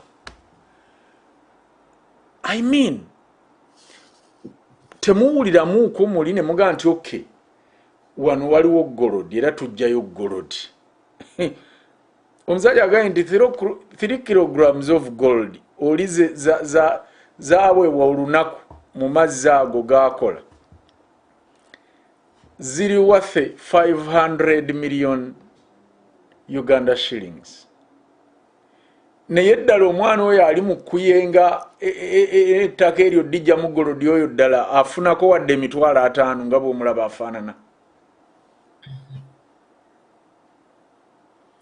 Waliwo Mulangira ekintu ky'otunuulira n'osigala kunyeenya bunyenya mutwe nga kikuyitiriddeko.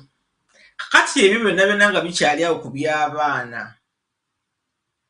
Because this is a natural resource. It's a resource ekiteekeddwa okubeera ensi yonna Uganda. See the world, but Uganda like that gold is in Uganda. Please, si Uganda. W'abantu b'ekitundu ekyo be basookerwako. Tukitegeera Mulangira, but then in the actual sense, kakati tuli mu unitary. Nze kye njagala okubuuza nti kati banabo abasalawo okumwegabira ne babeera nti bo bokaboka be bakifunamu kwegamba bankula ki era lwaki gavumenti tewaliyo ministry ekwatagana na resources ezo eteekeddwa kubeera nti overseeing nga kiki ekigenda mu maaso. Anti kati gwe weerabidde abannalwanda bano engeri gye bakontrolingamu ensi yaffe. Bakugambye amagye ga taking over the mineral because bo creating awo ebyo mbu mineral protection unity mbu simanyi bino biki wildlife protection unity ne bagamba nti waliwo abayeekera abaali bazze okuwamba ebitundu ebyo. Kakati bo bwe batyo bagenda bawamba bwe baba banaateeka olutalo mu kitundu oba nga waliwo bye baagala okuwuukulawo nga bagamba nti awo waliwo abayeekera. Emyaka 27 gye baamala mambuka bakugamba establishing enzizi z'amafuta ezitamanyi na ziri Bunyoro.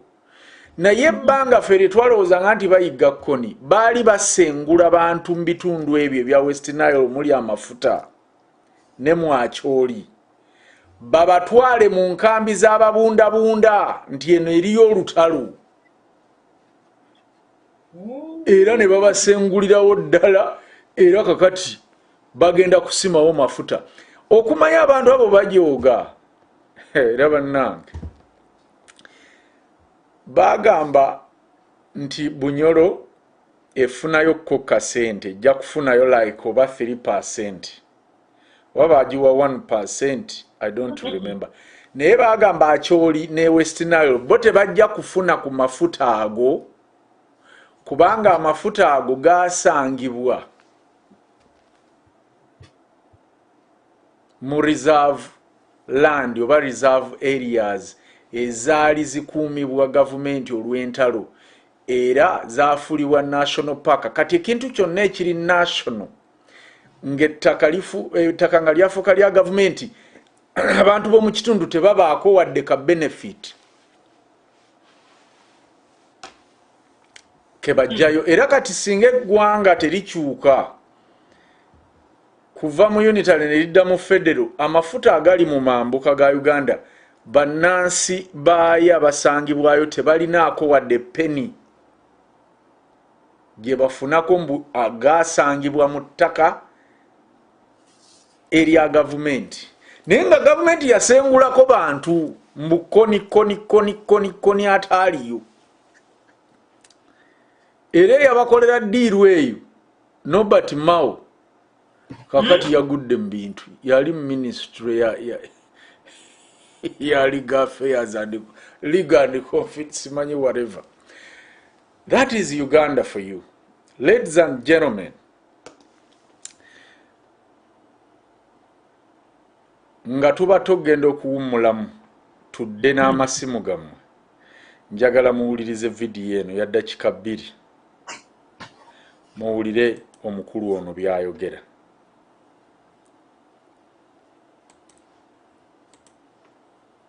Ava ku bino agende ku wangatto.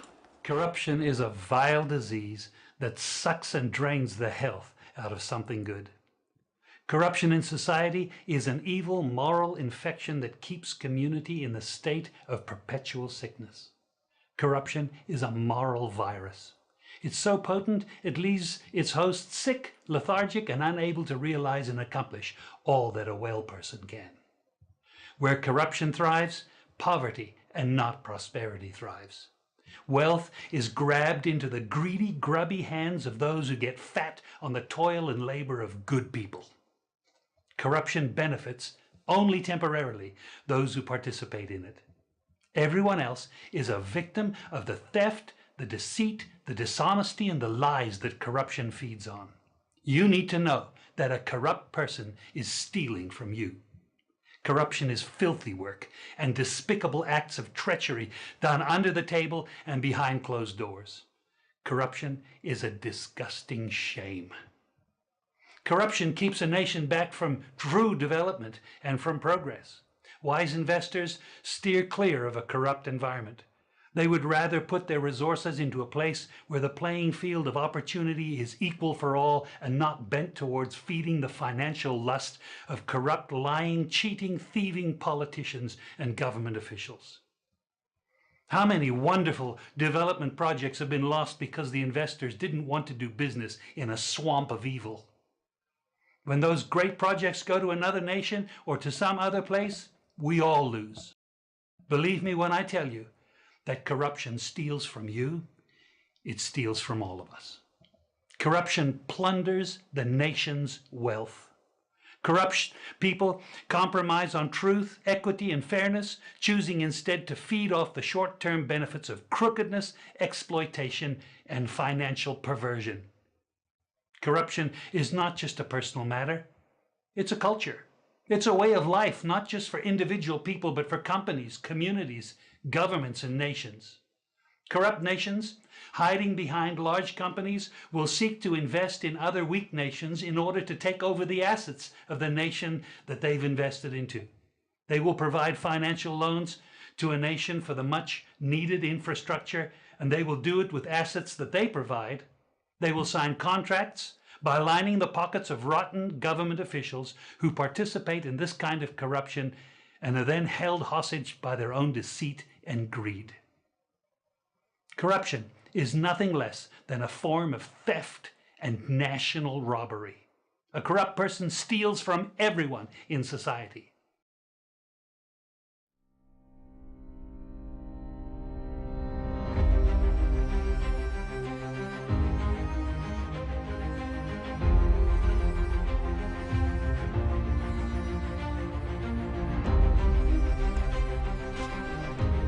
Obwetaavu obw'enkola eya federo mu Uganda. Ekisooka, enkola eya federo eteekawo eddembe n'obutetenkefu mu bitundu eby'eggwanga. Ekyokubiri, enkola eya federo buli omu asobola okwenyigira mu by'obufuzi. Ekyokusatu, enkola eya federo eyambako ebyensimbi mu kulaakulana mu ggwanga. Ekyokuna, enkola eya federo essaawo emitendera mu gavumenti amateeka gasobole okuteekebwa mu nkola.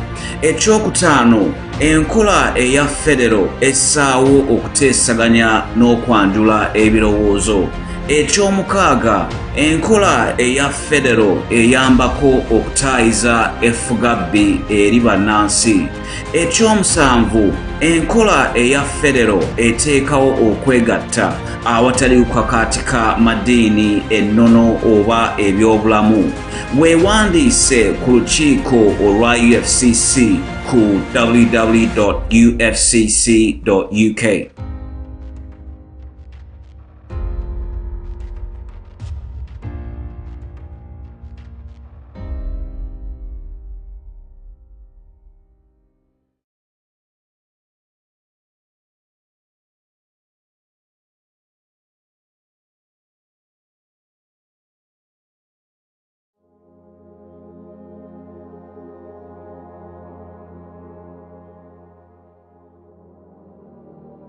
Why do we need the federal system of governance in Uganda?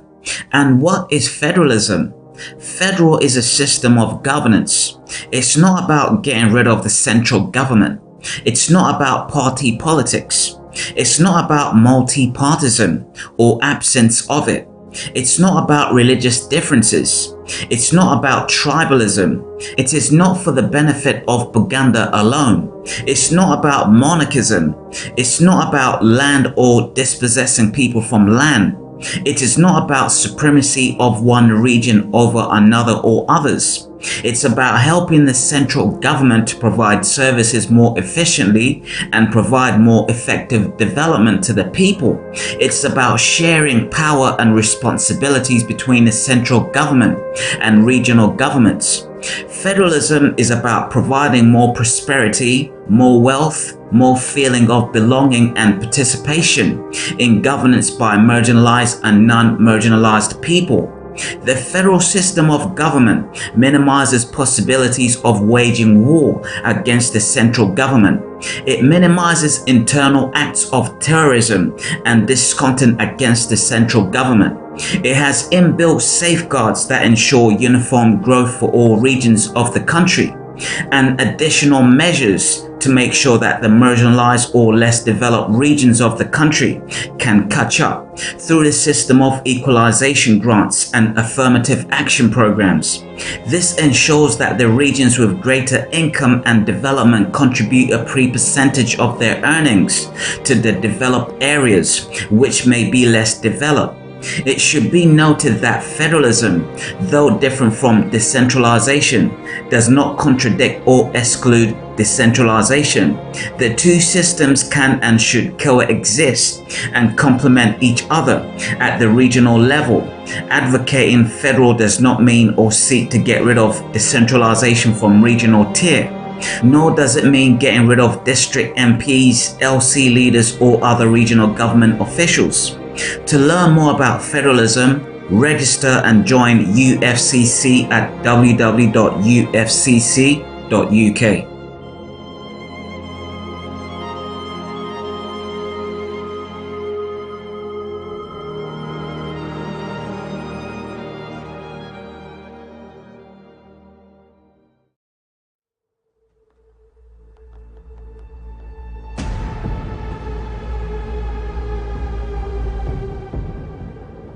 This is the man, Dr. Higiro, responsible for fixing and playing a pivotal role in making of the Ugandan constitution.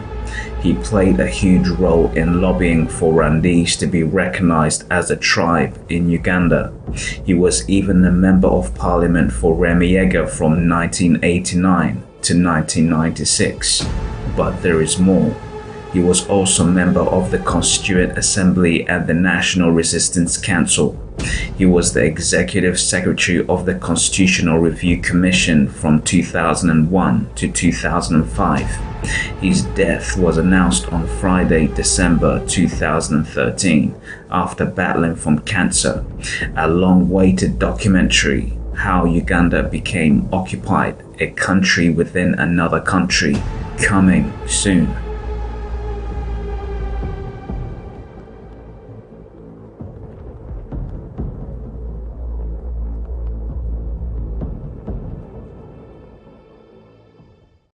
The revolution is on. NOUNN, Umbrella News Network. Hey, yeah. This is UNN, Umbrella News Network. Hey, yeah. White House Music. Kimbugwe live, yatueleza no live. Tumuulila fe live, tumubela ko fe live. Suna nange mbako live, kuchimbugwe live, antiampa vibe. Njagala kubuusa kw'abadde takimanyi, Kimbugwe live ye mumanyi mu bamanyi, yatubuusa bye tubadde tetumanyi, alina bwino mungi ku UNN. Ebyobuwangwa, ebyobufuzi, ebyobulamu, sako ne business agattamu, ye Kimbugwe live ye best of the best, best of the best and better than the rest.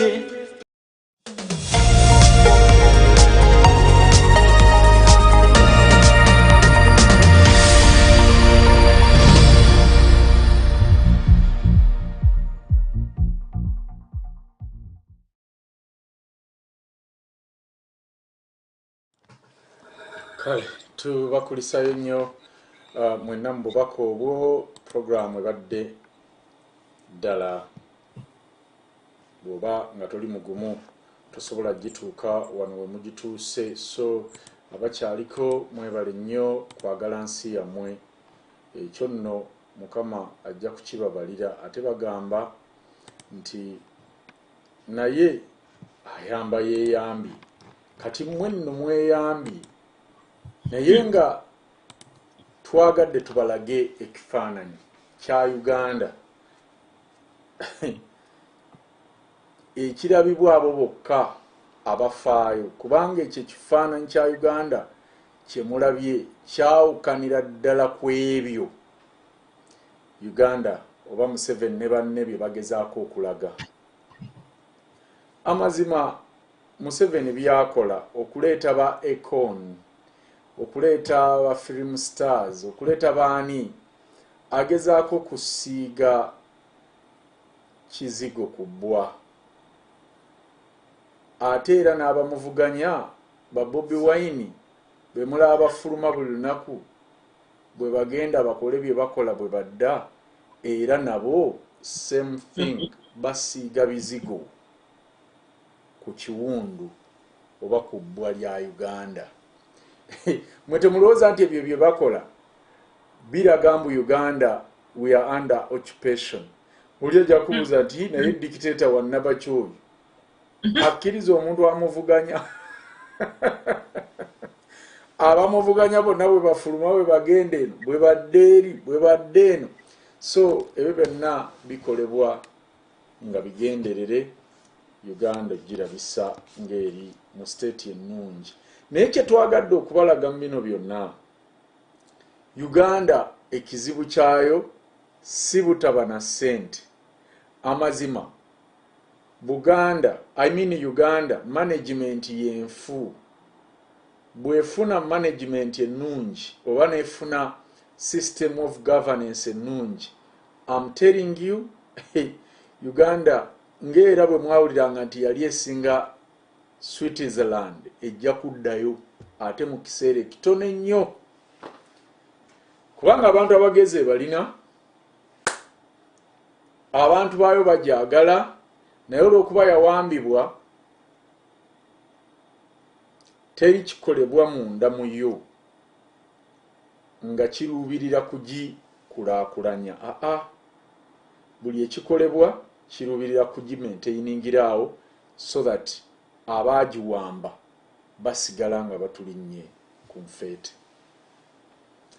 Teriyo kipaayawo kyaba alina kukola nga kijja kukyusa ensi nga bwerabika. Bwe mugaggawala, bwe mufuna ssente, bwe muba bulungi, bwe muba balamu, bwe muba n'amalwaliro n'amasomero, ate yabaako anaabasobola obba controllinga, ebyo tulina bikola nga tumugjeewo. Kyova tubagamba tufungize, tubeeko n'ensonga emu entuufu etamenya mateeka gye twesibako, ffenna tugiyimirireko, ono omusajja tujja mutwala. Nimbi Elizabeth Mulangira tolimba owulidde omwami oyo asembeeyo engeri gy'annyonnyodde corruption kikyakola ensi n'abatuuze baamu, naye ebyo tebimukwatako, n'avaayo nakola walk mu kibuga wakati ademonstratinga. Ewa ne musajja azannyira ku bwongo, wabula ye naye obuwe bwetaaga kebera. On a serious note,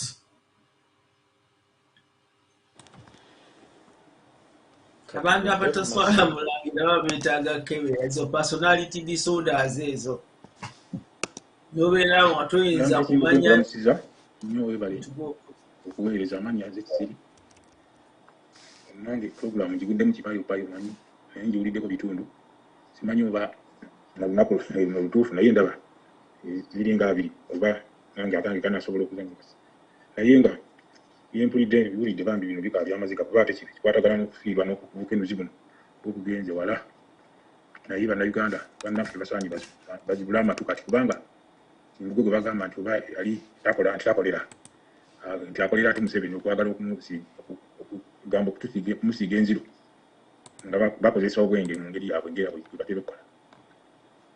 Kati ne kino ekikwatagana n'essente ne kampuni abamu bakyali bambi babadde tebamanyi nti n'amakampuni ago gali naye okoze omulimu omunene okubagirayo bino kati ne babeeranga bakyewunya naye ffe abamu abadde bakyatemya Katonda bawadde emyaka okusobola okulaba n'ebyaliwo kati obola abantu betugezaako aba ne bagamba abantu abakulu nyonyi enkulu yayigiriza ento okubuuka abakulu tugezaako okunyonyola abato basobole okutegeera naye bagamba bo tebaagala kumanya tebaagala bakulu n'abannaaku bwe batwe baali bagamba kati abamu tebasobola kubimanya bambi abamu tebamanyi nti waliwo n'amakamu kati ogenda bagamba nti bano abantu babbi ng'ate olwokuba babawaako obubikidde era Bannayuganda tuli basiba abasajja Abanyarwanda kati bano baatufunira kati kubanga baatuzuula engeri gye tulinamu oluusi okwagala obutategeera oluusi ne bagamba oli n'aziba amatu naye nga bino kati babirabye abaana batandise basomesezza kuba ekisolinga baali radio bazikwata ne TV teri mawulire wonna weyiza gafunagala kati bannaffe batandika okutambuza federo zendooza abantu bakirabye kati abaana bakaaba bano abeegundi bemulaba abali abagenda okukola mu buwalabu era ne buli bagira ne babamye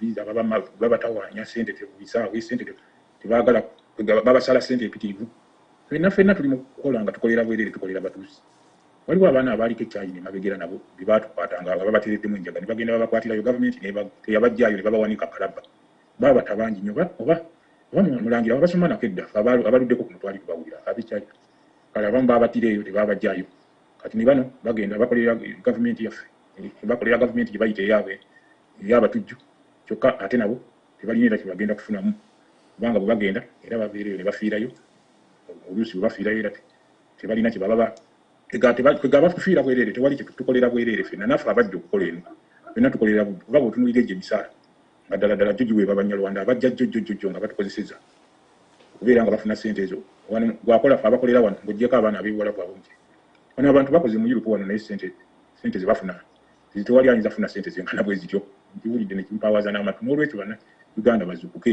nze ndowooza bano aba Parliament ya Uganda abakyalimu n'abantu abakyakola nga bonna bali mu gavumenti eno kyandibadde kisembayo guno omwaka guno nga tegunnakomekerezebwa bonna abantu basuulewo tawulo bwe baba tebakikoze omwaka ogunaddako omulala buli muntu yenna anaabeera mu kigavumenti kino ajja kubeera mulabe wa Bannayuganda era ajja kubanga yoyo be bamuwabutwa be baani tuba tukimuteekako kubanga kyakolera tuyinza kukiraba Bannayuganda tukolerera Banyarwanda kati batuusi abatuusi be tukolerera n'olwekyo weebale nnyo okubeera nti Bannayuganda ekintu kye batategeera kye batalina kugattako n'okutoolako n'okutoolako bw'ogattako omanya n'otoolako n'omanya nti kino kinaakola kati abantu abakyaweereza mu gavumenti gye tulaga nga mugenda emisala bwe batyo bagyewa nga mwe mufuna obwo obusente kugamba people have decided to settle for less Bannayuganda naffe ffennyini abali eno naffe ffenna wadde tuli bweru abali Bungereza mu Amerika naffe tusazeewo okubeera settled for less okufuna akatono kubanga batuwa tukolerera kitono kiri ekinene tukirekedde Uganda tugiwaddeyo n'olwekyo Mulangira nkwebaza anfundikira omulimu gw'okoze kubanga nga bwogeza omweso omuntu abayisa omweso bw'abanga ayisa omweso Muganda yagukola nti omweso agumanya bw'oba oyesanga olabye empiki tojja kugumalako era olyowanikirawo kubanga oba omaze okugubala n'ensanvu eti ojja kuba nkutemye oli agubala rawundi nga 10 n'abeera nga kati bw'omugamba zitambuza empiki n'azitambuza okulagira ddala ekituufu era kugenda okuggwa nga akuwangudde kale weebale nnyo okubeera nga ng'oleesa omweso okulaga abantu Bannayuganda abatalaba weebale nnyo weebalire ddala twebaza ne UN n'okubeerawo n'okusobola okututangaaza n'okusomesa abantu abeebase abatazuukuka bano nga madamu Nalumansi bwe yagamba tibaagala nnyondo weebale nnyo kijja kulandaga nnyo tweyanzege Mulangira and Mama Liz, it is general knowledge among those from the West that you can steal as you want, but togeza muyingirira mu by'entebe ye. Okay. Kale katuulire munaffe. Mulangira weebale kuweereza na kusomesa Mama Elizabeth weebale nnyo weebalire ddala naawe otatusuulirira naye nze sigenda kubuuza kibuuzo habula okwongera okukaatiriza okuva nga wakatandika okusomesa omutuusi yaani era omutuusi kyeki mu Uganda ate oluvannyuma lw'okutulaga nti Kakamega yayingira mu buli sekita ya Uganda amazima kati buli omu alya kwekkusa yekka era ojja kwesanga ng'abali mu kkosase era baana baabwe ojja kwesanga kati ng'eyo Coffee Marketing Board ey'ebugolo by'okutuuka ogisengula bagitwala e Rwanda era byonna byali byakuzza Uganda mabega. Nze Mulangira neewuunya okubeera ng'amazzi omuntu ow'ekabalagala agasasula bbeeyi y'emu n'omuntu ow'ewakiso nga mazima ddala amazzi okuva emuyengo okujja ekabalagala nga seeyeeya buseeyeeya. Kyandibadde nti omuntu w'ekabalagala omuntu w'ebbunga soya kibuli mutajjaazaabo bonna wonna industry area amazzi bagafuna ku bbeeyi ya layisi naye era weesanga ng'amazzi ga buseere. Baganda baffe ab'ebusoga awali ebbibiro ery'amasannyalaze gabayitako buyisimisinde nga tebasobola nakwafoodinga kugula mafuta naye n'amasannyalaze agaabo ne gabayitako. Bannayuganda okujjako nga twekambye ne tusomesa federal y'enkola yokka eyinza okutuyamba nga bannansi. Amazima kiri nti ensi abakulu bagirya n'abato ne bagirya naye ng'ekigendererwa kyabwe nti Museveni akite omwana akikwate, omwana wa Kasayija akite omwana wa Kasayija akikwate. Kyati kyebavuga kyova olaba nga buli sekita zirimu baana baabwe zirimu baganda baabwe. Situganye walabamu bannansi bannayuganda bannaffe naye ate omululu gwasukka nnyo nnyo nnyo. Kale twembulesinge federal buli muntu waali akozesa omukisa ne bw'okozesa essimu yo ng'otayipinzeeko ekigambo federal abantu bosheyalinga nabo ku layini yo eyo baba bamaze okufuna obubaka nti federal eri mu kkubo eddya. Ate ng'amazima y'enkola yokka eyinza okujja mu naboono. Mulangira gye wasomedde ebitongole bya gavumenti almost nga bikunukkiriza mu 10 ng'ezo kampani zokka zimala okwemployinga abantu abasukka mu miliyoni 2. Wabula mu kampani ze wasomye ate weerabidde UDC abali amanyi UDC eyatambuzanga abantu essaawa zino baateekawo mukwana akeedi. UDC yapaakinganga awo ku mukwana akeedi UDC. Kale Uganda kati nga bamaze okutunda UTC Uganda Airlines bagitunze ate baleese eyaabwe ey'ekifere. Mu butuufu mazima ogamba otya nti munnansi ayinako 0.01%. Wabula Mulangira weerabidde okutubuulira abantu bali tewayogeddeko wandibadde otubuulira ani nannyini Uganda Airlines ne tumutegeera ensi n'emumanya abe bantu betulina okunootinga mu black box zaffe. Ge mazima no apologies to make. This is UNN, the Truth Command Center. Engoma ya federal, engoma ya Uganda.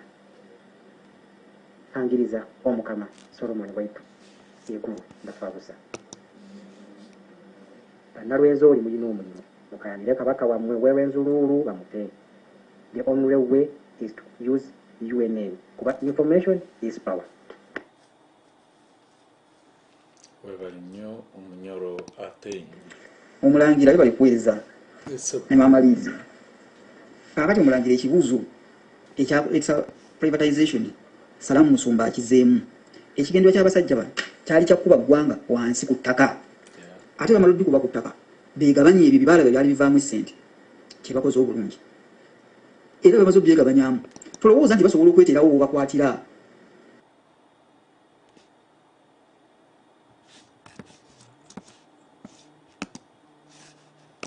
Era nze kusasa eno siginyenya. Teyina kyeyinza kukola. Kubanga ku ka section ke baateekamu ako okusanitizinga ng'ebibi byabwe. Ojja kwesanga nga naabo abakagendako be babalonda. Omusajja abadde kyamani wa kusasa abadde katuntu. Emyaka ndowooza ng'ena yasonyiwa okulwako ebisanja byonna. Bwe yavaayo yadda kusaidiya NRM. Nze omuntu gwensinga okwewuunya n'okwebuuza ye Saamu Njuba. Njuba bwe yali akola constitution eno bamusuubiza ki? Obuyinza bwonna n'obwa pulezidenti yasalawo buli kimu. Kati okiraba nti Uganda yonna Museveni ye nannyiniyo yajeewa. Paraseto ze batugamba ze baatunda. Ate mwennyini Museveni ya appointing abantu abakolayo. Kati ne twebuuza kati Museveni atajje mu mukwate. Era bamanya kusase ewandika report nejiwa parliament. Parliament yagisomera report. Kati Anita Mongo yanagamba nti bakwatwe bamutulaki bamukwate. Ekisoboka. Ekizibu kye twafuna kyali kimu. Twesigala na byabufuzi nga tulowooza bibasinga okutegeera. Bana byabufuzi kyokka wembanenyiza. Naddala opposition. Balabye ekintu tekisoboka. Kibasindika tekisoboka. Ate bali okwenkuludingamu abantu. Kubanga abandi badde bajja ddala ne batunnyonnyola. Naye buli lunaku batuzaayo tugende tulonde tumuggyeko. Nga bakimanyidde ddala tebasobola mujja. Kakati singa bannyonnyola abantu bandi badde batunnyonnyola ddala ne tuyiya amagezi amalala. Naye n'abajja bennyini bwe tuba bamujje tunoonye amagezi amalala tebakkiriza.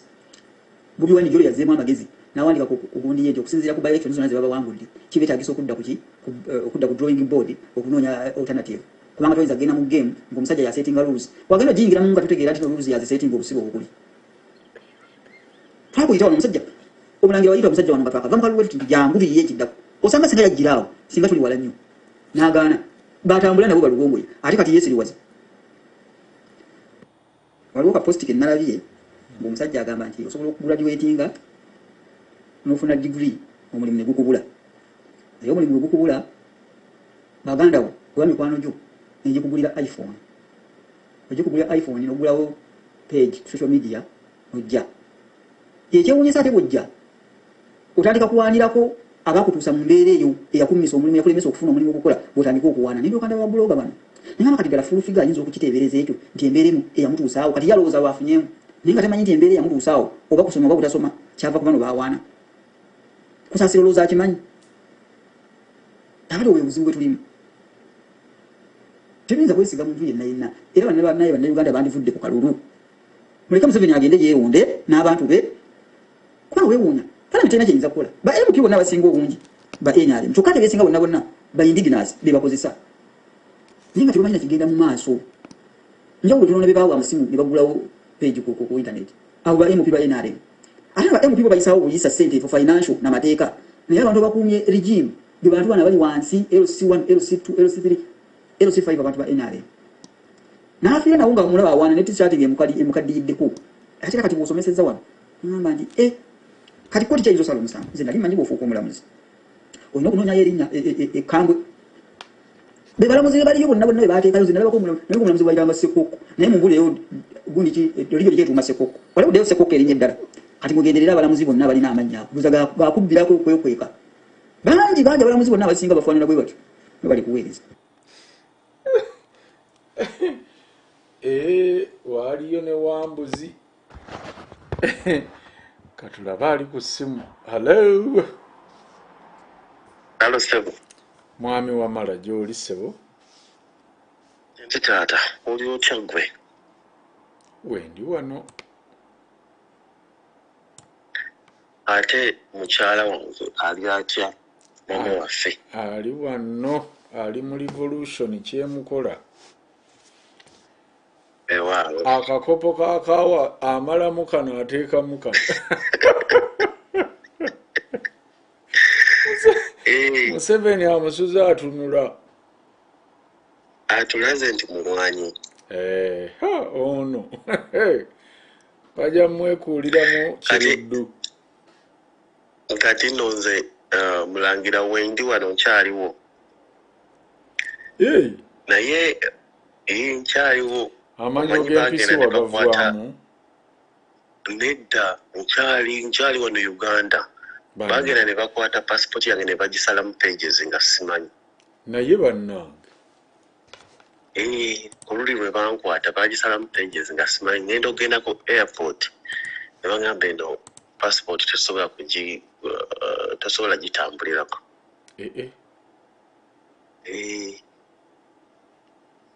Ate page gye basalamu ze page eziri crucial. Ate saamanya kuba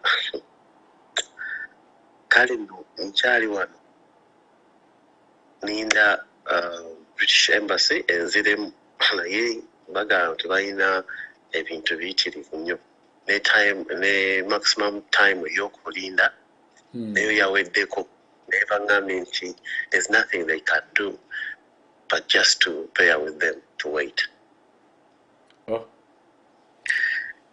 Naye ekinkubisiza essimu leero Mulangira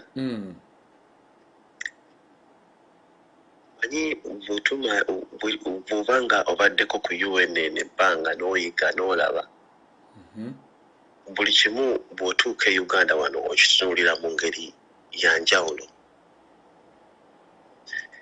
Kati engeri gye nninako ku biseera nina engeri gye ntunuulidde Kampala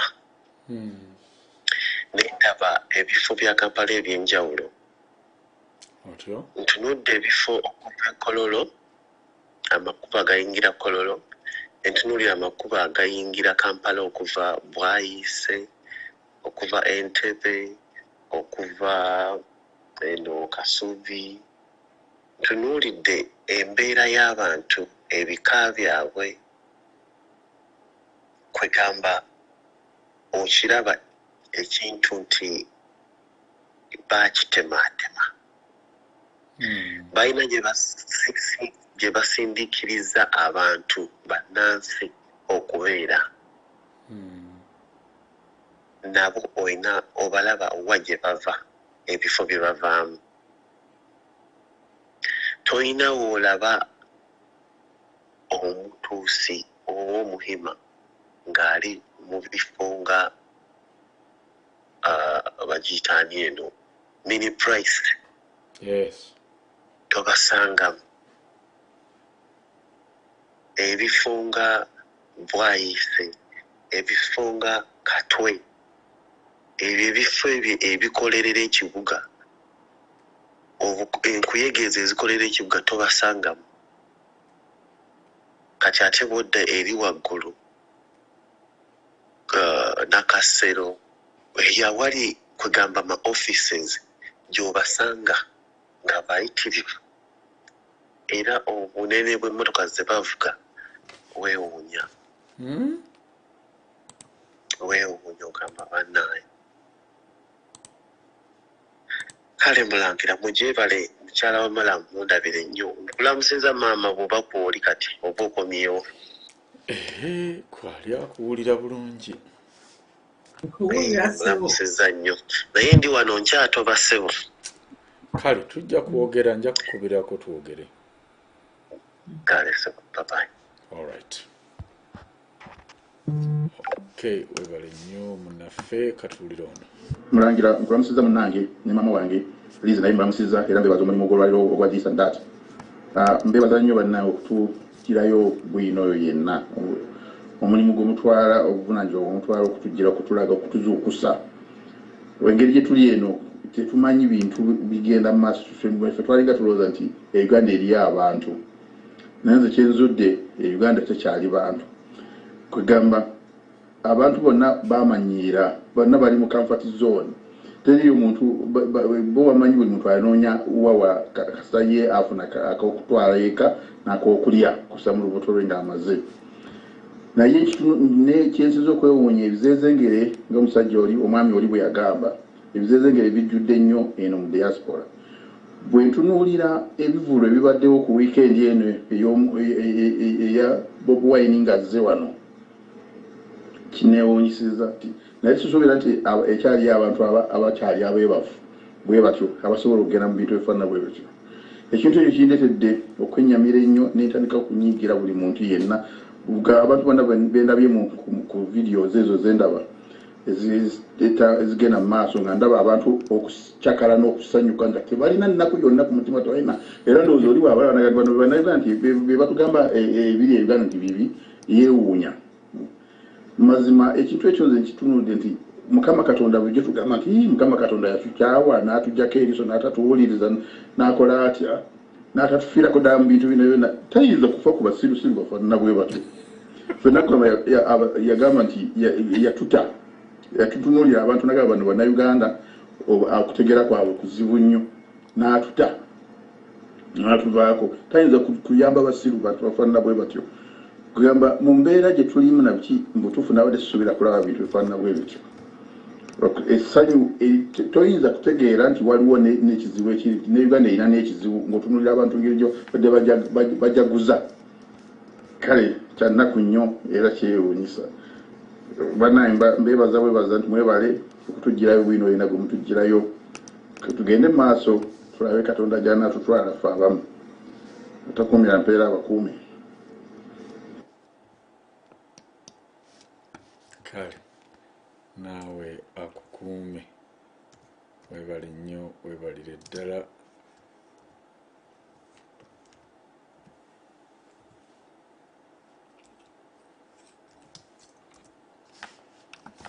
Katulabe munnaffe ate ye kyatugamba. Manyinaze Kimbugwe gyebaleko ssebo, ne mamirizo oyo gyebaleko. bane mwebala okutuweereza mwebala okutubangula obwongo mwebalire ddala byonna bye tulabye bya nnaku bitukaabya bukaabya maziga nga bannaffe babeera na midigido abantu be twali twalonda be twali tusuubira bo bazimbye zikalina bakoze zibaafide engoye bambala za miliyoni 2 n'obeerawo nga gwe tolina wadde akantu bakoze embaga bakoze buli kimu ezo zonna sente ziyiika omuntu omu n'ofuna miliyoni 8 mbw'okola ku airport ng'abaana b'abantu abasomye gye bali nga gye bali ne babamma emirimu bali mu biyumba badaagana ddala bannaye tulagawa n'eggwanga Uganda tulagawa n'eggwanga lyaffe Uganda bannaye tulabye nnyo abantu e Uganda babaziba amaaso bali mu byangundukuwe bali mu byabasenge ebyo webiti ebyesiru bye balimu omuntu n'omubuulirako n'omugamba munne kati ngenze kusomako bya federo mmanye ebyensi yange ti kati waddamu ebyo mu kusoma ebyo n'omugamba munnaye ndeka nali simanyi kati nzibusa amaaso wagenda kusoma ebyo wagenda kukola n'omugamba byonna naye tulabye nnyo bannayuganda bannaye tunaakulaakulanako diffe bannaffe twalyekulaakulanyiza ne tusala ku magezi gonna federo nga bwe batusomeseza federo ensi yaffe ne tulaba nti ekyuka ku bannaye eno gye tuli wali amayumba amalungi naye nga bali mu federo balina amadagala ekitundu ekimu enkuba oluusi weetonya bafaayo okulaba nti bayambako banne baabwo ne baddamu nebitone ne babazimbira amayumba amalungi naye Uganda ettaka ly'ebuduuda bukyanga liyiika oba lyakayiika emirundi emeka tukomaawo bambi nga balabye tewali kyali kikoleddwa wulira sente zonna eziyiika abo bapeneti ab'emmwanyi tekyalina muntu atunda mmwanyi zitegeerekeka fe abantu abawansi oli najja okukukulako emmwanyi zonna n'abitwala byonna n'akugamba akuwa nusu 10 ettooke ng'eryo n'akugamba nusu 10 ettooke erinyirira naye nga bannaffe balina bo gye bagatunda mu ssente nnyingi ne bafuna fe abantu abawansi ne batusuula bannaye mwabalaba gyangundukuwe mukyukeeko mudde ku zi TV ezitegeerekeka UNN TV balina ne leediyo bantu bannanga abatuwuliriza era nina ne munnange ennaku ezo ngamba nti nsabiraako simanyi ddi wendiva eno Saudi nga mugamba munnaye woba tomanyi ddi woliva Saudi jangu owulirize ku guno omukutu UNN TV owulirizeeko ola musale ku magezi eyo mwekuŋŋaanyemu ogambe muli abaana bangi mwekuŋŋaanyemu ekitole mulabike nti mwenunula nammwe muvaayo mbeere nga muwuliriza ngamba kale nja kuguwuliriza kati eggulo nga muweereza omukutu ogwo nga muweereza abaana abali mu kubonaabona e Dubai nga mugamba olaba bambi balabika bagenda kubayamba babanunule babazza awaka lwaki temufulowinga omukutu guno ogambye muli bangi eyo ate muyina ka wifi mubeera muwuliza lwaki temuwuliza UNN TV ngamba nti ebyo birabika bya bulimba tebajja kutuyamba naye nangamba abaana baffe ne mugamba kakati zuukuka lwaki tozuukuka n'olwekyo bannaye kubiira abantu omulanganzi muzuukuke mutereere tulabike nti twetereeza bannaye mbatumiddeko nnyo Harriet bwe bali kuteeseza ggwanga munnaye mwenna mbatumiddeko nnyo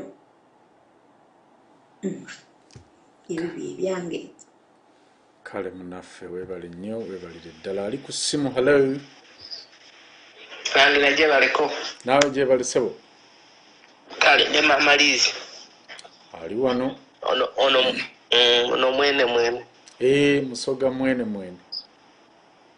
Mulangira nsonyiwa nze wankutudde okuva eggulo program zinkutula naye banaye program y'olweggulo get off the hook banaye kampani abaana baffe ne babonaabonera ebweru ozirabye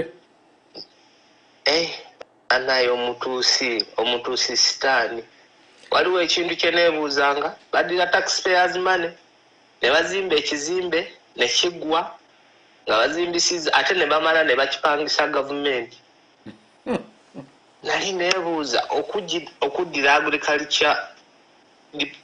agriculture ministry erina ettaka Entebbe eriri free ne mujja ne mugipangisiza e Kampala kumbe ekizimbe kyabwe adidde sente zammwe za taxpayers money n'akizimba ne kiggwa ate era naddira n'akibapangisa expandayo mutuusi stand simanyi Katonda bano bakayiikuuzi oba bantu bannaye simanyi mutuusi era simanyi kye twakola Katonda mu nsi muno nze nabagamba wano nti Uganda ne tudda mu federal system of governance ffenna ne bwe tunaavaayo abali e Bulaaya ne tudda awaka emirimu tetusobola gimalawo tujja kuba twetaaga ate okuexportinga abantu oba man power okujja okukola emirimu gwe mbulira kampani zokka ze twamenye ejjo ne ziba nga zizzeewo era zikola olina abantu abagenda zikola weerabidde n'ezimu kubanga n'omusajja ate avaaka agambe UTC kwegamba mpulidde nga nkutuse n'okukupa ate olowooza yali UTC yokka waliwo ne peoples ey'ejjinja ewammwe waliwo peoples nezikupa motors saazoogedde kituufu waliwo neyakolanga simanyi vomito oba ndi mutuufu oba nayo yali ya gavumenti yakolanga soda swepsi muzeyi wange nedda waliwo soda simanyi muzeyi wange yabadde anyumiza nga twogeramu awo simanyi vimito oba gambye ne kofi kugamba abantu bano bazibu to extent nti bamemba ba parliament bwe bawulira ebyo byonna tebabuuza Museveni nti naye kofi wagiguzaani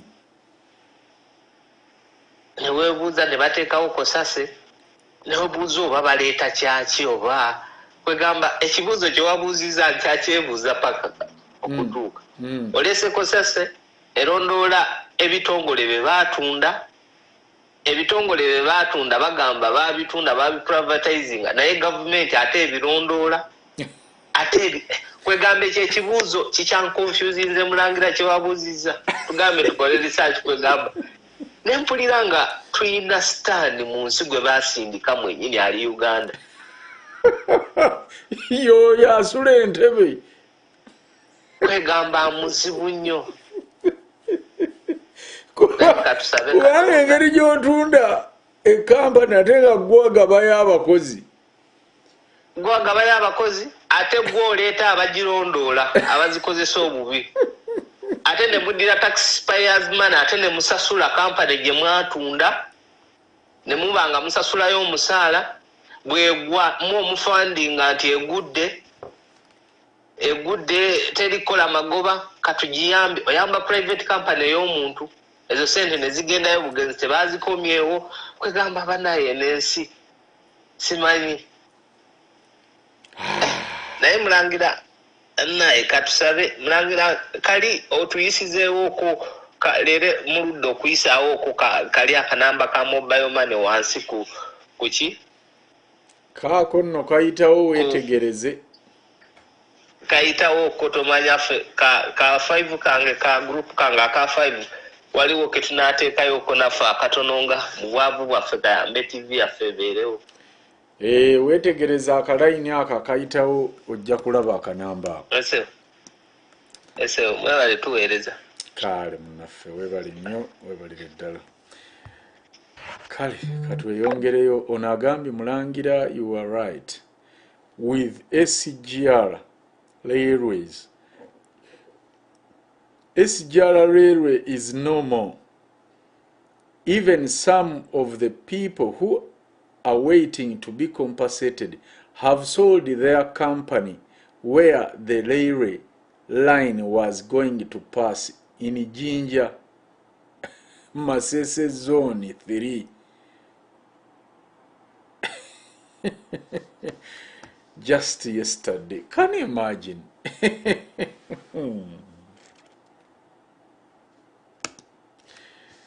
Bannayuganda naye ate n'abantu n'osigala ng'obafiiriza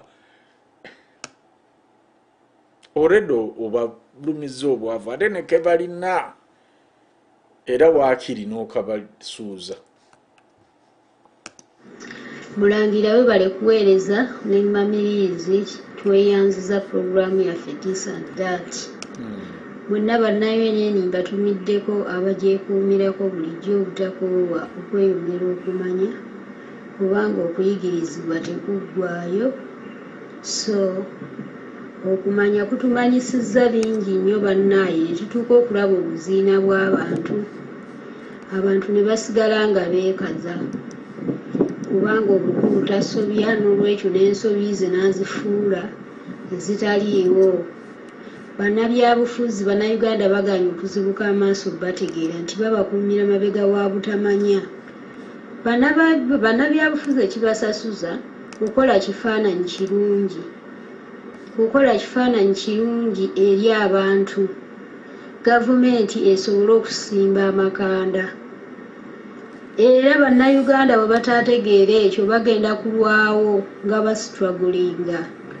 Abantu abatandise okufa ekalamoja mu mbeera bwetyo Uganda yonna bwetyo bwegenda okufaanana bwe tunaaba tukyalimu ba indigenous kubanga tuganye okukkiriza kino ate ng'omutemu abeera mutemu.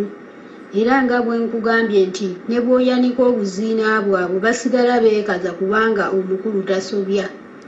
So n'olw'ensonga eyo Bannayuganda oba bo balowooza baatondebwa nga tebasobola kubaako kye beekolera. Kyova olaba nti omuntu bw'aba avuddeyo n'abalaga nti aliko kyagenda obbakolera bo balannamira ddala. Ne bamusuuta ne bamuwanika ne bamuwa ebitiibwa bingi kati ye n'abeera mukattira ako mu matigga kubanga ye yeewaayo ku lwabwe. So n'olw'ensonga eyo naye abaalina okwerwanako okwetukuza gye bali basigale nga bakola ki?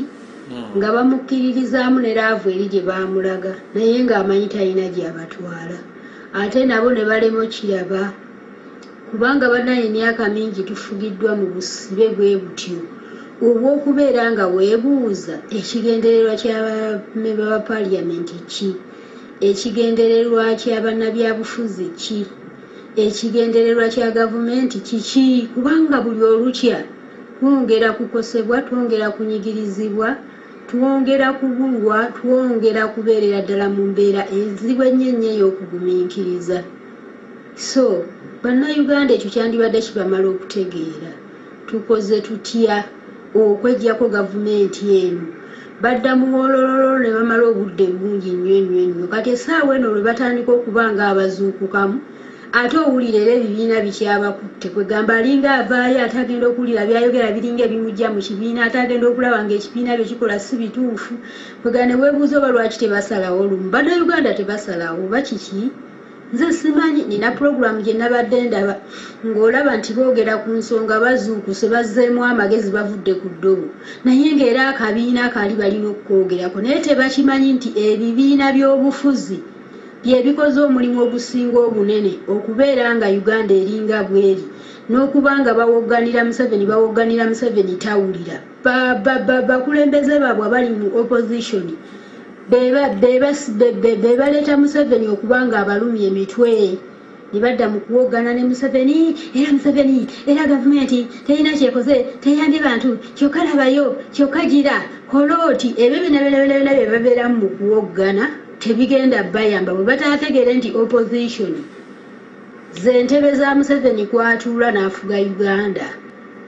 Bo balowooza nti ate bo balina kye bakolawo. Temulina kubanga buli atuuka erimu eri gavumenti akolera ku mateeka n'ebiragiro okulaba nga buli kintu kitambulira ku sayidi ey'omukulembeze wa gavumenti so si ey'abantu. Ne bw'oba walina omutima gw'abantu oguleka ku geeti. So bannayuganda balina okukimanya. Pozi ekirala kyenjogerako ku ntalo ezize zikuriyetingibwawo ne muwulira olutalo ne muduma. Bwe muba mulobedde ku lutalo mumanyi olutalo ate munaye bwe nodda mu kubuuza olutalo luvudde ku ki, amasasi gakulya ojja kufa. Abantu ne babafubutula ne babagamba tugenda bajja wano tubatwale mu kampu, wano waliwo abayeekera. Mazima nammwe ne mukkiriza ne babatwala mu kampu nga mumanyi nti abayeekera banaavaawo mudde mu bifo byammwe. Kumbe banoonya engeri gye bakolamu ekintu ekyo nga babawugulaza buwugulaza. Mulobere ku kkoni mugambe nti anti kkoni munnange kubanga ye kkoni naye bannaye bano abasajja babi. Mu butuufu pulogulaamu eno ebadde erumya omutwe nga tosaana nagiteesezaamu kintu kyonna obula okanyuga eri essimu nga byowulira byonna byonna birumya bulumya mutwe. Naye ate ne baba nga bannayuganda banno tebamanyi kye balina kukola. Tulina kweggyako gavumenti eno oba tutya oba tutya. Senga twajejjako nadda senga baali bakkiriza okukola ng'omuntu omu kubanga omuntu alumirirwa ensi oba alumirirwa okulumirirwa awamu asinga ow'ekibiina. Ow'ekibiina oba omuwagira ng'omuntu gw'owagira mu kibiina gundi naye nga tomanyi bigendererwa bye. Kati mugenda okuzibuka amaaso otegerera ebigendererwa by'abantu nti si birungi. Kumbe na gavumenti yeekola ki? Yeba dairekitinga bwetyo ne baba nga si balungi gye muli. Era mutandise butandise okumanya buli ekigenda mu maaso. Bwe munaaba mwewaddeyo okumanya n'okutuuza wansi emitwe gyammwe mugenda kumanya bingi mmwe ababadde nga tebaagala kumanya baana bannu. Temwagala kumanya omuntu n'akugamba n'ovuma n'owemula. Kati okuwemula kuyamba ki mu kutereeza gavumenti ensi n'etambula bulungi? Ekyakulwanyira ekyakuwagiza omukulembezeewo. Kuwemula kwe kugenda okutereeza eggwanga. Omuntu akugamba ekigambo n'omuddamu na bwemu. Bannaye tubikooye kubanga obulumi tulina bungi ate bw'otegeera olumwa nnyo ne weetikka obulumi bw'abali abasiru bonna naye ng'era tebazuukuka kumanya. Weebale nnyo munnaffe weebalire ddala. Madam Liz, tweyanziza nnyo research bw'otukoleredde ne Kimbugwe mwami weebale ssebo. Kakati ekibuuzo ekyange. Gavumenti ya Uganda ejja mu diaspora ng'erina ebintu byetwetaagako nga bw'eyinza okutuweereza abantu bakuŋŋaanye abantu b'omu diaspora bafune endagamuntu ne batuweereza omuntu. Baba beetaaga obuyambi ne bakola zirayivu ne basaba obuyambi. Programs zino ebbiri zituleetedde okubeera n'ebibuuzo era nga bw'oza obitubuuza ku program fe abantu b'omu diaspora. Kati ssebe ekibuuzo ekyange tulinayo contact gwe tumanyi gwe tuyinza ne tumuweereza email nga tubuuza ebibuuzo byaffe bino bye twagala ansaazi. Kubanga ba MPs tetusobola kubatuukako. Tukyali kitundu kya Uganda. Kubanga naffe contributing the largest share to the Ugandan economy. Bwe baba batufunamu tulinayo omuntu gwe tusobola okubuuza ebintu byaffe bina n'abitutuusiza ewaabakulu okirowoozaako kyekyo. Kubanga kati bwe tulaba programs bwezi tizitulagira ddala nti Uganda yeetaaga kuggala. Uganda yeetaaga kuggala kumpi nga Greece bwe baagiggalawo. Ng'omulimu gwe tusooka okukola gwa kunoonya bantu ba private owners bano tubale ssente ze tuyinza okufanamu mu bintu byabwe tuzze mu kofa y'eggwanga. Eggwanga liggulibwewo. Eggwanga vundu nnyo. Naye ng'ekibuuzo ekyange kyekyo kubanga kye twandikoze okwenforcinga ekintu kino ekyokubuuza ebibuuzo kunaffe kwe kufunako channel we tuweereza mu emails ebibuuzo byaffe omuntu omu n'abeera bombarded ne bakitegeera even as part of our documentation. I don't know, but it's just frustrating. mwebale kutuweereza mwebale kusomesa weekend kale munnaffe webale nnyo naawe kituufu okuwandiika leero nno bano ne bono bawandiikira emails bazirina bw'ogenda ku parliament website bajja kuwa each and everyone's contact all member of parliament bw'ogenda ku government of Uganda website I think eri Ugandan government or Uganda balina emails org naye abantu betwetaaga okuwandiikira si bo no tuwandikirani tujja kuba bagamba hello Alo. Sebo. Sebo webala omulimu ne maama wange mwebala omulimu. Kale nange. Nkubye. Yes sir. Nga omukyalo oyo avudde waggulu abuuzizza ekibuuzo ekyo kirungi ddala tulina bwe tuyinza okubuuza ani ayinza okutuyamba naki kyonna oba gwe tuyinza okuweereza complaints zaffe naki ekibuuzo ekyo kugamba lesoni zonna ze mutuwadde mulangira n'abantu bonna abakungu bonna booleesa ab'amaanyi b'otuleetedde awo bazze okutubuuza nti twatuuka tutya wano mu butuufu tutuuseewo wano Uganda weeri tutuuseewo lwakubeera nti tubadde ignorant tubadde tetumanyi naye kaakati tumaze okutegeera nti obuzibu bwaffe bwonna kubeera nga tubadde tetumanyi naye kaakati tumaze okutegeerera dda nti abantu abatulyamu empeera abatutuusiza abatwongera okutunyiikira ddala be bantu bano be tulowooza nti bannabyabufuzi bantu abo gwe makati bokuwenyida ebintu bino byotulaze gye basima golodi tabiraba tabimanyi ng'ali munda mu Uganda ngate alina n'okusobola okugenda talinga kabaka gwe bagaana okugenda nti agenda oba watambulewa yatambula n'agenda yonna gy'aba ayagadde omuwulira ng'agenda ekkinya mu by'obululu ebitatukwatako n'omuwulira ng'agenda eno gye babadde babuukira mu gundi mweno yewaffe eno gye tuli nga balinga abalalu neŋŋamba nti embeera eno gweyimiridde dda mutuufu mu kiseera kyono kyetuliko ebyo byandibadde bikolwa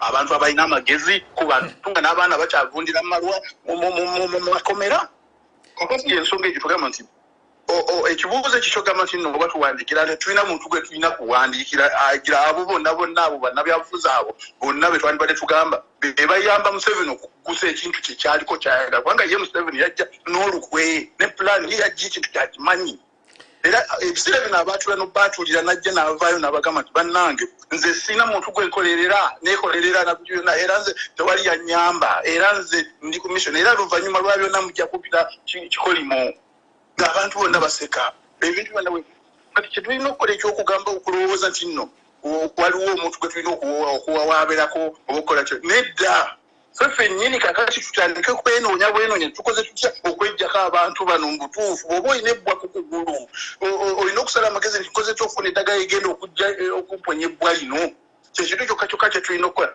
UFCC gye muteeddeko ssebo abantu bonna gye balina okutunuulira kakati abantu babeere ku UNN buli muntu yenna ekibuuzo kyonna ekyokuddibwamu kigenda kuva wano ku UNN tunywerere ku UNN wewagenda okuva solution buli kantu konna koolina kategeke ng'okategekera kulaba nti ekyo banaakugamba mu UNN oba ojja kusobola okukikola olw'ensonga nti mu butuufu abantu bano batuliddemu enkwe nnyo nze kakati Museveni ye mumanyi nti ye yajja kutukola ebyo byatukola era byakola abantu baffe naye kakati nnumwa omuntu owange gwe nandirabye ng'owange kati naye ndaba ndyamu enkwe kwankatira mu butuufu kwembuuza nga kati oyo gwe bayita pulezidenti waabwe yetalaba bintu nolaba nga awava golodi awantu awandibadde ekitundu ekyandibadde kigagga nnyo abaana mu masomero bandibadde basomera abantu abalungi bandibadde balina amalwaliro amalungi sandibadde nnungi n'ebirala byonna niwe banga abantu babagobayo obugobi bakola ebintu byonna kwa bujinto n'ekibi kyonna kiri mu Uganda obubbi bwonna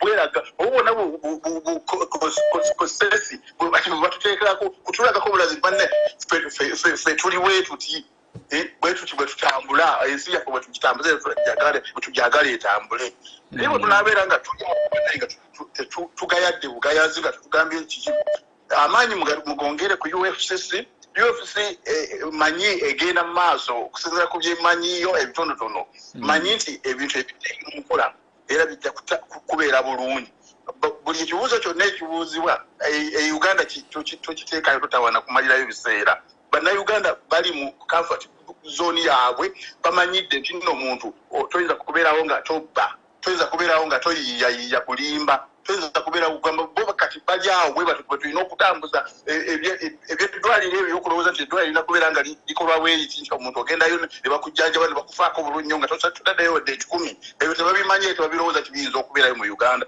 kati fe abali abalabyeko bannayuganda abali ebweru naddala abali mu diaspora mwemwe kwefuula bizezengere nze nvumirira nnyo ababadde mu ababadde mu bugundi eno eyabadde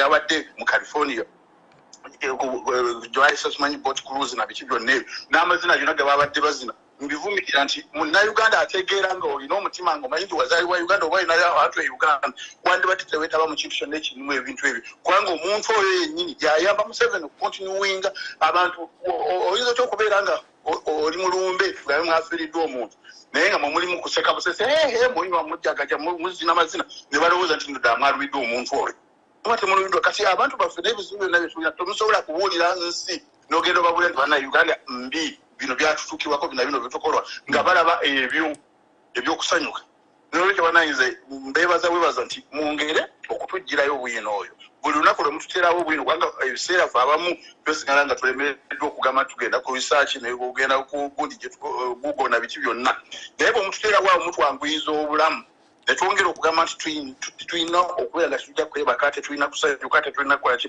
okulaba nga tukola ki nga tuyamba eggwanga lyaffe tulinunula mwebale nnyo bannange Mulangira nebaza nnyo maama wange liiza okubeera nga naawe oyimiriddewo ne Mulangira kubanga manyi bw'obeerawo ne Mulangira lyaddamu amaanyi okubeera nga omukola ki omugumya kale bannange atakumira mpeera abankuumire nze kityamuweso sibuuza kibuuzo wabula mbadde njagala kwongera kuyamba mukyalo oli agambye nti Uganda tulinayo ge tuyinza okubuuza Uganda bonna balina kawukuumi abalya olina kijjanjalo nga kirimu kawukuumi be bannayuganda kale mwebala nnyo bannange mbeere bulungi.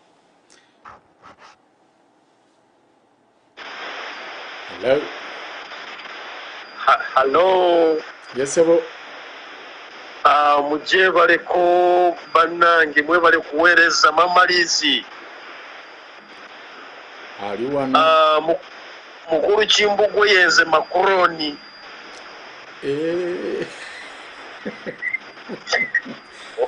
bwana makoroni tusenze okuzaako omanyi programu ya mamalizi okuba essimu mba makoroni okwongera okumujjukiza munnange kukogira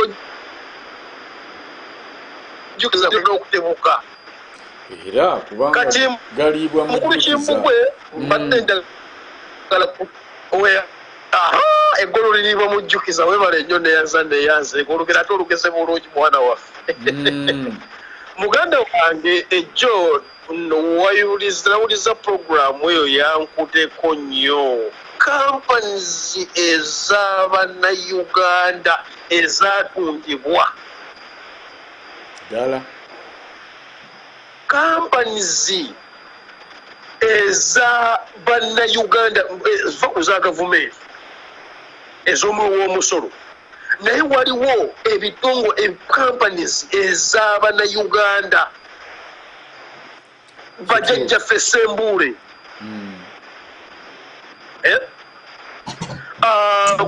gundi ono Sulaimani Kigundu Green Banka ne companies ezo zeryagezaako okugula alabe nti azisevinga zisigale mu bannayuganda mukadde waffe yafa bubi nnyo okiwulira kati bannange nze mbadde ngamba nti essaawa eno singa tubadde ne opposition entuufu e Uganda zino ze zandibadde ensonga juzi olina programu awo emabekawo gye wasomesa ng'otusomesa batye we tubanja okwenunula kwaffe nti tuleme kukaayana nti Kyagulanyi bamusibidde eruwuuka no tujjeyo statement emu tugambe nti kampani eno n'eno yalagawa okitegedde gundi zino ne zino ziri mu biwandiiko mannya gaani ekisaawe kyani mpulidde ekisaawe kyakuteesa ye bannange Mukama Katonda ekisaawe ky'eggwanga ate nga ssente zekikozesa ssente za wa musolo kati kiringa ekitongole ky'ennyonyi ekyo ssente za wa musolo naye ate kikolera mu individual bakyeguza okitegeera tulina okudimandinga companies zonna zi companies UTC basi ze zatambuzanga abannayuganda ebitongole nga printing webiryawo entebe munnantebe munnange mukulu gukiina abitegeera munnange ze nabeeranga entebe eyo wakwira gukiina naye simanyi kiki era nga musajja kyoyo ng'ayina erinnya okitegeera ne munnange kyetugamba nti okukula gy'okoma okulaba ebingi naliwo noku UN nempulira omwami oyo ng'ayogera ne ŋŋamba oh my god nawulira essanyu okuba nti munnantebe munnange era ŋŋamba nti okuddayo entebe nina buteesi kumulaba okiwulira era nabadde nteesa n'okuteesa nti nina bato bange abali ku ssomero eyo omwasoma bwa sajoni nja bamusindikira abamendaringi kubanga abo abaana baganda twetaaga okuyimusa n'emiti emito nga giyina emitima egyagala ensi yaabwe n'okulwanirira ensi yaabwe nga mukulu gukiina neyanzeege naye nga nkomekereza nzijukiza mamaliizi nti nze makuloni gyendi wano kale alhamdulillah beerayo makuloni kale weeyo bannaffe batono ddala waliwo wano nno message ze baŋŋambye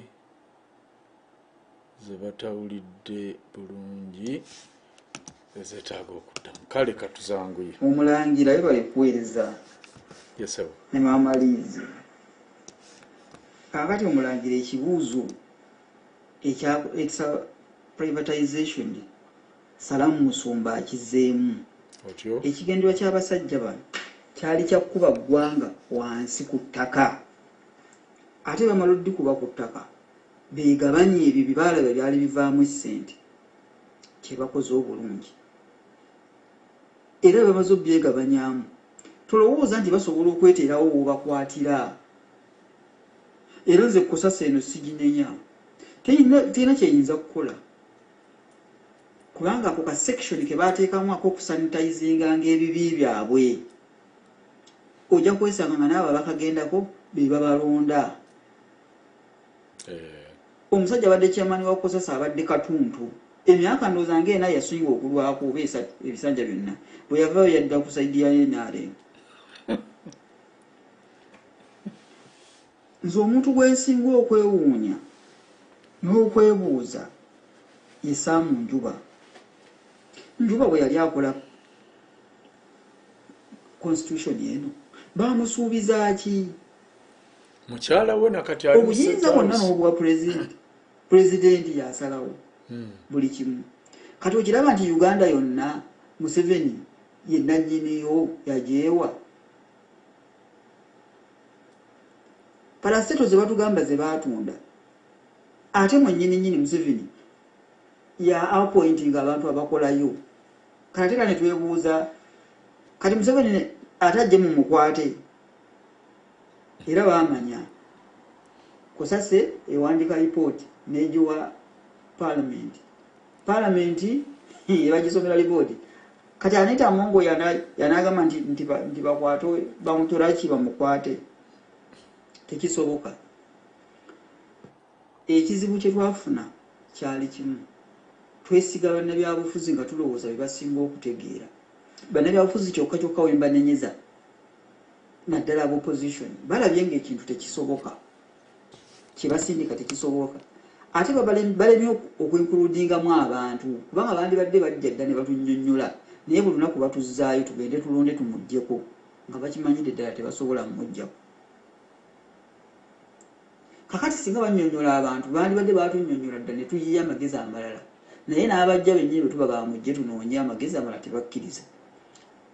Bobi Wine Jolo yazzeemu amagezi n'awandika ku gundi ye okusinziira ku by-election zonna ze baba wangudde kibeetaagisa okudda ku drawing board okunoonya alternative kubanga toyinza kugenda mu game ng'omusajja yasetinga rules wagenda ogiyingiramu nga tutegeera nti no rules yazisetinga obusiru obukuli. Twakuyita wano omusajja Omulangira wayita omusajja wano nga twakava mu kalulu wetu nti jangu tuyiye ekiddako osanga singa yajjiraawo singa tuli wala nnyo n'agaana batambula nabo balubongoye ate kati yesiriwazi. Waliwo ka posti ke nalabye ng'omusajja agamba nti osobola okuguraduatinga n'ofuna degree omulimu ne gukubula. Naye omulimu bwe gukubula baganda wo oba mikwano gyo nejje kugulira iPhone. Ojje kugulira iPhone n'ogulawo page social media ojja. Kyekyewuunyisa ate bw'ojja otandika kuwaanirako abakutuusa mu mbeera eyo eyakummisa omulimu yakulemesa okufuna omulimu ogwokukola bw'otandika okuwaana n'endyoka ndaba babuloga bano. Nengamba kati ddala full figure ayinza okukiteebereza ekyo nti embeera emu eyamutuusaawo kati ye alowooza lwafunyemu naye nga tamanyi nti embeera eyamutuusaawo oba kusoma oba butasoma kyava ku bano baawaana ddala kusaasira olowooza akimanyi. Simanyi. Taali obwe buzibu bwe tulimu. Tebiyinza kwesiga muntu yenna era bannayuganda bandivudde ku kalulu. Muleke Museveni agende yeeronde n'abantu be kubanga weewuunya palamenti erina kyeyinza kukola. Ba MP bonna abasinga obungi ba NRM kyokka ate beesinga bonna ba indigenous be bakozesa naye nga tebamanyi na kigenda mu maaso. Njawulo ntono ne be baawa amasimu ne bagulawo page ku internet abo ba MP ba NRM. Ate ba MP bo bayisaawo buyisa ssente for financial n'amateeka naye abantu abakuumye regime be bantu bana bali wansi LC1 LC2 LC3 LC5 abantu ba NRM. N'afiira nawo nga mulaba awaana ne t-shirt emukaddiyiddeko ate era kati bw'osomesezza wano ngamba nti kati kkooti kyeyinza osala omusango nze nali mmanyi bw'ofuuka omulamuzi olina okunoonyayo erinnya ekkambwe be balamuzi be baliyo bonna be baateekayo nze nalabako omulamuzi bwe bayitanga Ssekkokko naye mumbuulyeyo gundi ki religion kyetuuma Ssekkokko walabuddeyo Ssekkokko erinnya eddala kati mugenderera abalamuzi bonna abalina amannya buza gakubbirako okwekweka bangi abalamuzi bonna abasinga bafaanana bwe batyo ne bali kuweereza. Teyali Wankoko ne Wambuzi yaliyo yali Wakko Wambuzi teyali Ssekkokko. Omulamuzi erinnya yali Wakko Wambuzi si Ssekkokko ssebo. Kansuubire nti ekyo munnabusiro okitegedde bulungi. Teyali Ssekkokko. Kale katumalirize ne bannaffe wano ono Mulangira ne mama Elizabeth mwali kutuweereza n'abali mu chatroom mwena mbalamusaako bali kutusomesa obutakoowa. Bano abasaadda bo bayida nga balina ebigendererwa baibwe batandikirawo okutwiba nga bakaalina kugema bakaali kwidana mu buyinza era olwagema obuyinza omulimu gwabwe gwajja mu maiso. Baatwiba ife baatufuula bize. Twaba kirala baatufuula bize nga tetuyidde bijja mu maiso. Era singa ndowooza abantu abali mu Uganda abandi tubaneneza bwereere. Era fena singa TUNN kuba nga tutugyena engeri eno gye tusobola okwasesinga network.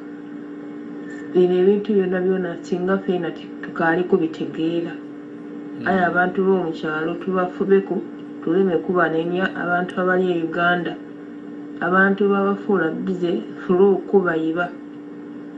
Ate ne obwa bize bwe batufuula sente dona de tukola ate twatusigala nga tubakolerera. Babanyiginya.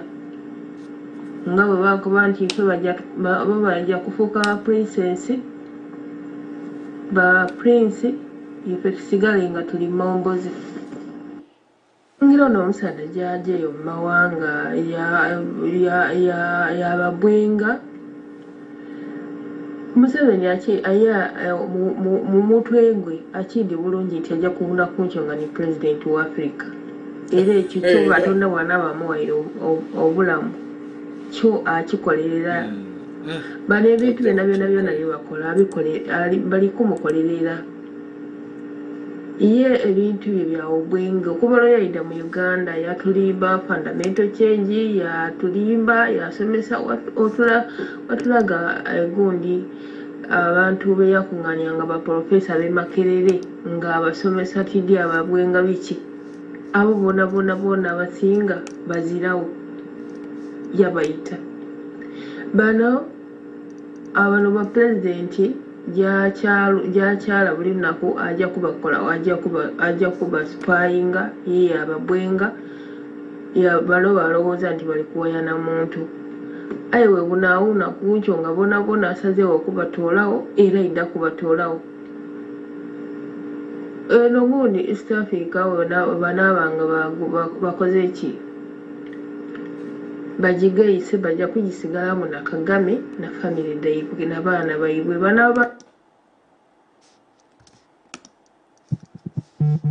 bandi bajja kubayita.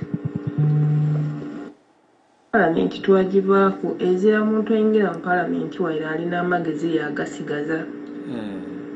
Bonna abaliyo amagezi okuba bayingira palamenti kibasigaza amagezi. Omuntu eyayingira palamenti yagifuluma. Omuntu eyayingira mu state house yafuluma kaalimu amagezi ng'ategeera bulungi nga bwe yagiireyo.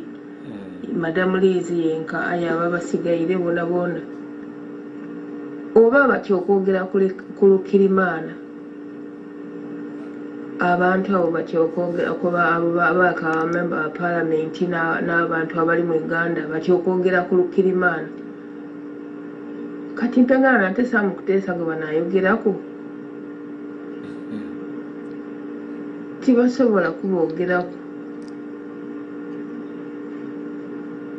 Kubanga bano abantu kye basooka okwega kutiisatiisa bantu. Era eyo byonna obukiiko bwonna kubuzaabuza bannayuganda kumala biseera nga babisaawo ebyaiwayinga ekyokukola bajja okuleeta ensonga ku meeza nga ekyokukola bakiidi. Ngira parish model odibona. Nze waliwo kyekukobera nkiidi bano ba parish chief babona abaida ku byalo n'abalonda ba parish chief. Kati mpegano parish chief akoba abantu nti tujja kuwa abantu sente abali organized nga balina group. Aye Mulangira waliwo omuvubuka gwe bawa sente ng'azira na group nga awandiisa abantu aye nga ba family ye. Mpegano bakoba nti tujja kukuwa kati mpegano tugeze nga bwe banakoba nti bajja kukuwa obukayira baba 500 nga babuwaire group wano bakiwandiika nti bali kubuwa group.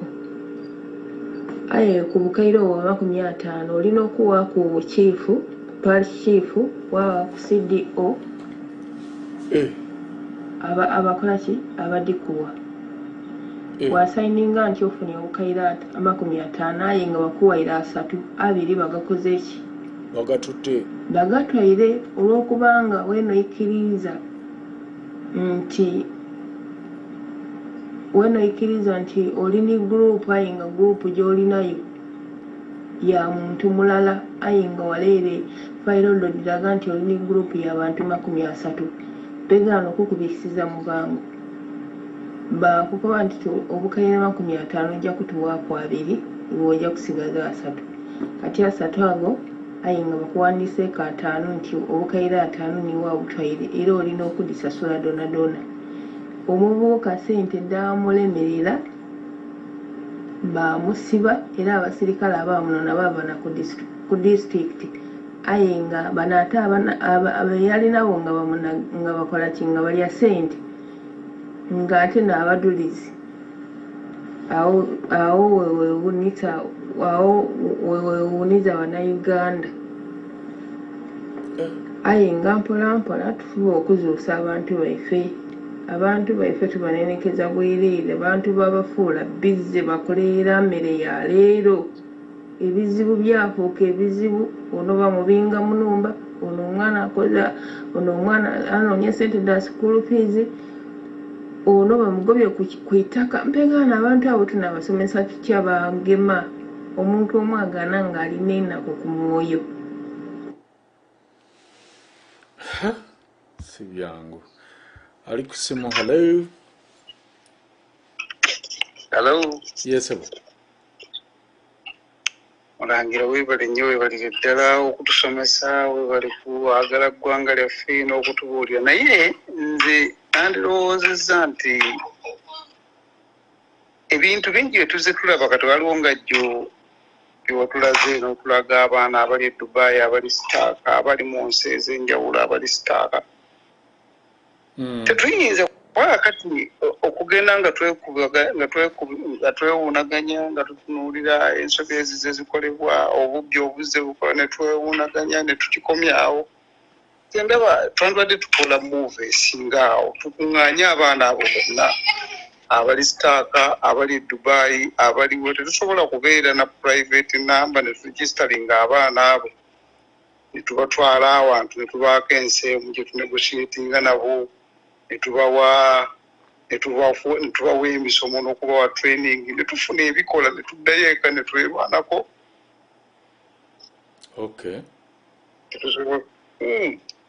Kubanga tulemerera okubeera nga twekubagiza tuddamu kwekubagiza tubeeko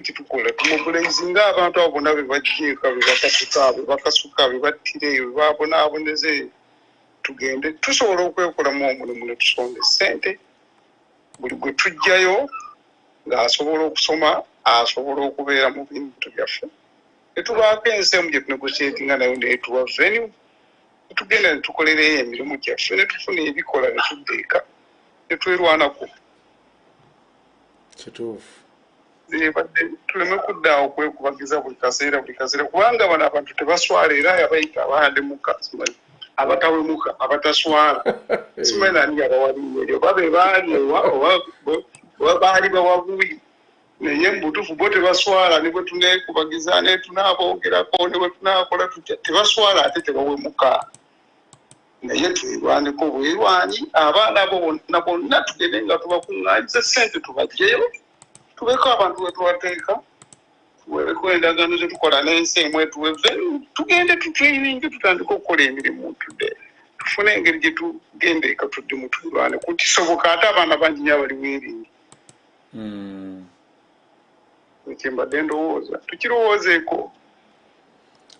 Ssebo tewali tabbu kubanga buli pulaani yonna eyanirizibwa ku tebo era kyeki kituyisa bannayuganda ffenna okujja twegatte wamu era tusalire wamu amagezi. Nebakuba nti kati ebintu ebimu tetusobolera kubyogerera nnyo wano nga nabali nabo batuwulira bo ebyabwe babikola tetuwulira bwekiri era kyeki tuyisa twagala tufune platform wetuteeseza tukuŋŋaanya abaana abo bonna bagenda bakasuka bonna buli gwe bakasukanga eno ffe tulonda buli gwe bakasukanga tulonda tugenda training abaana be tubawe ebikola tuddeyo eka twebaaneko abafu abawona tusanyuke awo n'asigala ensi egula mirambo yadde nga temuli bugwe naye tewali kyakukola kati kale muganda wange oteyanziza webale nnyo sebo nawe webale okuteesa bwotyo Omulangira nkulamusiza ssebo tuweereza emamaliizi ekibuuzo kyange muganda wange kijja kuba kimpi nze mbuuza ebikolobero ebyo ebitukoleddwako byonna nga biriko n'obujulizi tubiroopa wa tewali makooti we tuyinza kwekubira nduulu ne tubaako engeri gye tukyalenjingamu abasajja bano obeera bannabyabufuzi be balina okukulemberamu kimbadde nsaba okuntangaaza kale weebalire ddala ekyo era ndowooza tujja kyetangaaliza eyo bbali Omulangira n'amamaliizi mebale programu wabula ogenda n'olowooza ku bintu n'owulira nga ne wooli tokyagyawo notunuulira ebintu ebigenda mu Uganda oba ebibadde ku mulembe gwa ligimu eno n'osoberwa ate ne batingenda okusabira nti tandika endowooza okunoonyereza bonna abali mu byo nga gino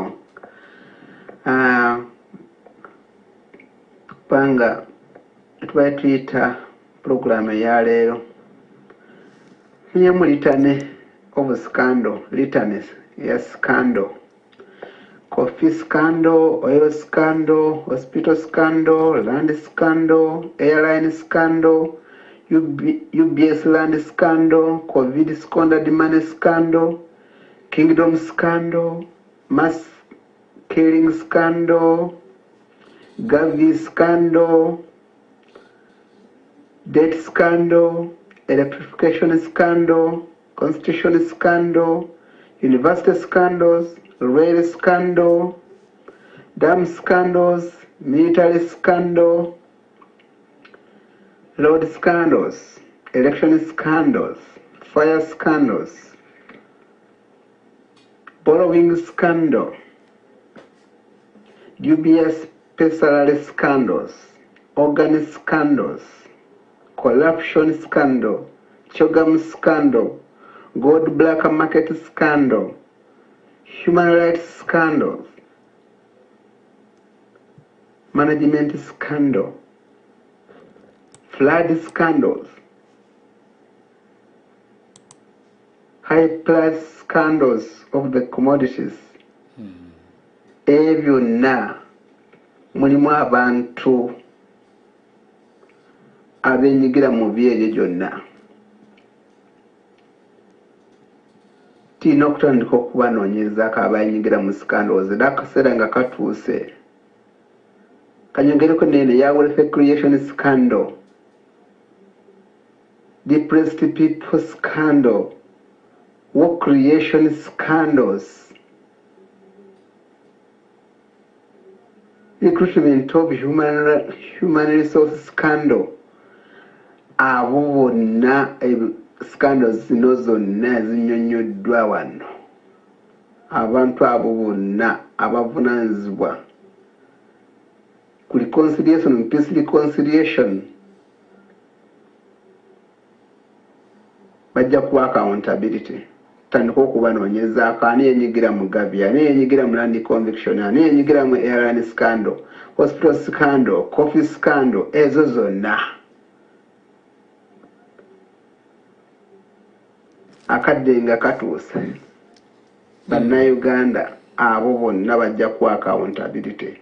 Bagenda kugiweerawo accountability nga tumaze okuyingira mu kigambo kya federo mu nfuga ya federo. Awo nno bannayuganda scandals zino zonna zonna ezireese eggwanga lyaffe okuba nti ligenda okuva ku map balina okubeera accountable. Awo ne tukola bannayuganda tujje twegatte nga twegattira mu Uganda Federal Consultative Council tusobole okulaba nti tuzza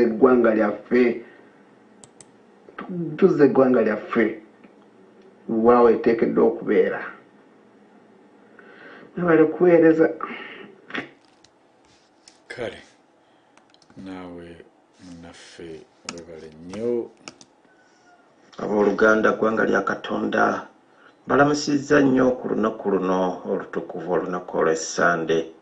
Mwasuze mutya abalonzi abaagalwa? Katwebuulirire ku bigambo bino bye tusoma mu bbaluwa y'Ababebuley mutwe gwa 12 olunyiriri olw'okutaano olw'omusanvu era genda osoma olw'ekkumi n'olw'ekkumi-n'esatu.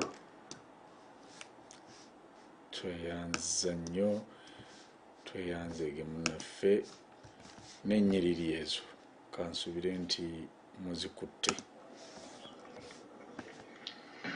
Nangira gyebaliko kale sebo ne waffe ddoozi obudde bukedde kati nawano kati mulangira ekiriwo tulina omulimu omunene kubanga tulina okutereeza wano ewaffe ate tulina n'okutereeza Rwanda eyo kubanga ekikoligo ekyasaanyawo abahutu n'abaana abato kyasinzira wano waffe naye Rwanda tulina okugidiza bannannyini y'abatuufu era n'oyo Kagame waali awo yeesootinga kubanga ekyanikwa kigamba nti love your neighbor as you love yourself. Abahutu n'abato abaniiba baffe ekyo ekikoligo kituliko osanga n'ekikoligo kino ekyaffe okubonaabona wano kyava ku kusembeza Museveni n'atulugunya abantu abatalina musango baanannyini nsi ng'akozesa muganda we Kagame. Kati tulina okweggyako ekikoligo kino ekitudde wano ewaffe wano ate tumale tuddize n'abahutu n'abatwa ensi yaabwe. Awo Katonda ajja tuwa omukisa okweggyako ekikolimo kino ekyatuyingira mu Great Lakes. Kuno kwe kuteesa kwange ate n'okulabula kuno ba politicians bonna abali mu gavumenti tubaadde mwaka guno gwokka okola mu gavumenti ya Museveni. Beginning next year ebinaabeerawo tebatunenya. We are the indigenous Ugandans.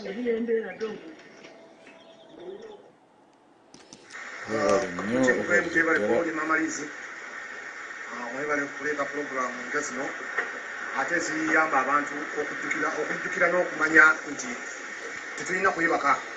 Kituufu ddala Kimbugwe kyoyogedde nti abantu babeera reluctant ekintu ne bakinomalizinga embeera ne bagitwalirayo nti owange tetulina kyakola kubanga bwe twatuuka wakati bannayuganda naddala bwe njogera ku bannayuganda balimu ebika bya mirundi nga 3.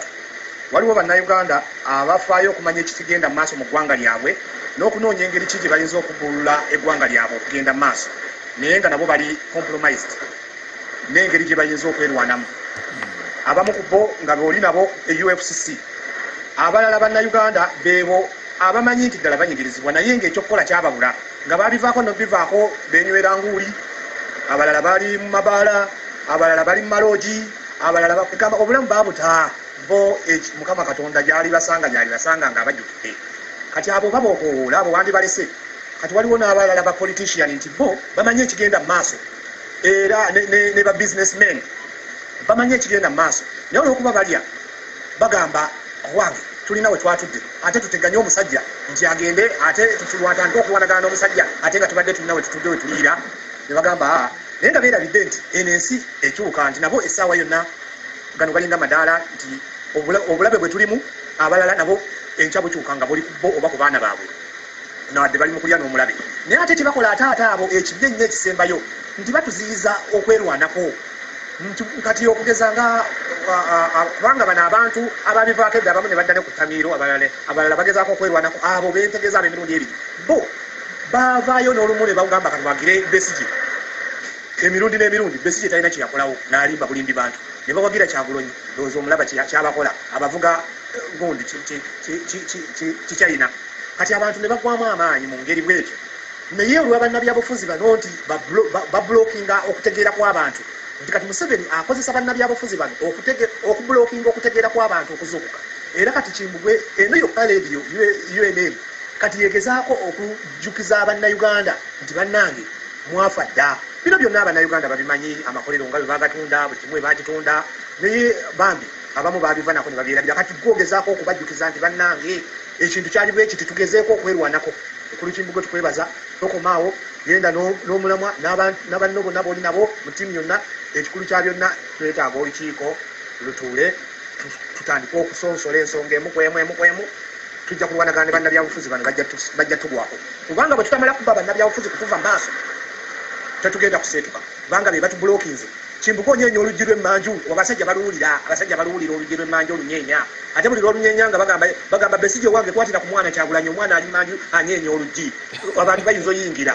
kati awo okugambye Kimbugwe ekyoliko tota nze kyeŋŋamba era kyentegeeza bannabyabufuzi n'abantu abalala abeefubiridde nga bakolagana noono omusajja kanyuunyuusi nti amakomera go gazimbibwa kitalya gyali luzira gyali yonna wemuna okuba muli bangi wemunaalema wetunaaba tutulina tubateeka kubasiba abamu tugenda bateeka mu toyi zaffe kubanga bannayuganda mubakoze ebikolobero bannabyabufuzi bye mutasobola kusasulira essaawa eno bwe mutavaayo ne mwegatta ku bantu abavuddeyo okugamba nti twetaaga federo buli muntu asobole okufuna obwenkanyi mu region gy'ava mu district mu gundi gy'ava omu gy'ava bafune abantu bafune obwenkanyi bwe mutali kikola walaaya amakomera galabika amatono nnyo gazimbiddwa mugenda kusibwa kubanga ensi temulowooza nti tekyuka ensi ekyuka ate egenda kyuka ne bwe giriba myaka 2 ensi egenda kyuka ate buli muntu balina mumuwoleza mu ggwanga gy'ava era balimusibira mu ggwanga gy'ava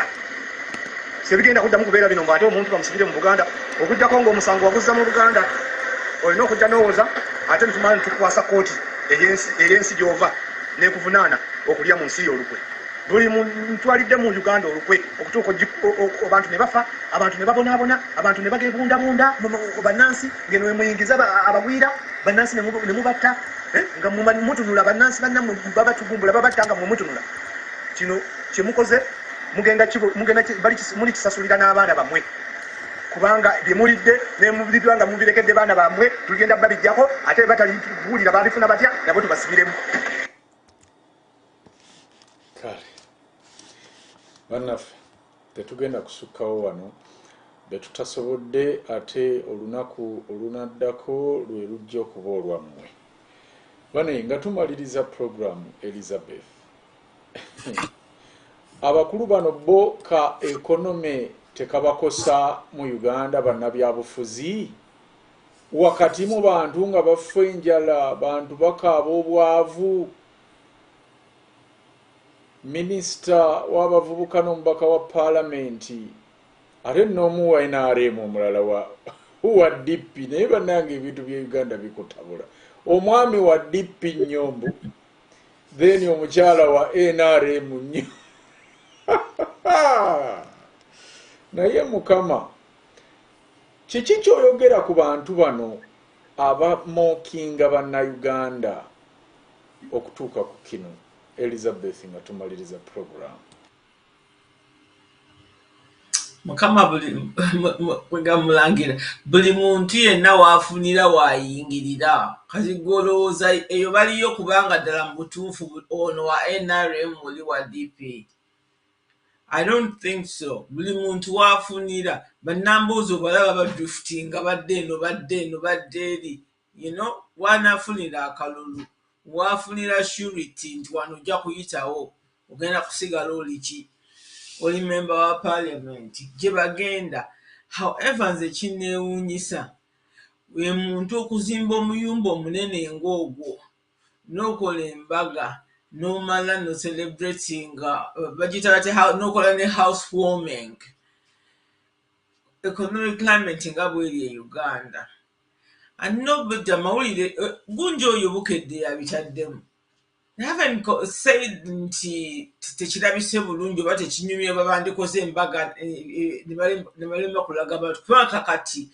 obatunuulira nakiwala kati ng'oyo weebuuza nti ssente ezo zonna ezizimbye omuyumba ogwo oba eziyita 10 bedroom because the house is huge ne weebuuza nti ssente ezo ddala mu butuufu bazijjawa bwe bubbi butuva okwogerako Mulangira oba okuba nti nno buli kantu konna bakeekutte buli kantu konna akalabika nti kayinza okuvaamu ssente zandiyambye okuzimba amalwaliro zandiyambye ku education zonna batwala ntwale ne bateeka mu nsawo zaabwe. That is why they are able to live like that. Ate nebyokurenewinga no vowels abantu tebabikolangako kaba kajanja. Abantu abarenewinga vowels Mulangira bayambalanga busuuti ne bagenda mu church. Tebakola mbaga zino nga bano zebakola ne kubeerako ne receptions ennene. I know I've renewed vows. However, nze nali sifunye white wedding. I had walked into a town hall with the late Wamala netukola ki ne batugatta. Yali yansuubiza nti bwe tuddayo e Uganda tujja kukola white wedding. So we called it a renewal of vows, but the actual sense yali embaga kubanga embaga zisaanye okubeera mu church. Naye Mulangira nze abantu ba NRM bano nze sibategeera bali insensitive, they lack self-awareness, tebalina empathy, tebafa ku bantu babalonda bateeka mu parliament beefaako bokka. Bali involved mu kutulugunya the rest of us. Tewali kintu kyonna kitambula system nfu. System buli katongole konna kafu. Buli kwa muwona babyewo ssente. Ettaka balibbye. Buli resource bagiyingirira bintu ensi bagigabana. It's a very sad situation for all of us Mulangira ebintu byobadde otugamba ku wiiki eno. Naffe twongerezaako programu eno like okukirabinga into people's noses oba faces. Bategere bannange obuzibu tuliko. I understand nti abantu abali kuno bali committed okukola ki okulaba nti tufuna change. Naye twetaaga abantu abawera. Mulangira, we need everybody to come on board okupushinga ekintu kino. Otherwise, it's going to be... Kino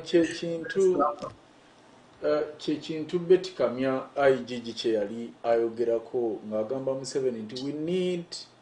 There is no way you can fight corruption without lifestyle audit. Ositegeera Mulangira. Kubanga kati bano abantu batubuulire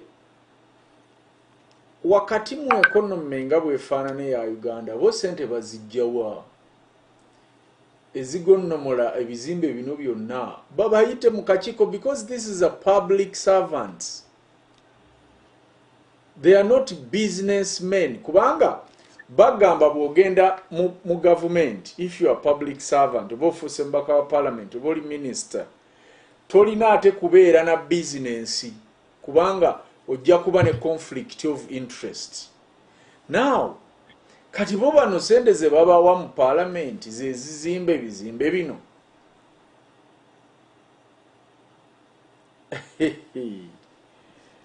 Kitalo.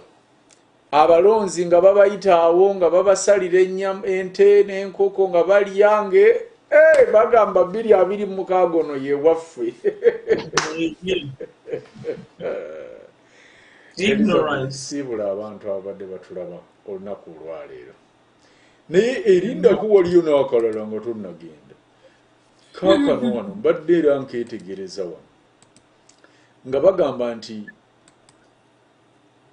CEO wa Ethiopia Airlines eno nno yesinga okukola amagoba mu Africa, si East Africa wabula mu Africa, naye ye afuna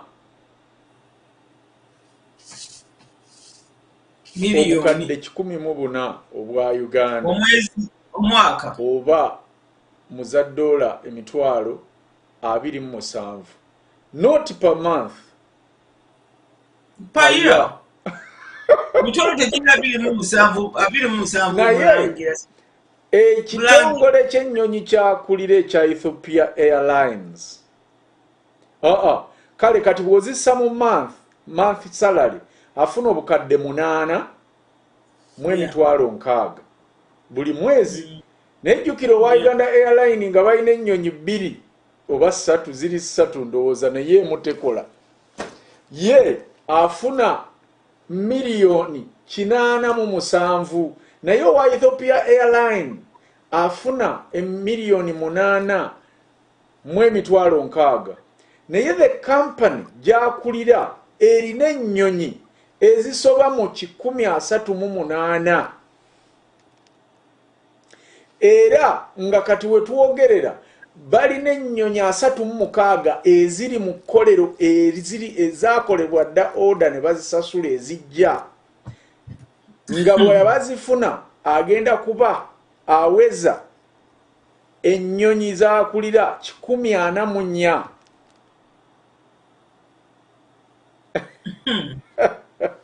bamuyita Tasubekere aweza emyaka kati nga 38 eja experience. Kakati kino tukyogereko tutya kino kyoyinza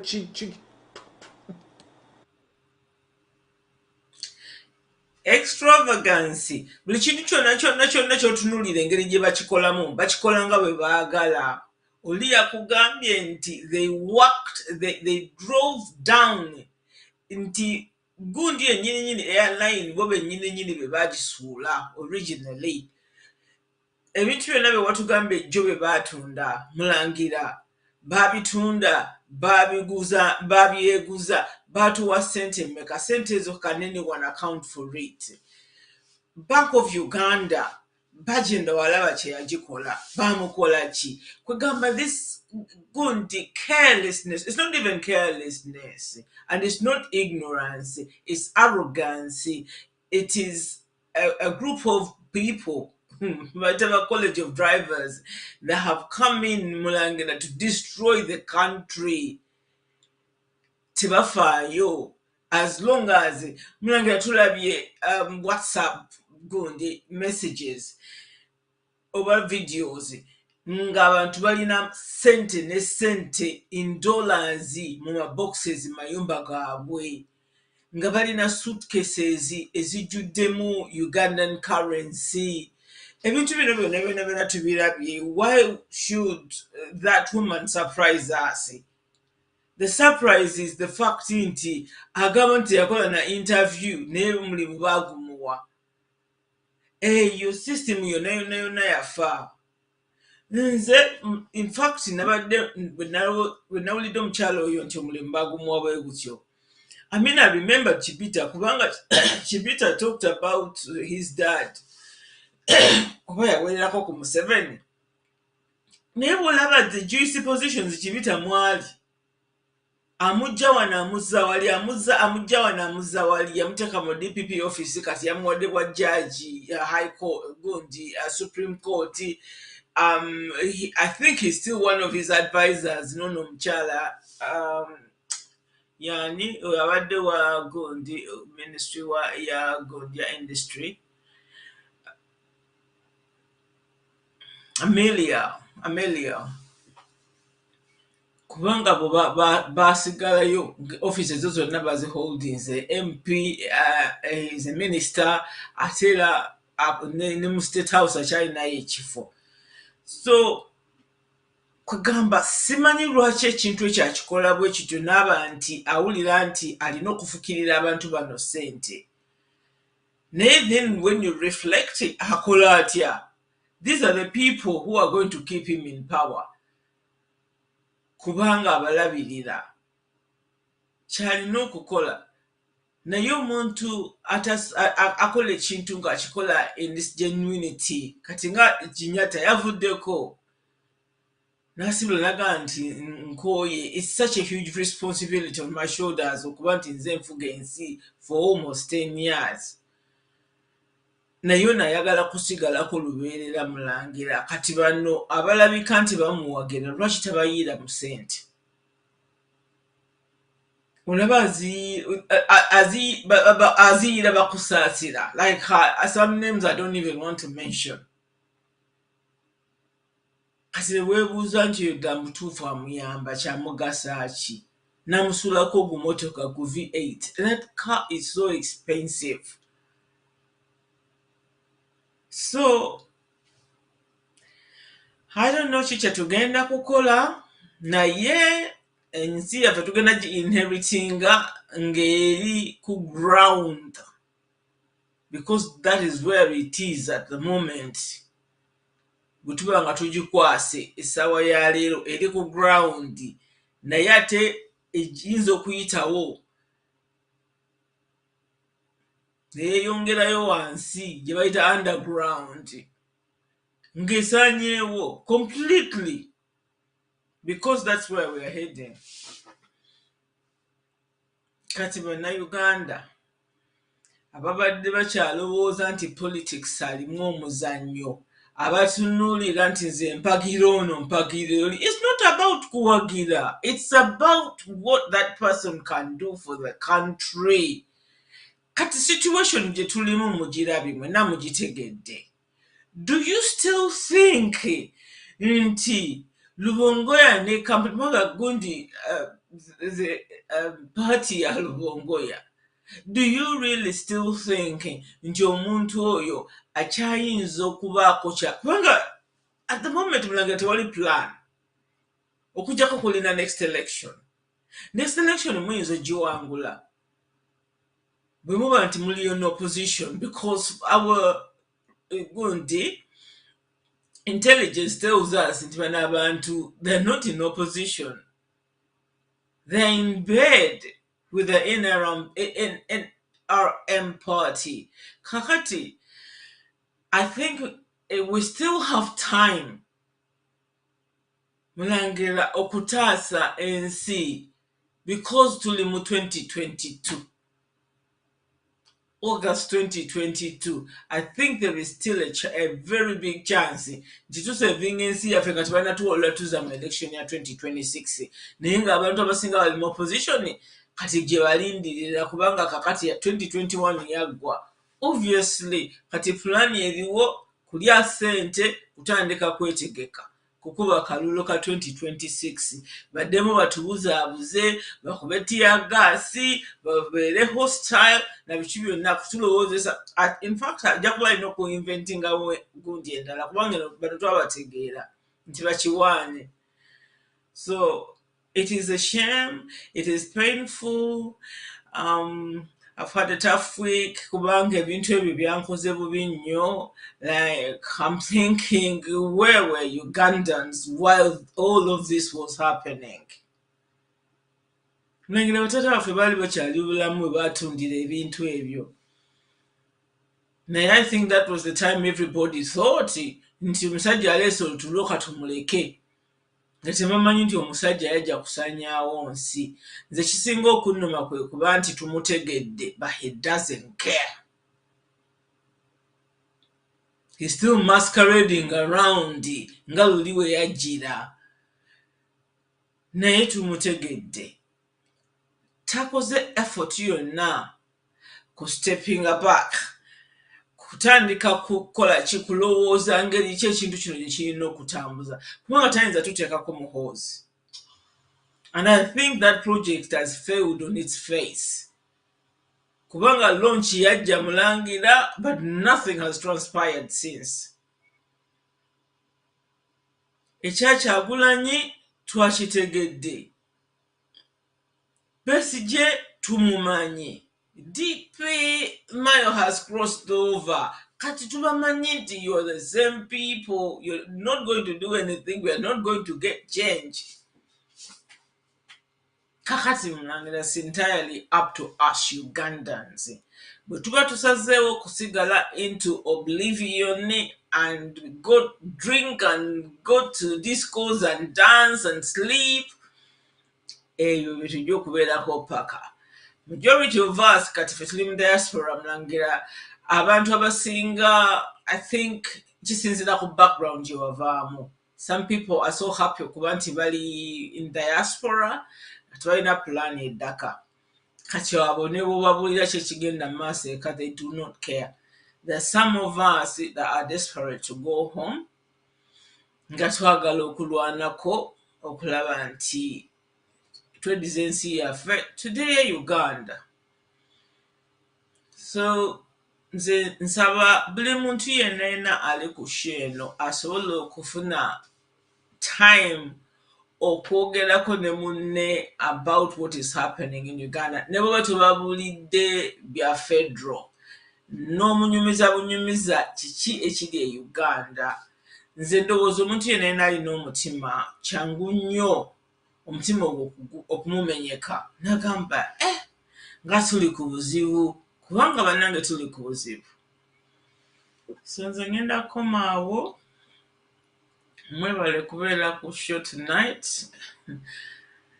Akume atakumira mpeera tujja kubalaba next week. Tweyanza nnyo tweyanzeege Mama Liz olwa research ono yenna gwetusizaako olunaku olwaleero ate tusuubira ku lw'omukaaga olujja okufuna ebingi ebisingako wano. Omukama akutukuumire na bonna boli nabo obatulabire. Bannayuganda mwebale ababaddewo okuva gye twatandikidde program paka na kati tebadde nnyangu naye Mama Liz abadde yatulabudde nga bw'eri nkola yange ennaku zino era ndooza sijja kufundikira na kyanjawulo kisingako wano. Njagadde tuwunzike leero na kano ke mulaba ku screen.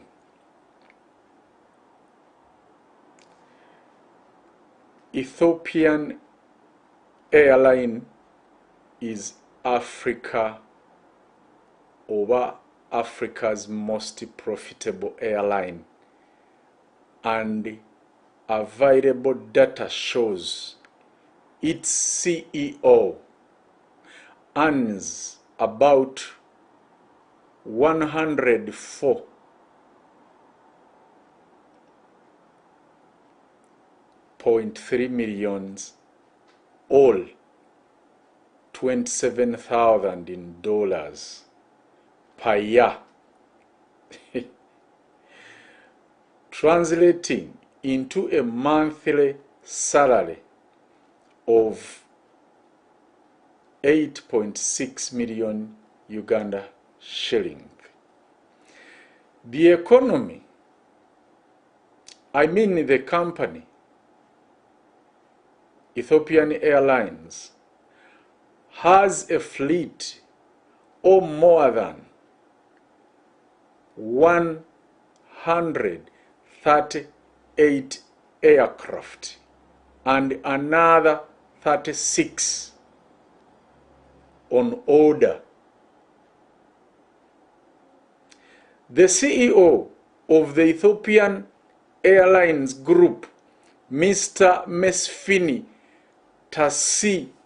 Tasewi Bekere, has more than 38 years of experience in airline management and operation.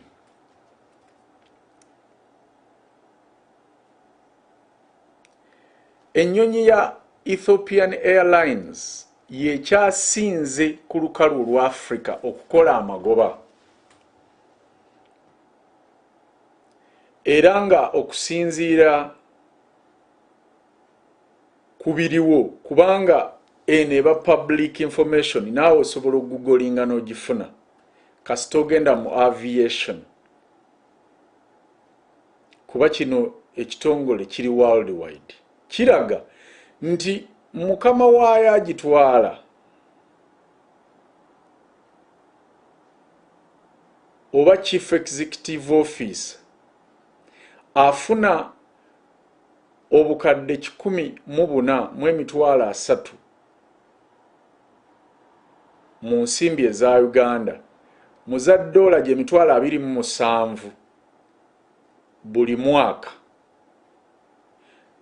kati bwozizza mu mwezi oba mu myezi aba afuna $8,600,000 buli mwezi. Naye kampani eno gy'akulira ebuusa omugatte gw'ennyonyi 138 n'endala 36 ezikyali mu kkolero ezinaatera okuggibwako engalo ziwere ennyonyi 144. Omukulu ono bassenkaggale wa Ethiopian Airlines Group omwami Mesifini Taswi Bekere alina obumanyirivu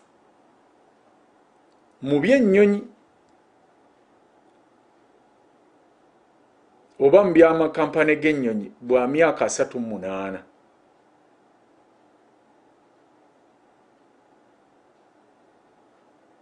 Okubiddukanya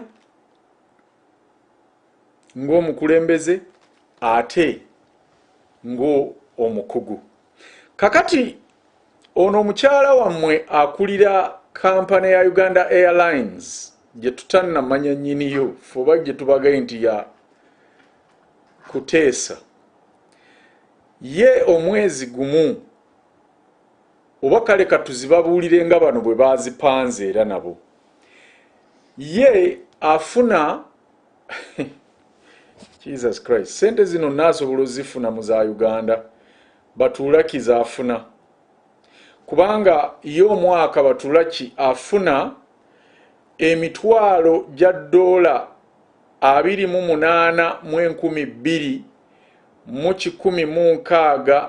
162. Kitegeeza nti omwezi gumu afuna emitwalo 2,13 n'omusobyo, naye ono afuna 2,700 omwaka. Kati owa Uganda ng'akulira ennyonyi 2 kuba emu tebuuka etwala balwadde, ye afuna emitwalo 2,13 omwezi. Kitegeeza kuba kubulako 4,000 okuweza owa Ethiopia Airlines zaafuna omwaka. Ono sente zaafuna bw'ozibala mu nsimbi eza Uganda omwaka ng'okosezza 3,700. Calculator mulowooza teganya okubala, teziganya okugyako. Katugyebase wapi eganya okukyuka, eganya. Naye omwaka ono omwana naye katuziteeke wano kubanga ate lwaki tugenda nga tetuzitegedde. Tugambye ali mu mitwalo emeka, gibadde 20 sokoleke katuziteere ddala wano. Mitwalo 8,700,000 zaafuna omwezi, zikubiseemu oba zigabiremu, kale katuzikubise bukubisa emirundi 12 gwe mwaka aba afuna ye omuntu omu akawumbi kamu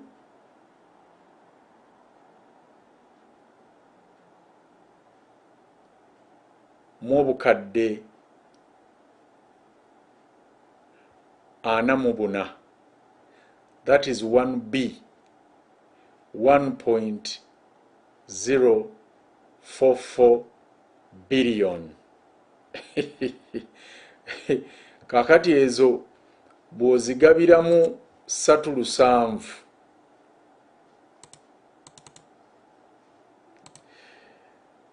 gye giri emitwalo 28,200 mu 162 zembagambye ku nnyonyi 2 bano abantu bw'oba balaba ddala bakola kifiiriza basuula nsi bayinza n'okuba nga ne bye batugamba si bituufu naye kufuula gwe owulire ngu obeera kwegamba batufuule tubeere anxiety tubeere frustrated tubeere kwega tubeere awo nga tetulina nakye tukyalowooza.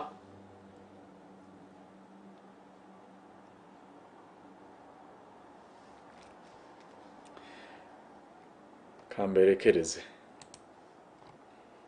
God bless you and God bless Uganda. Bye bye for now.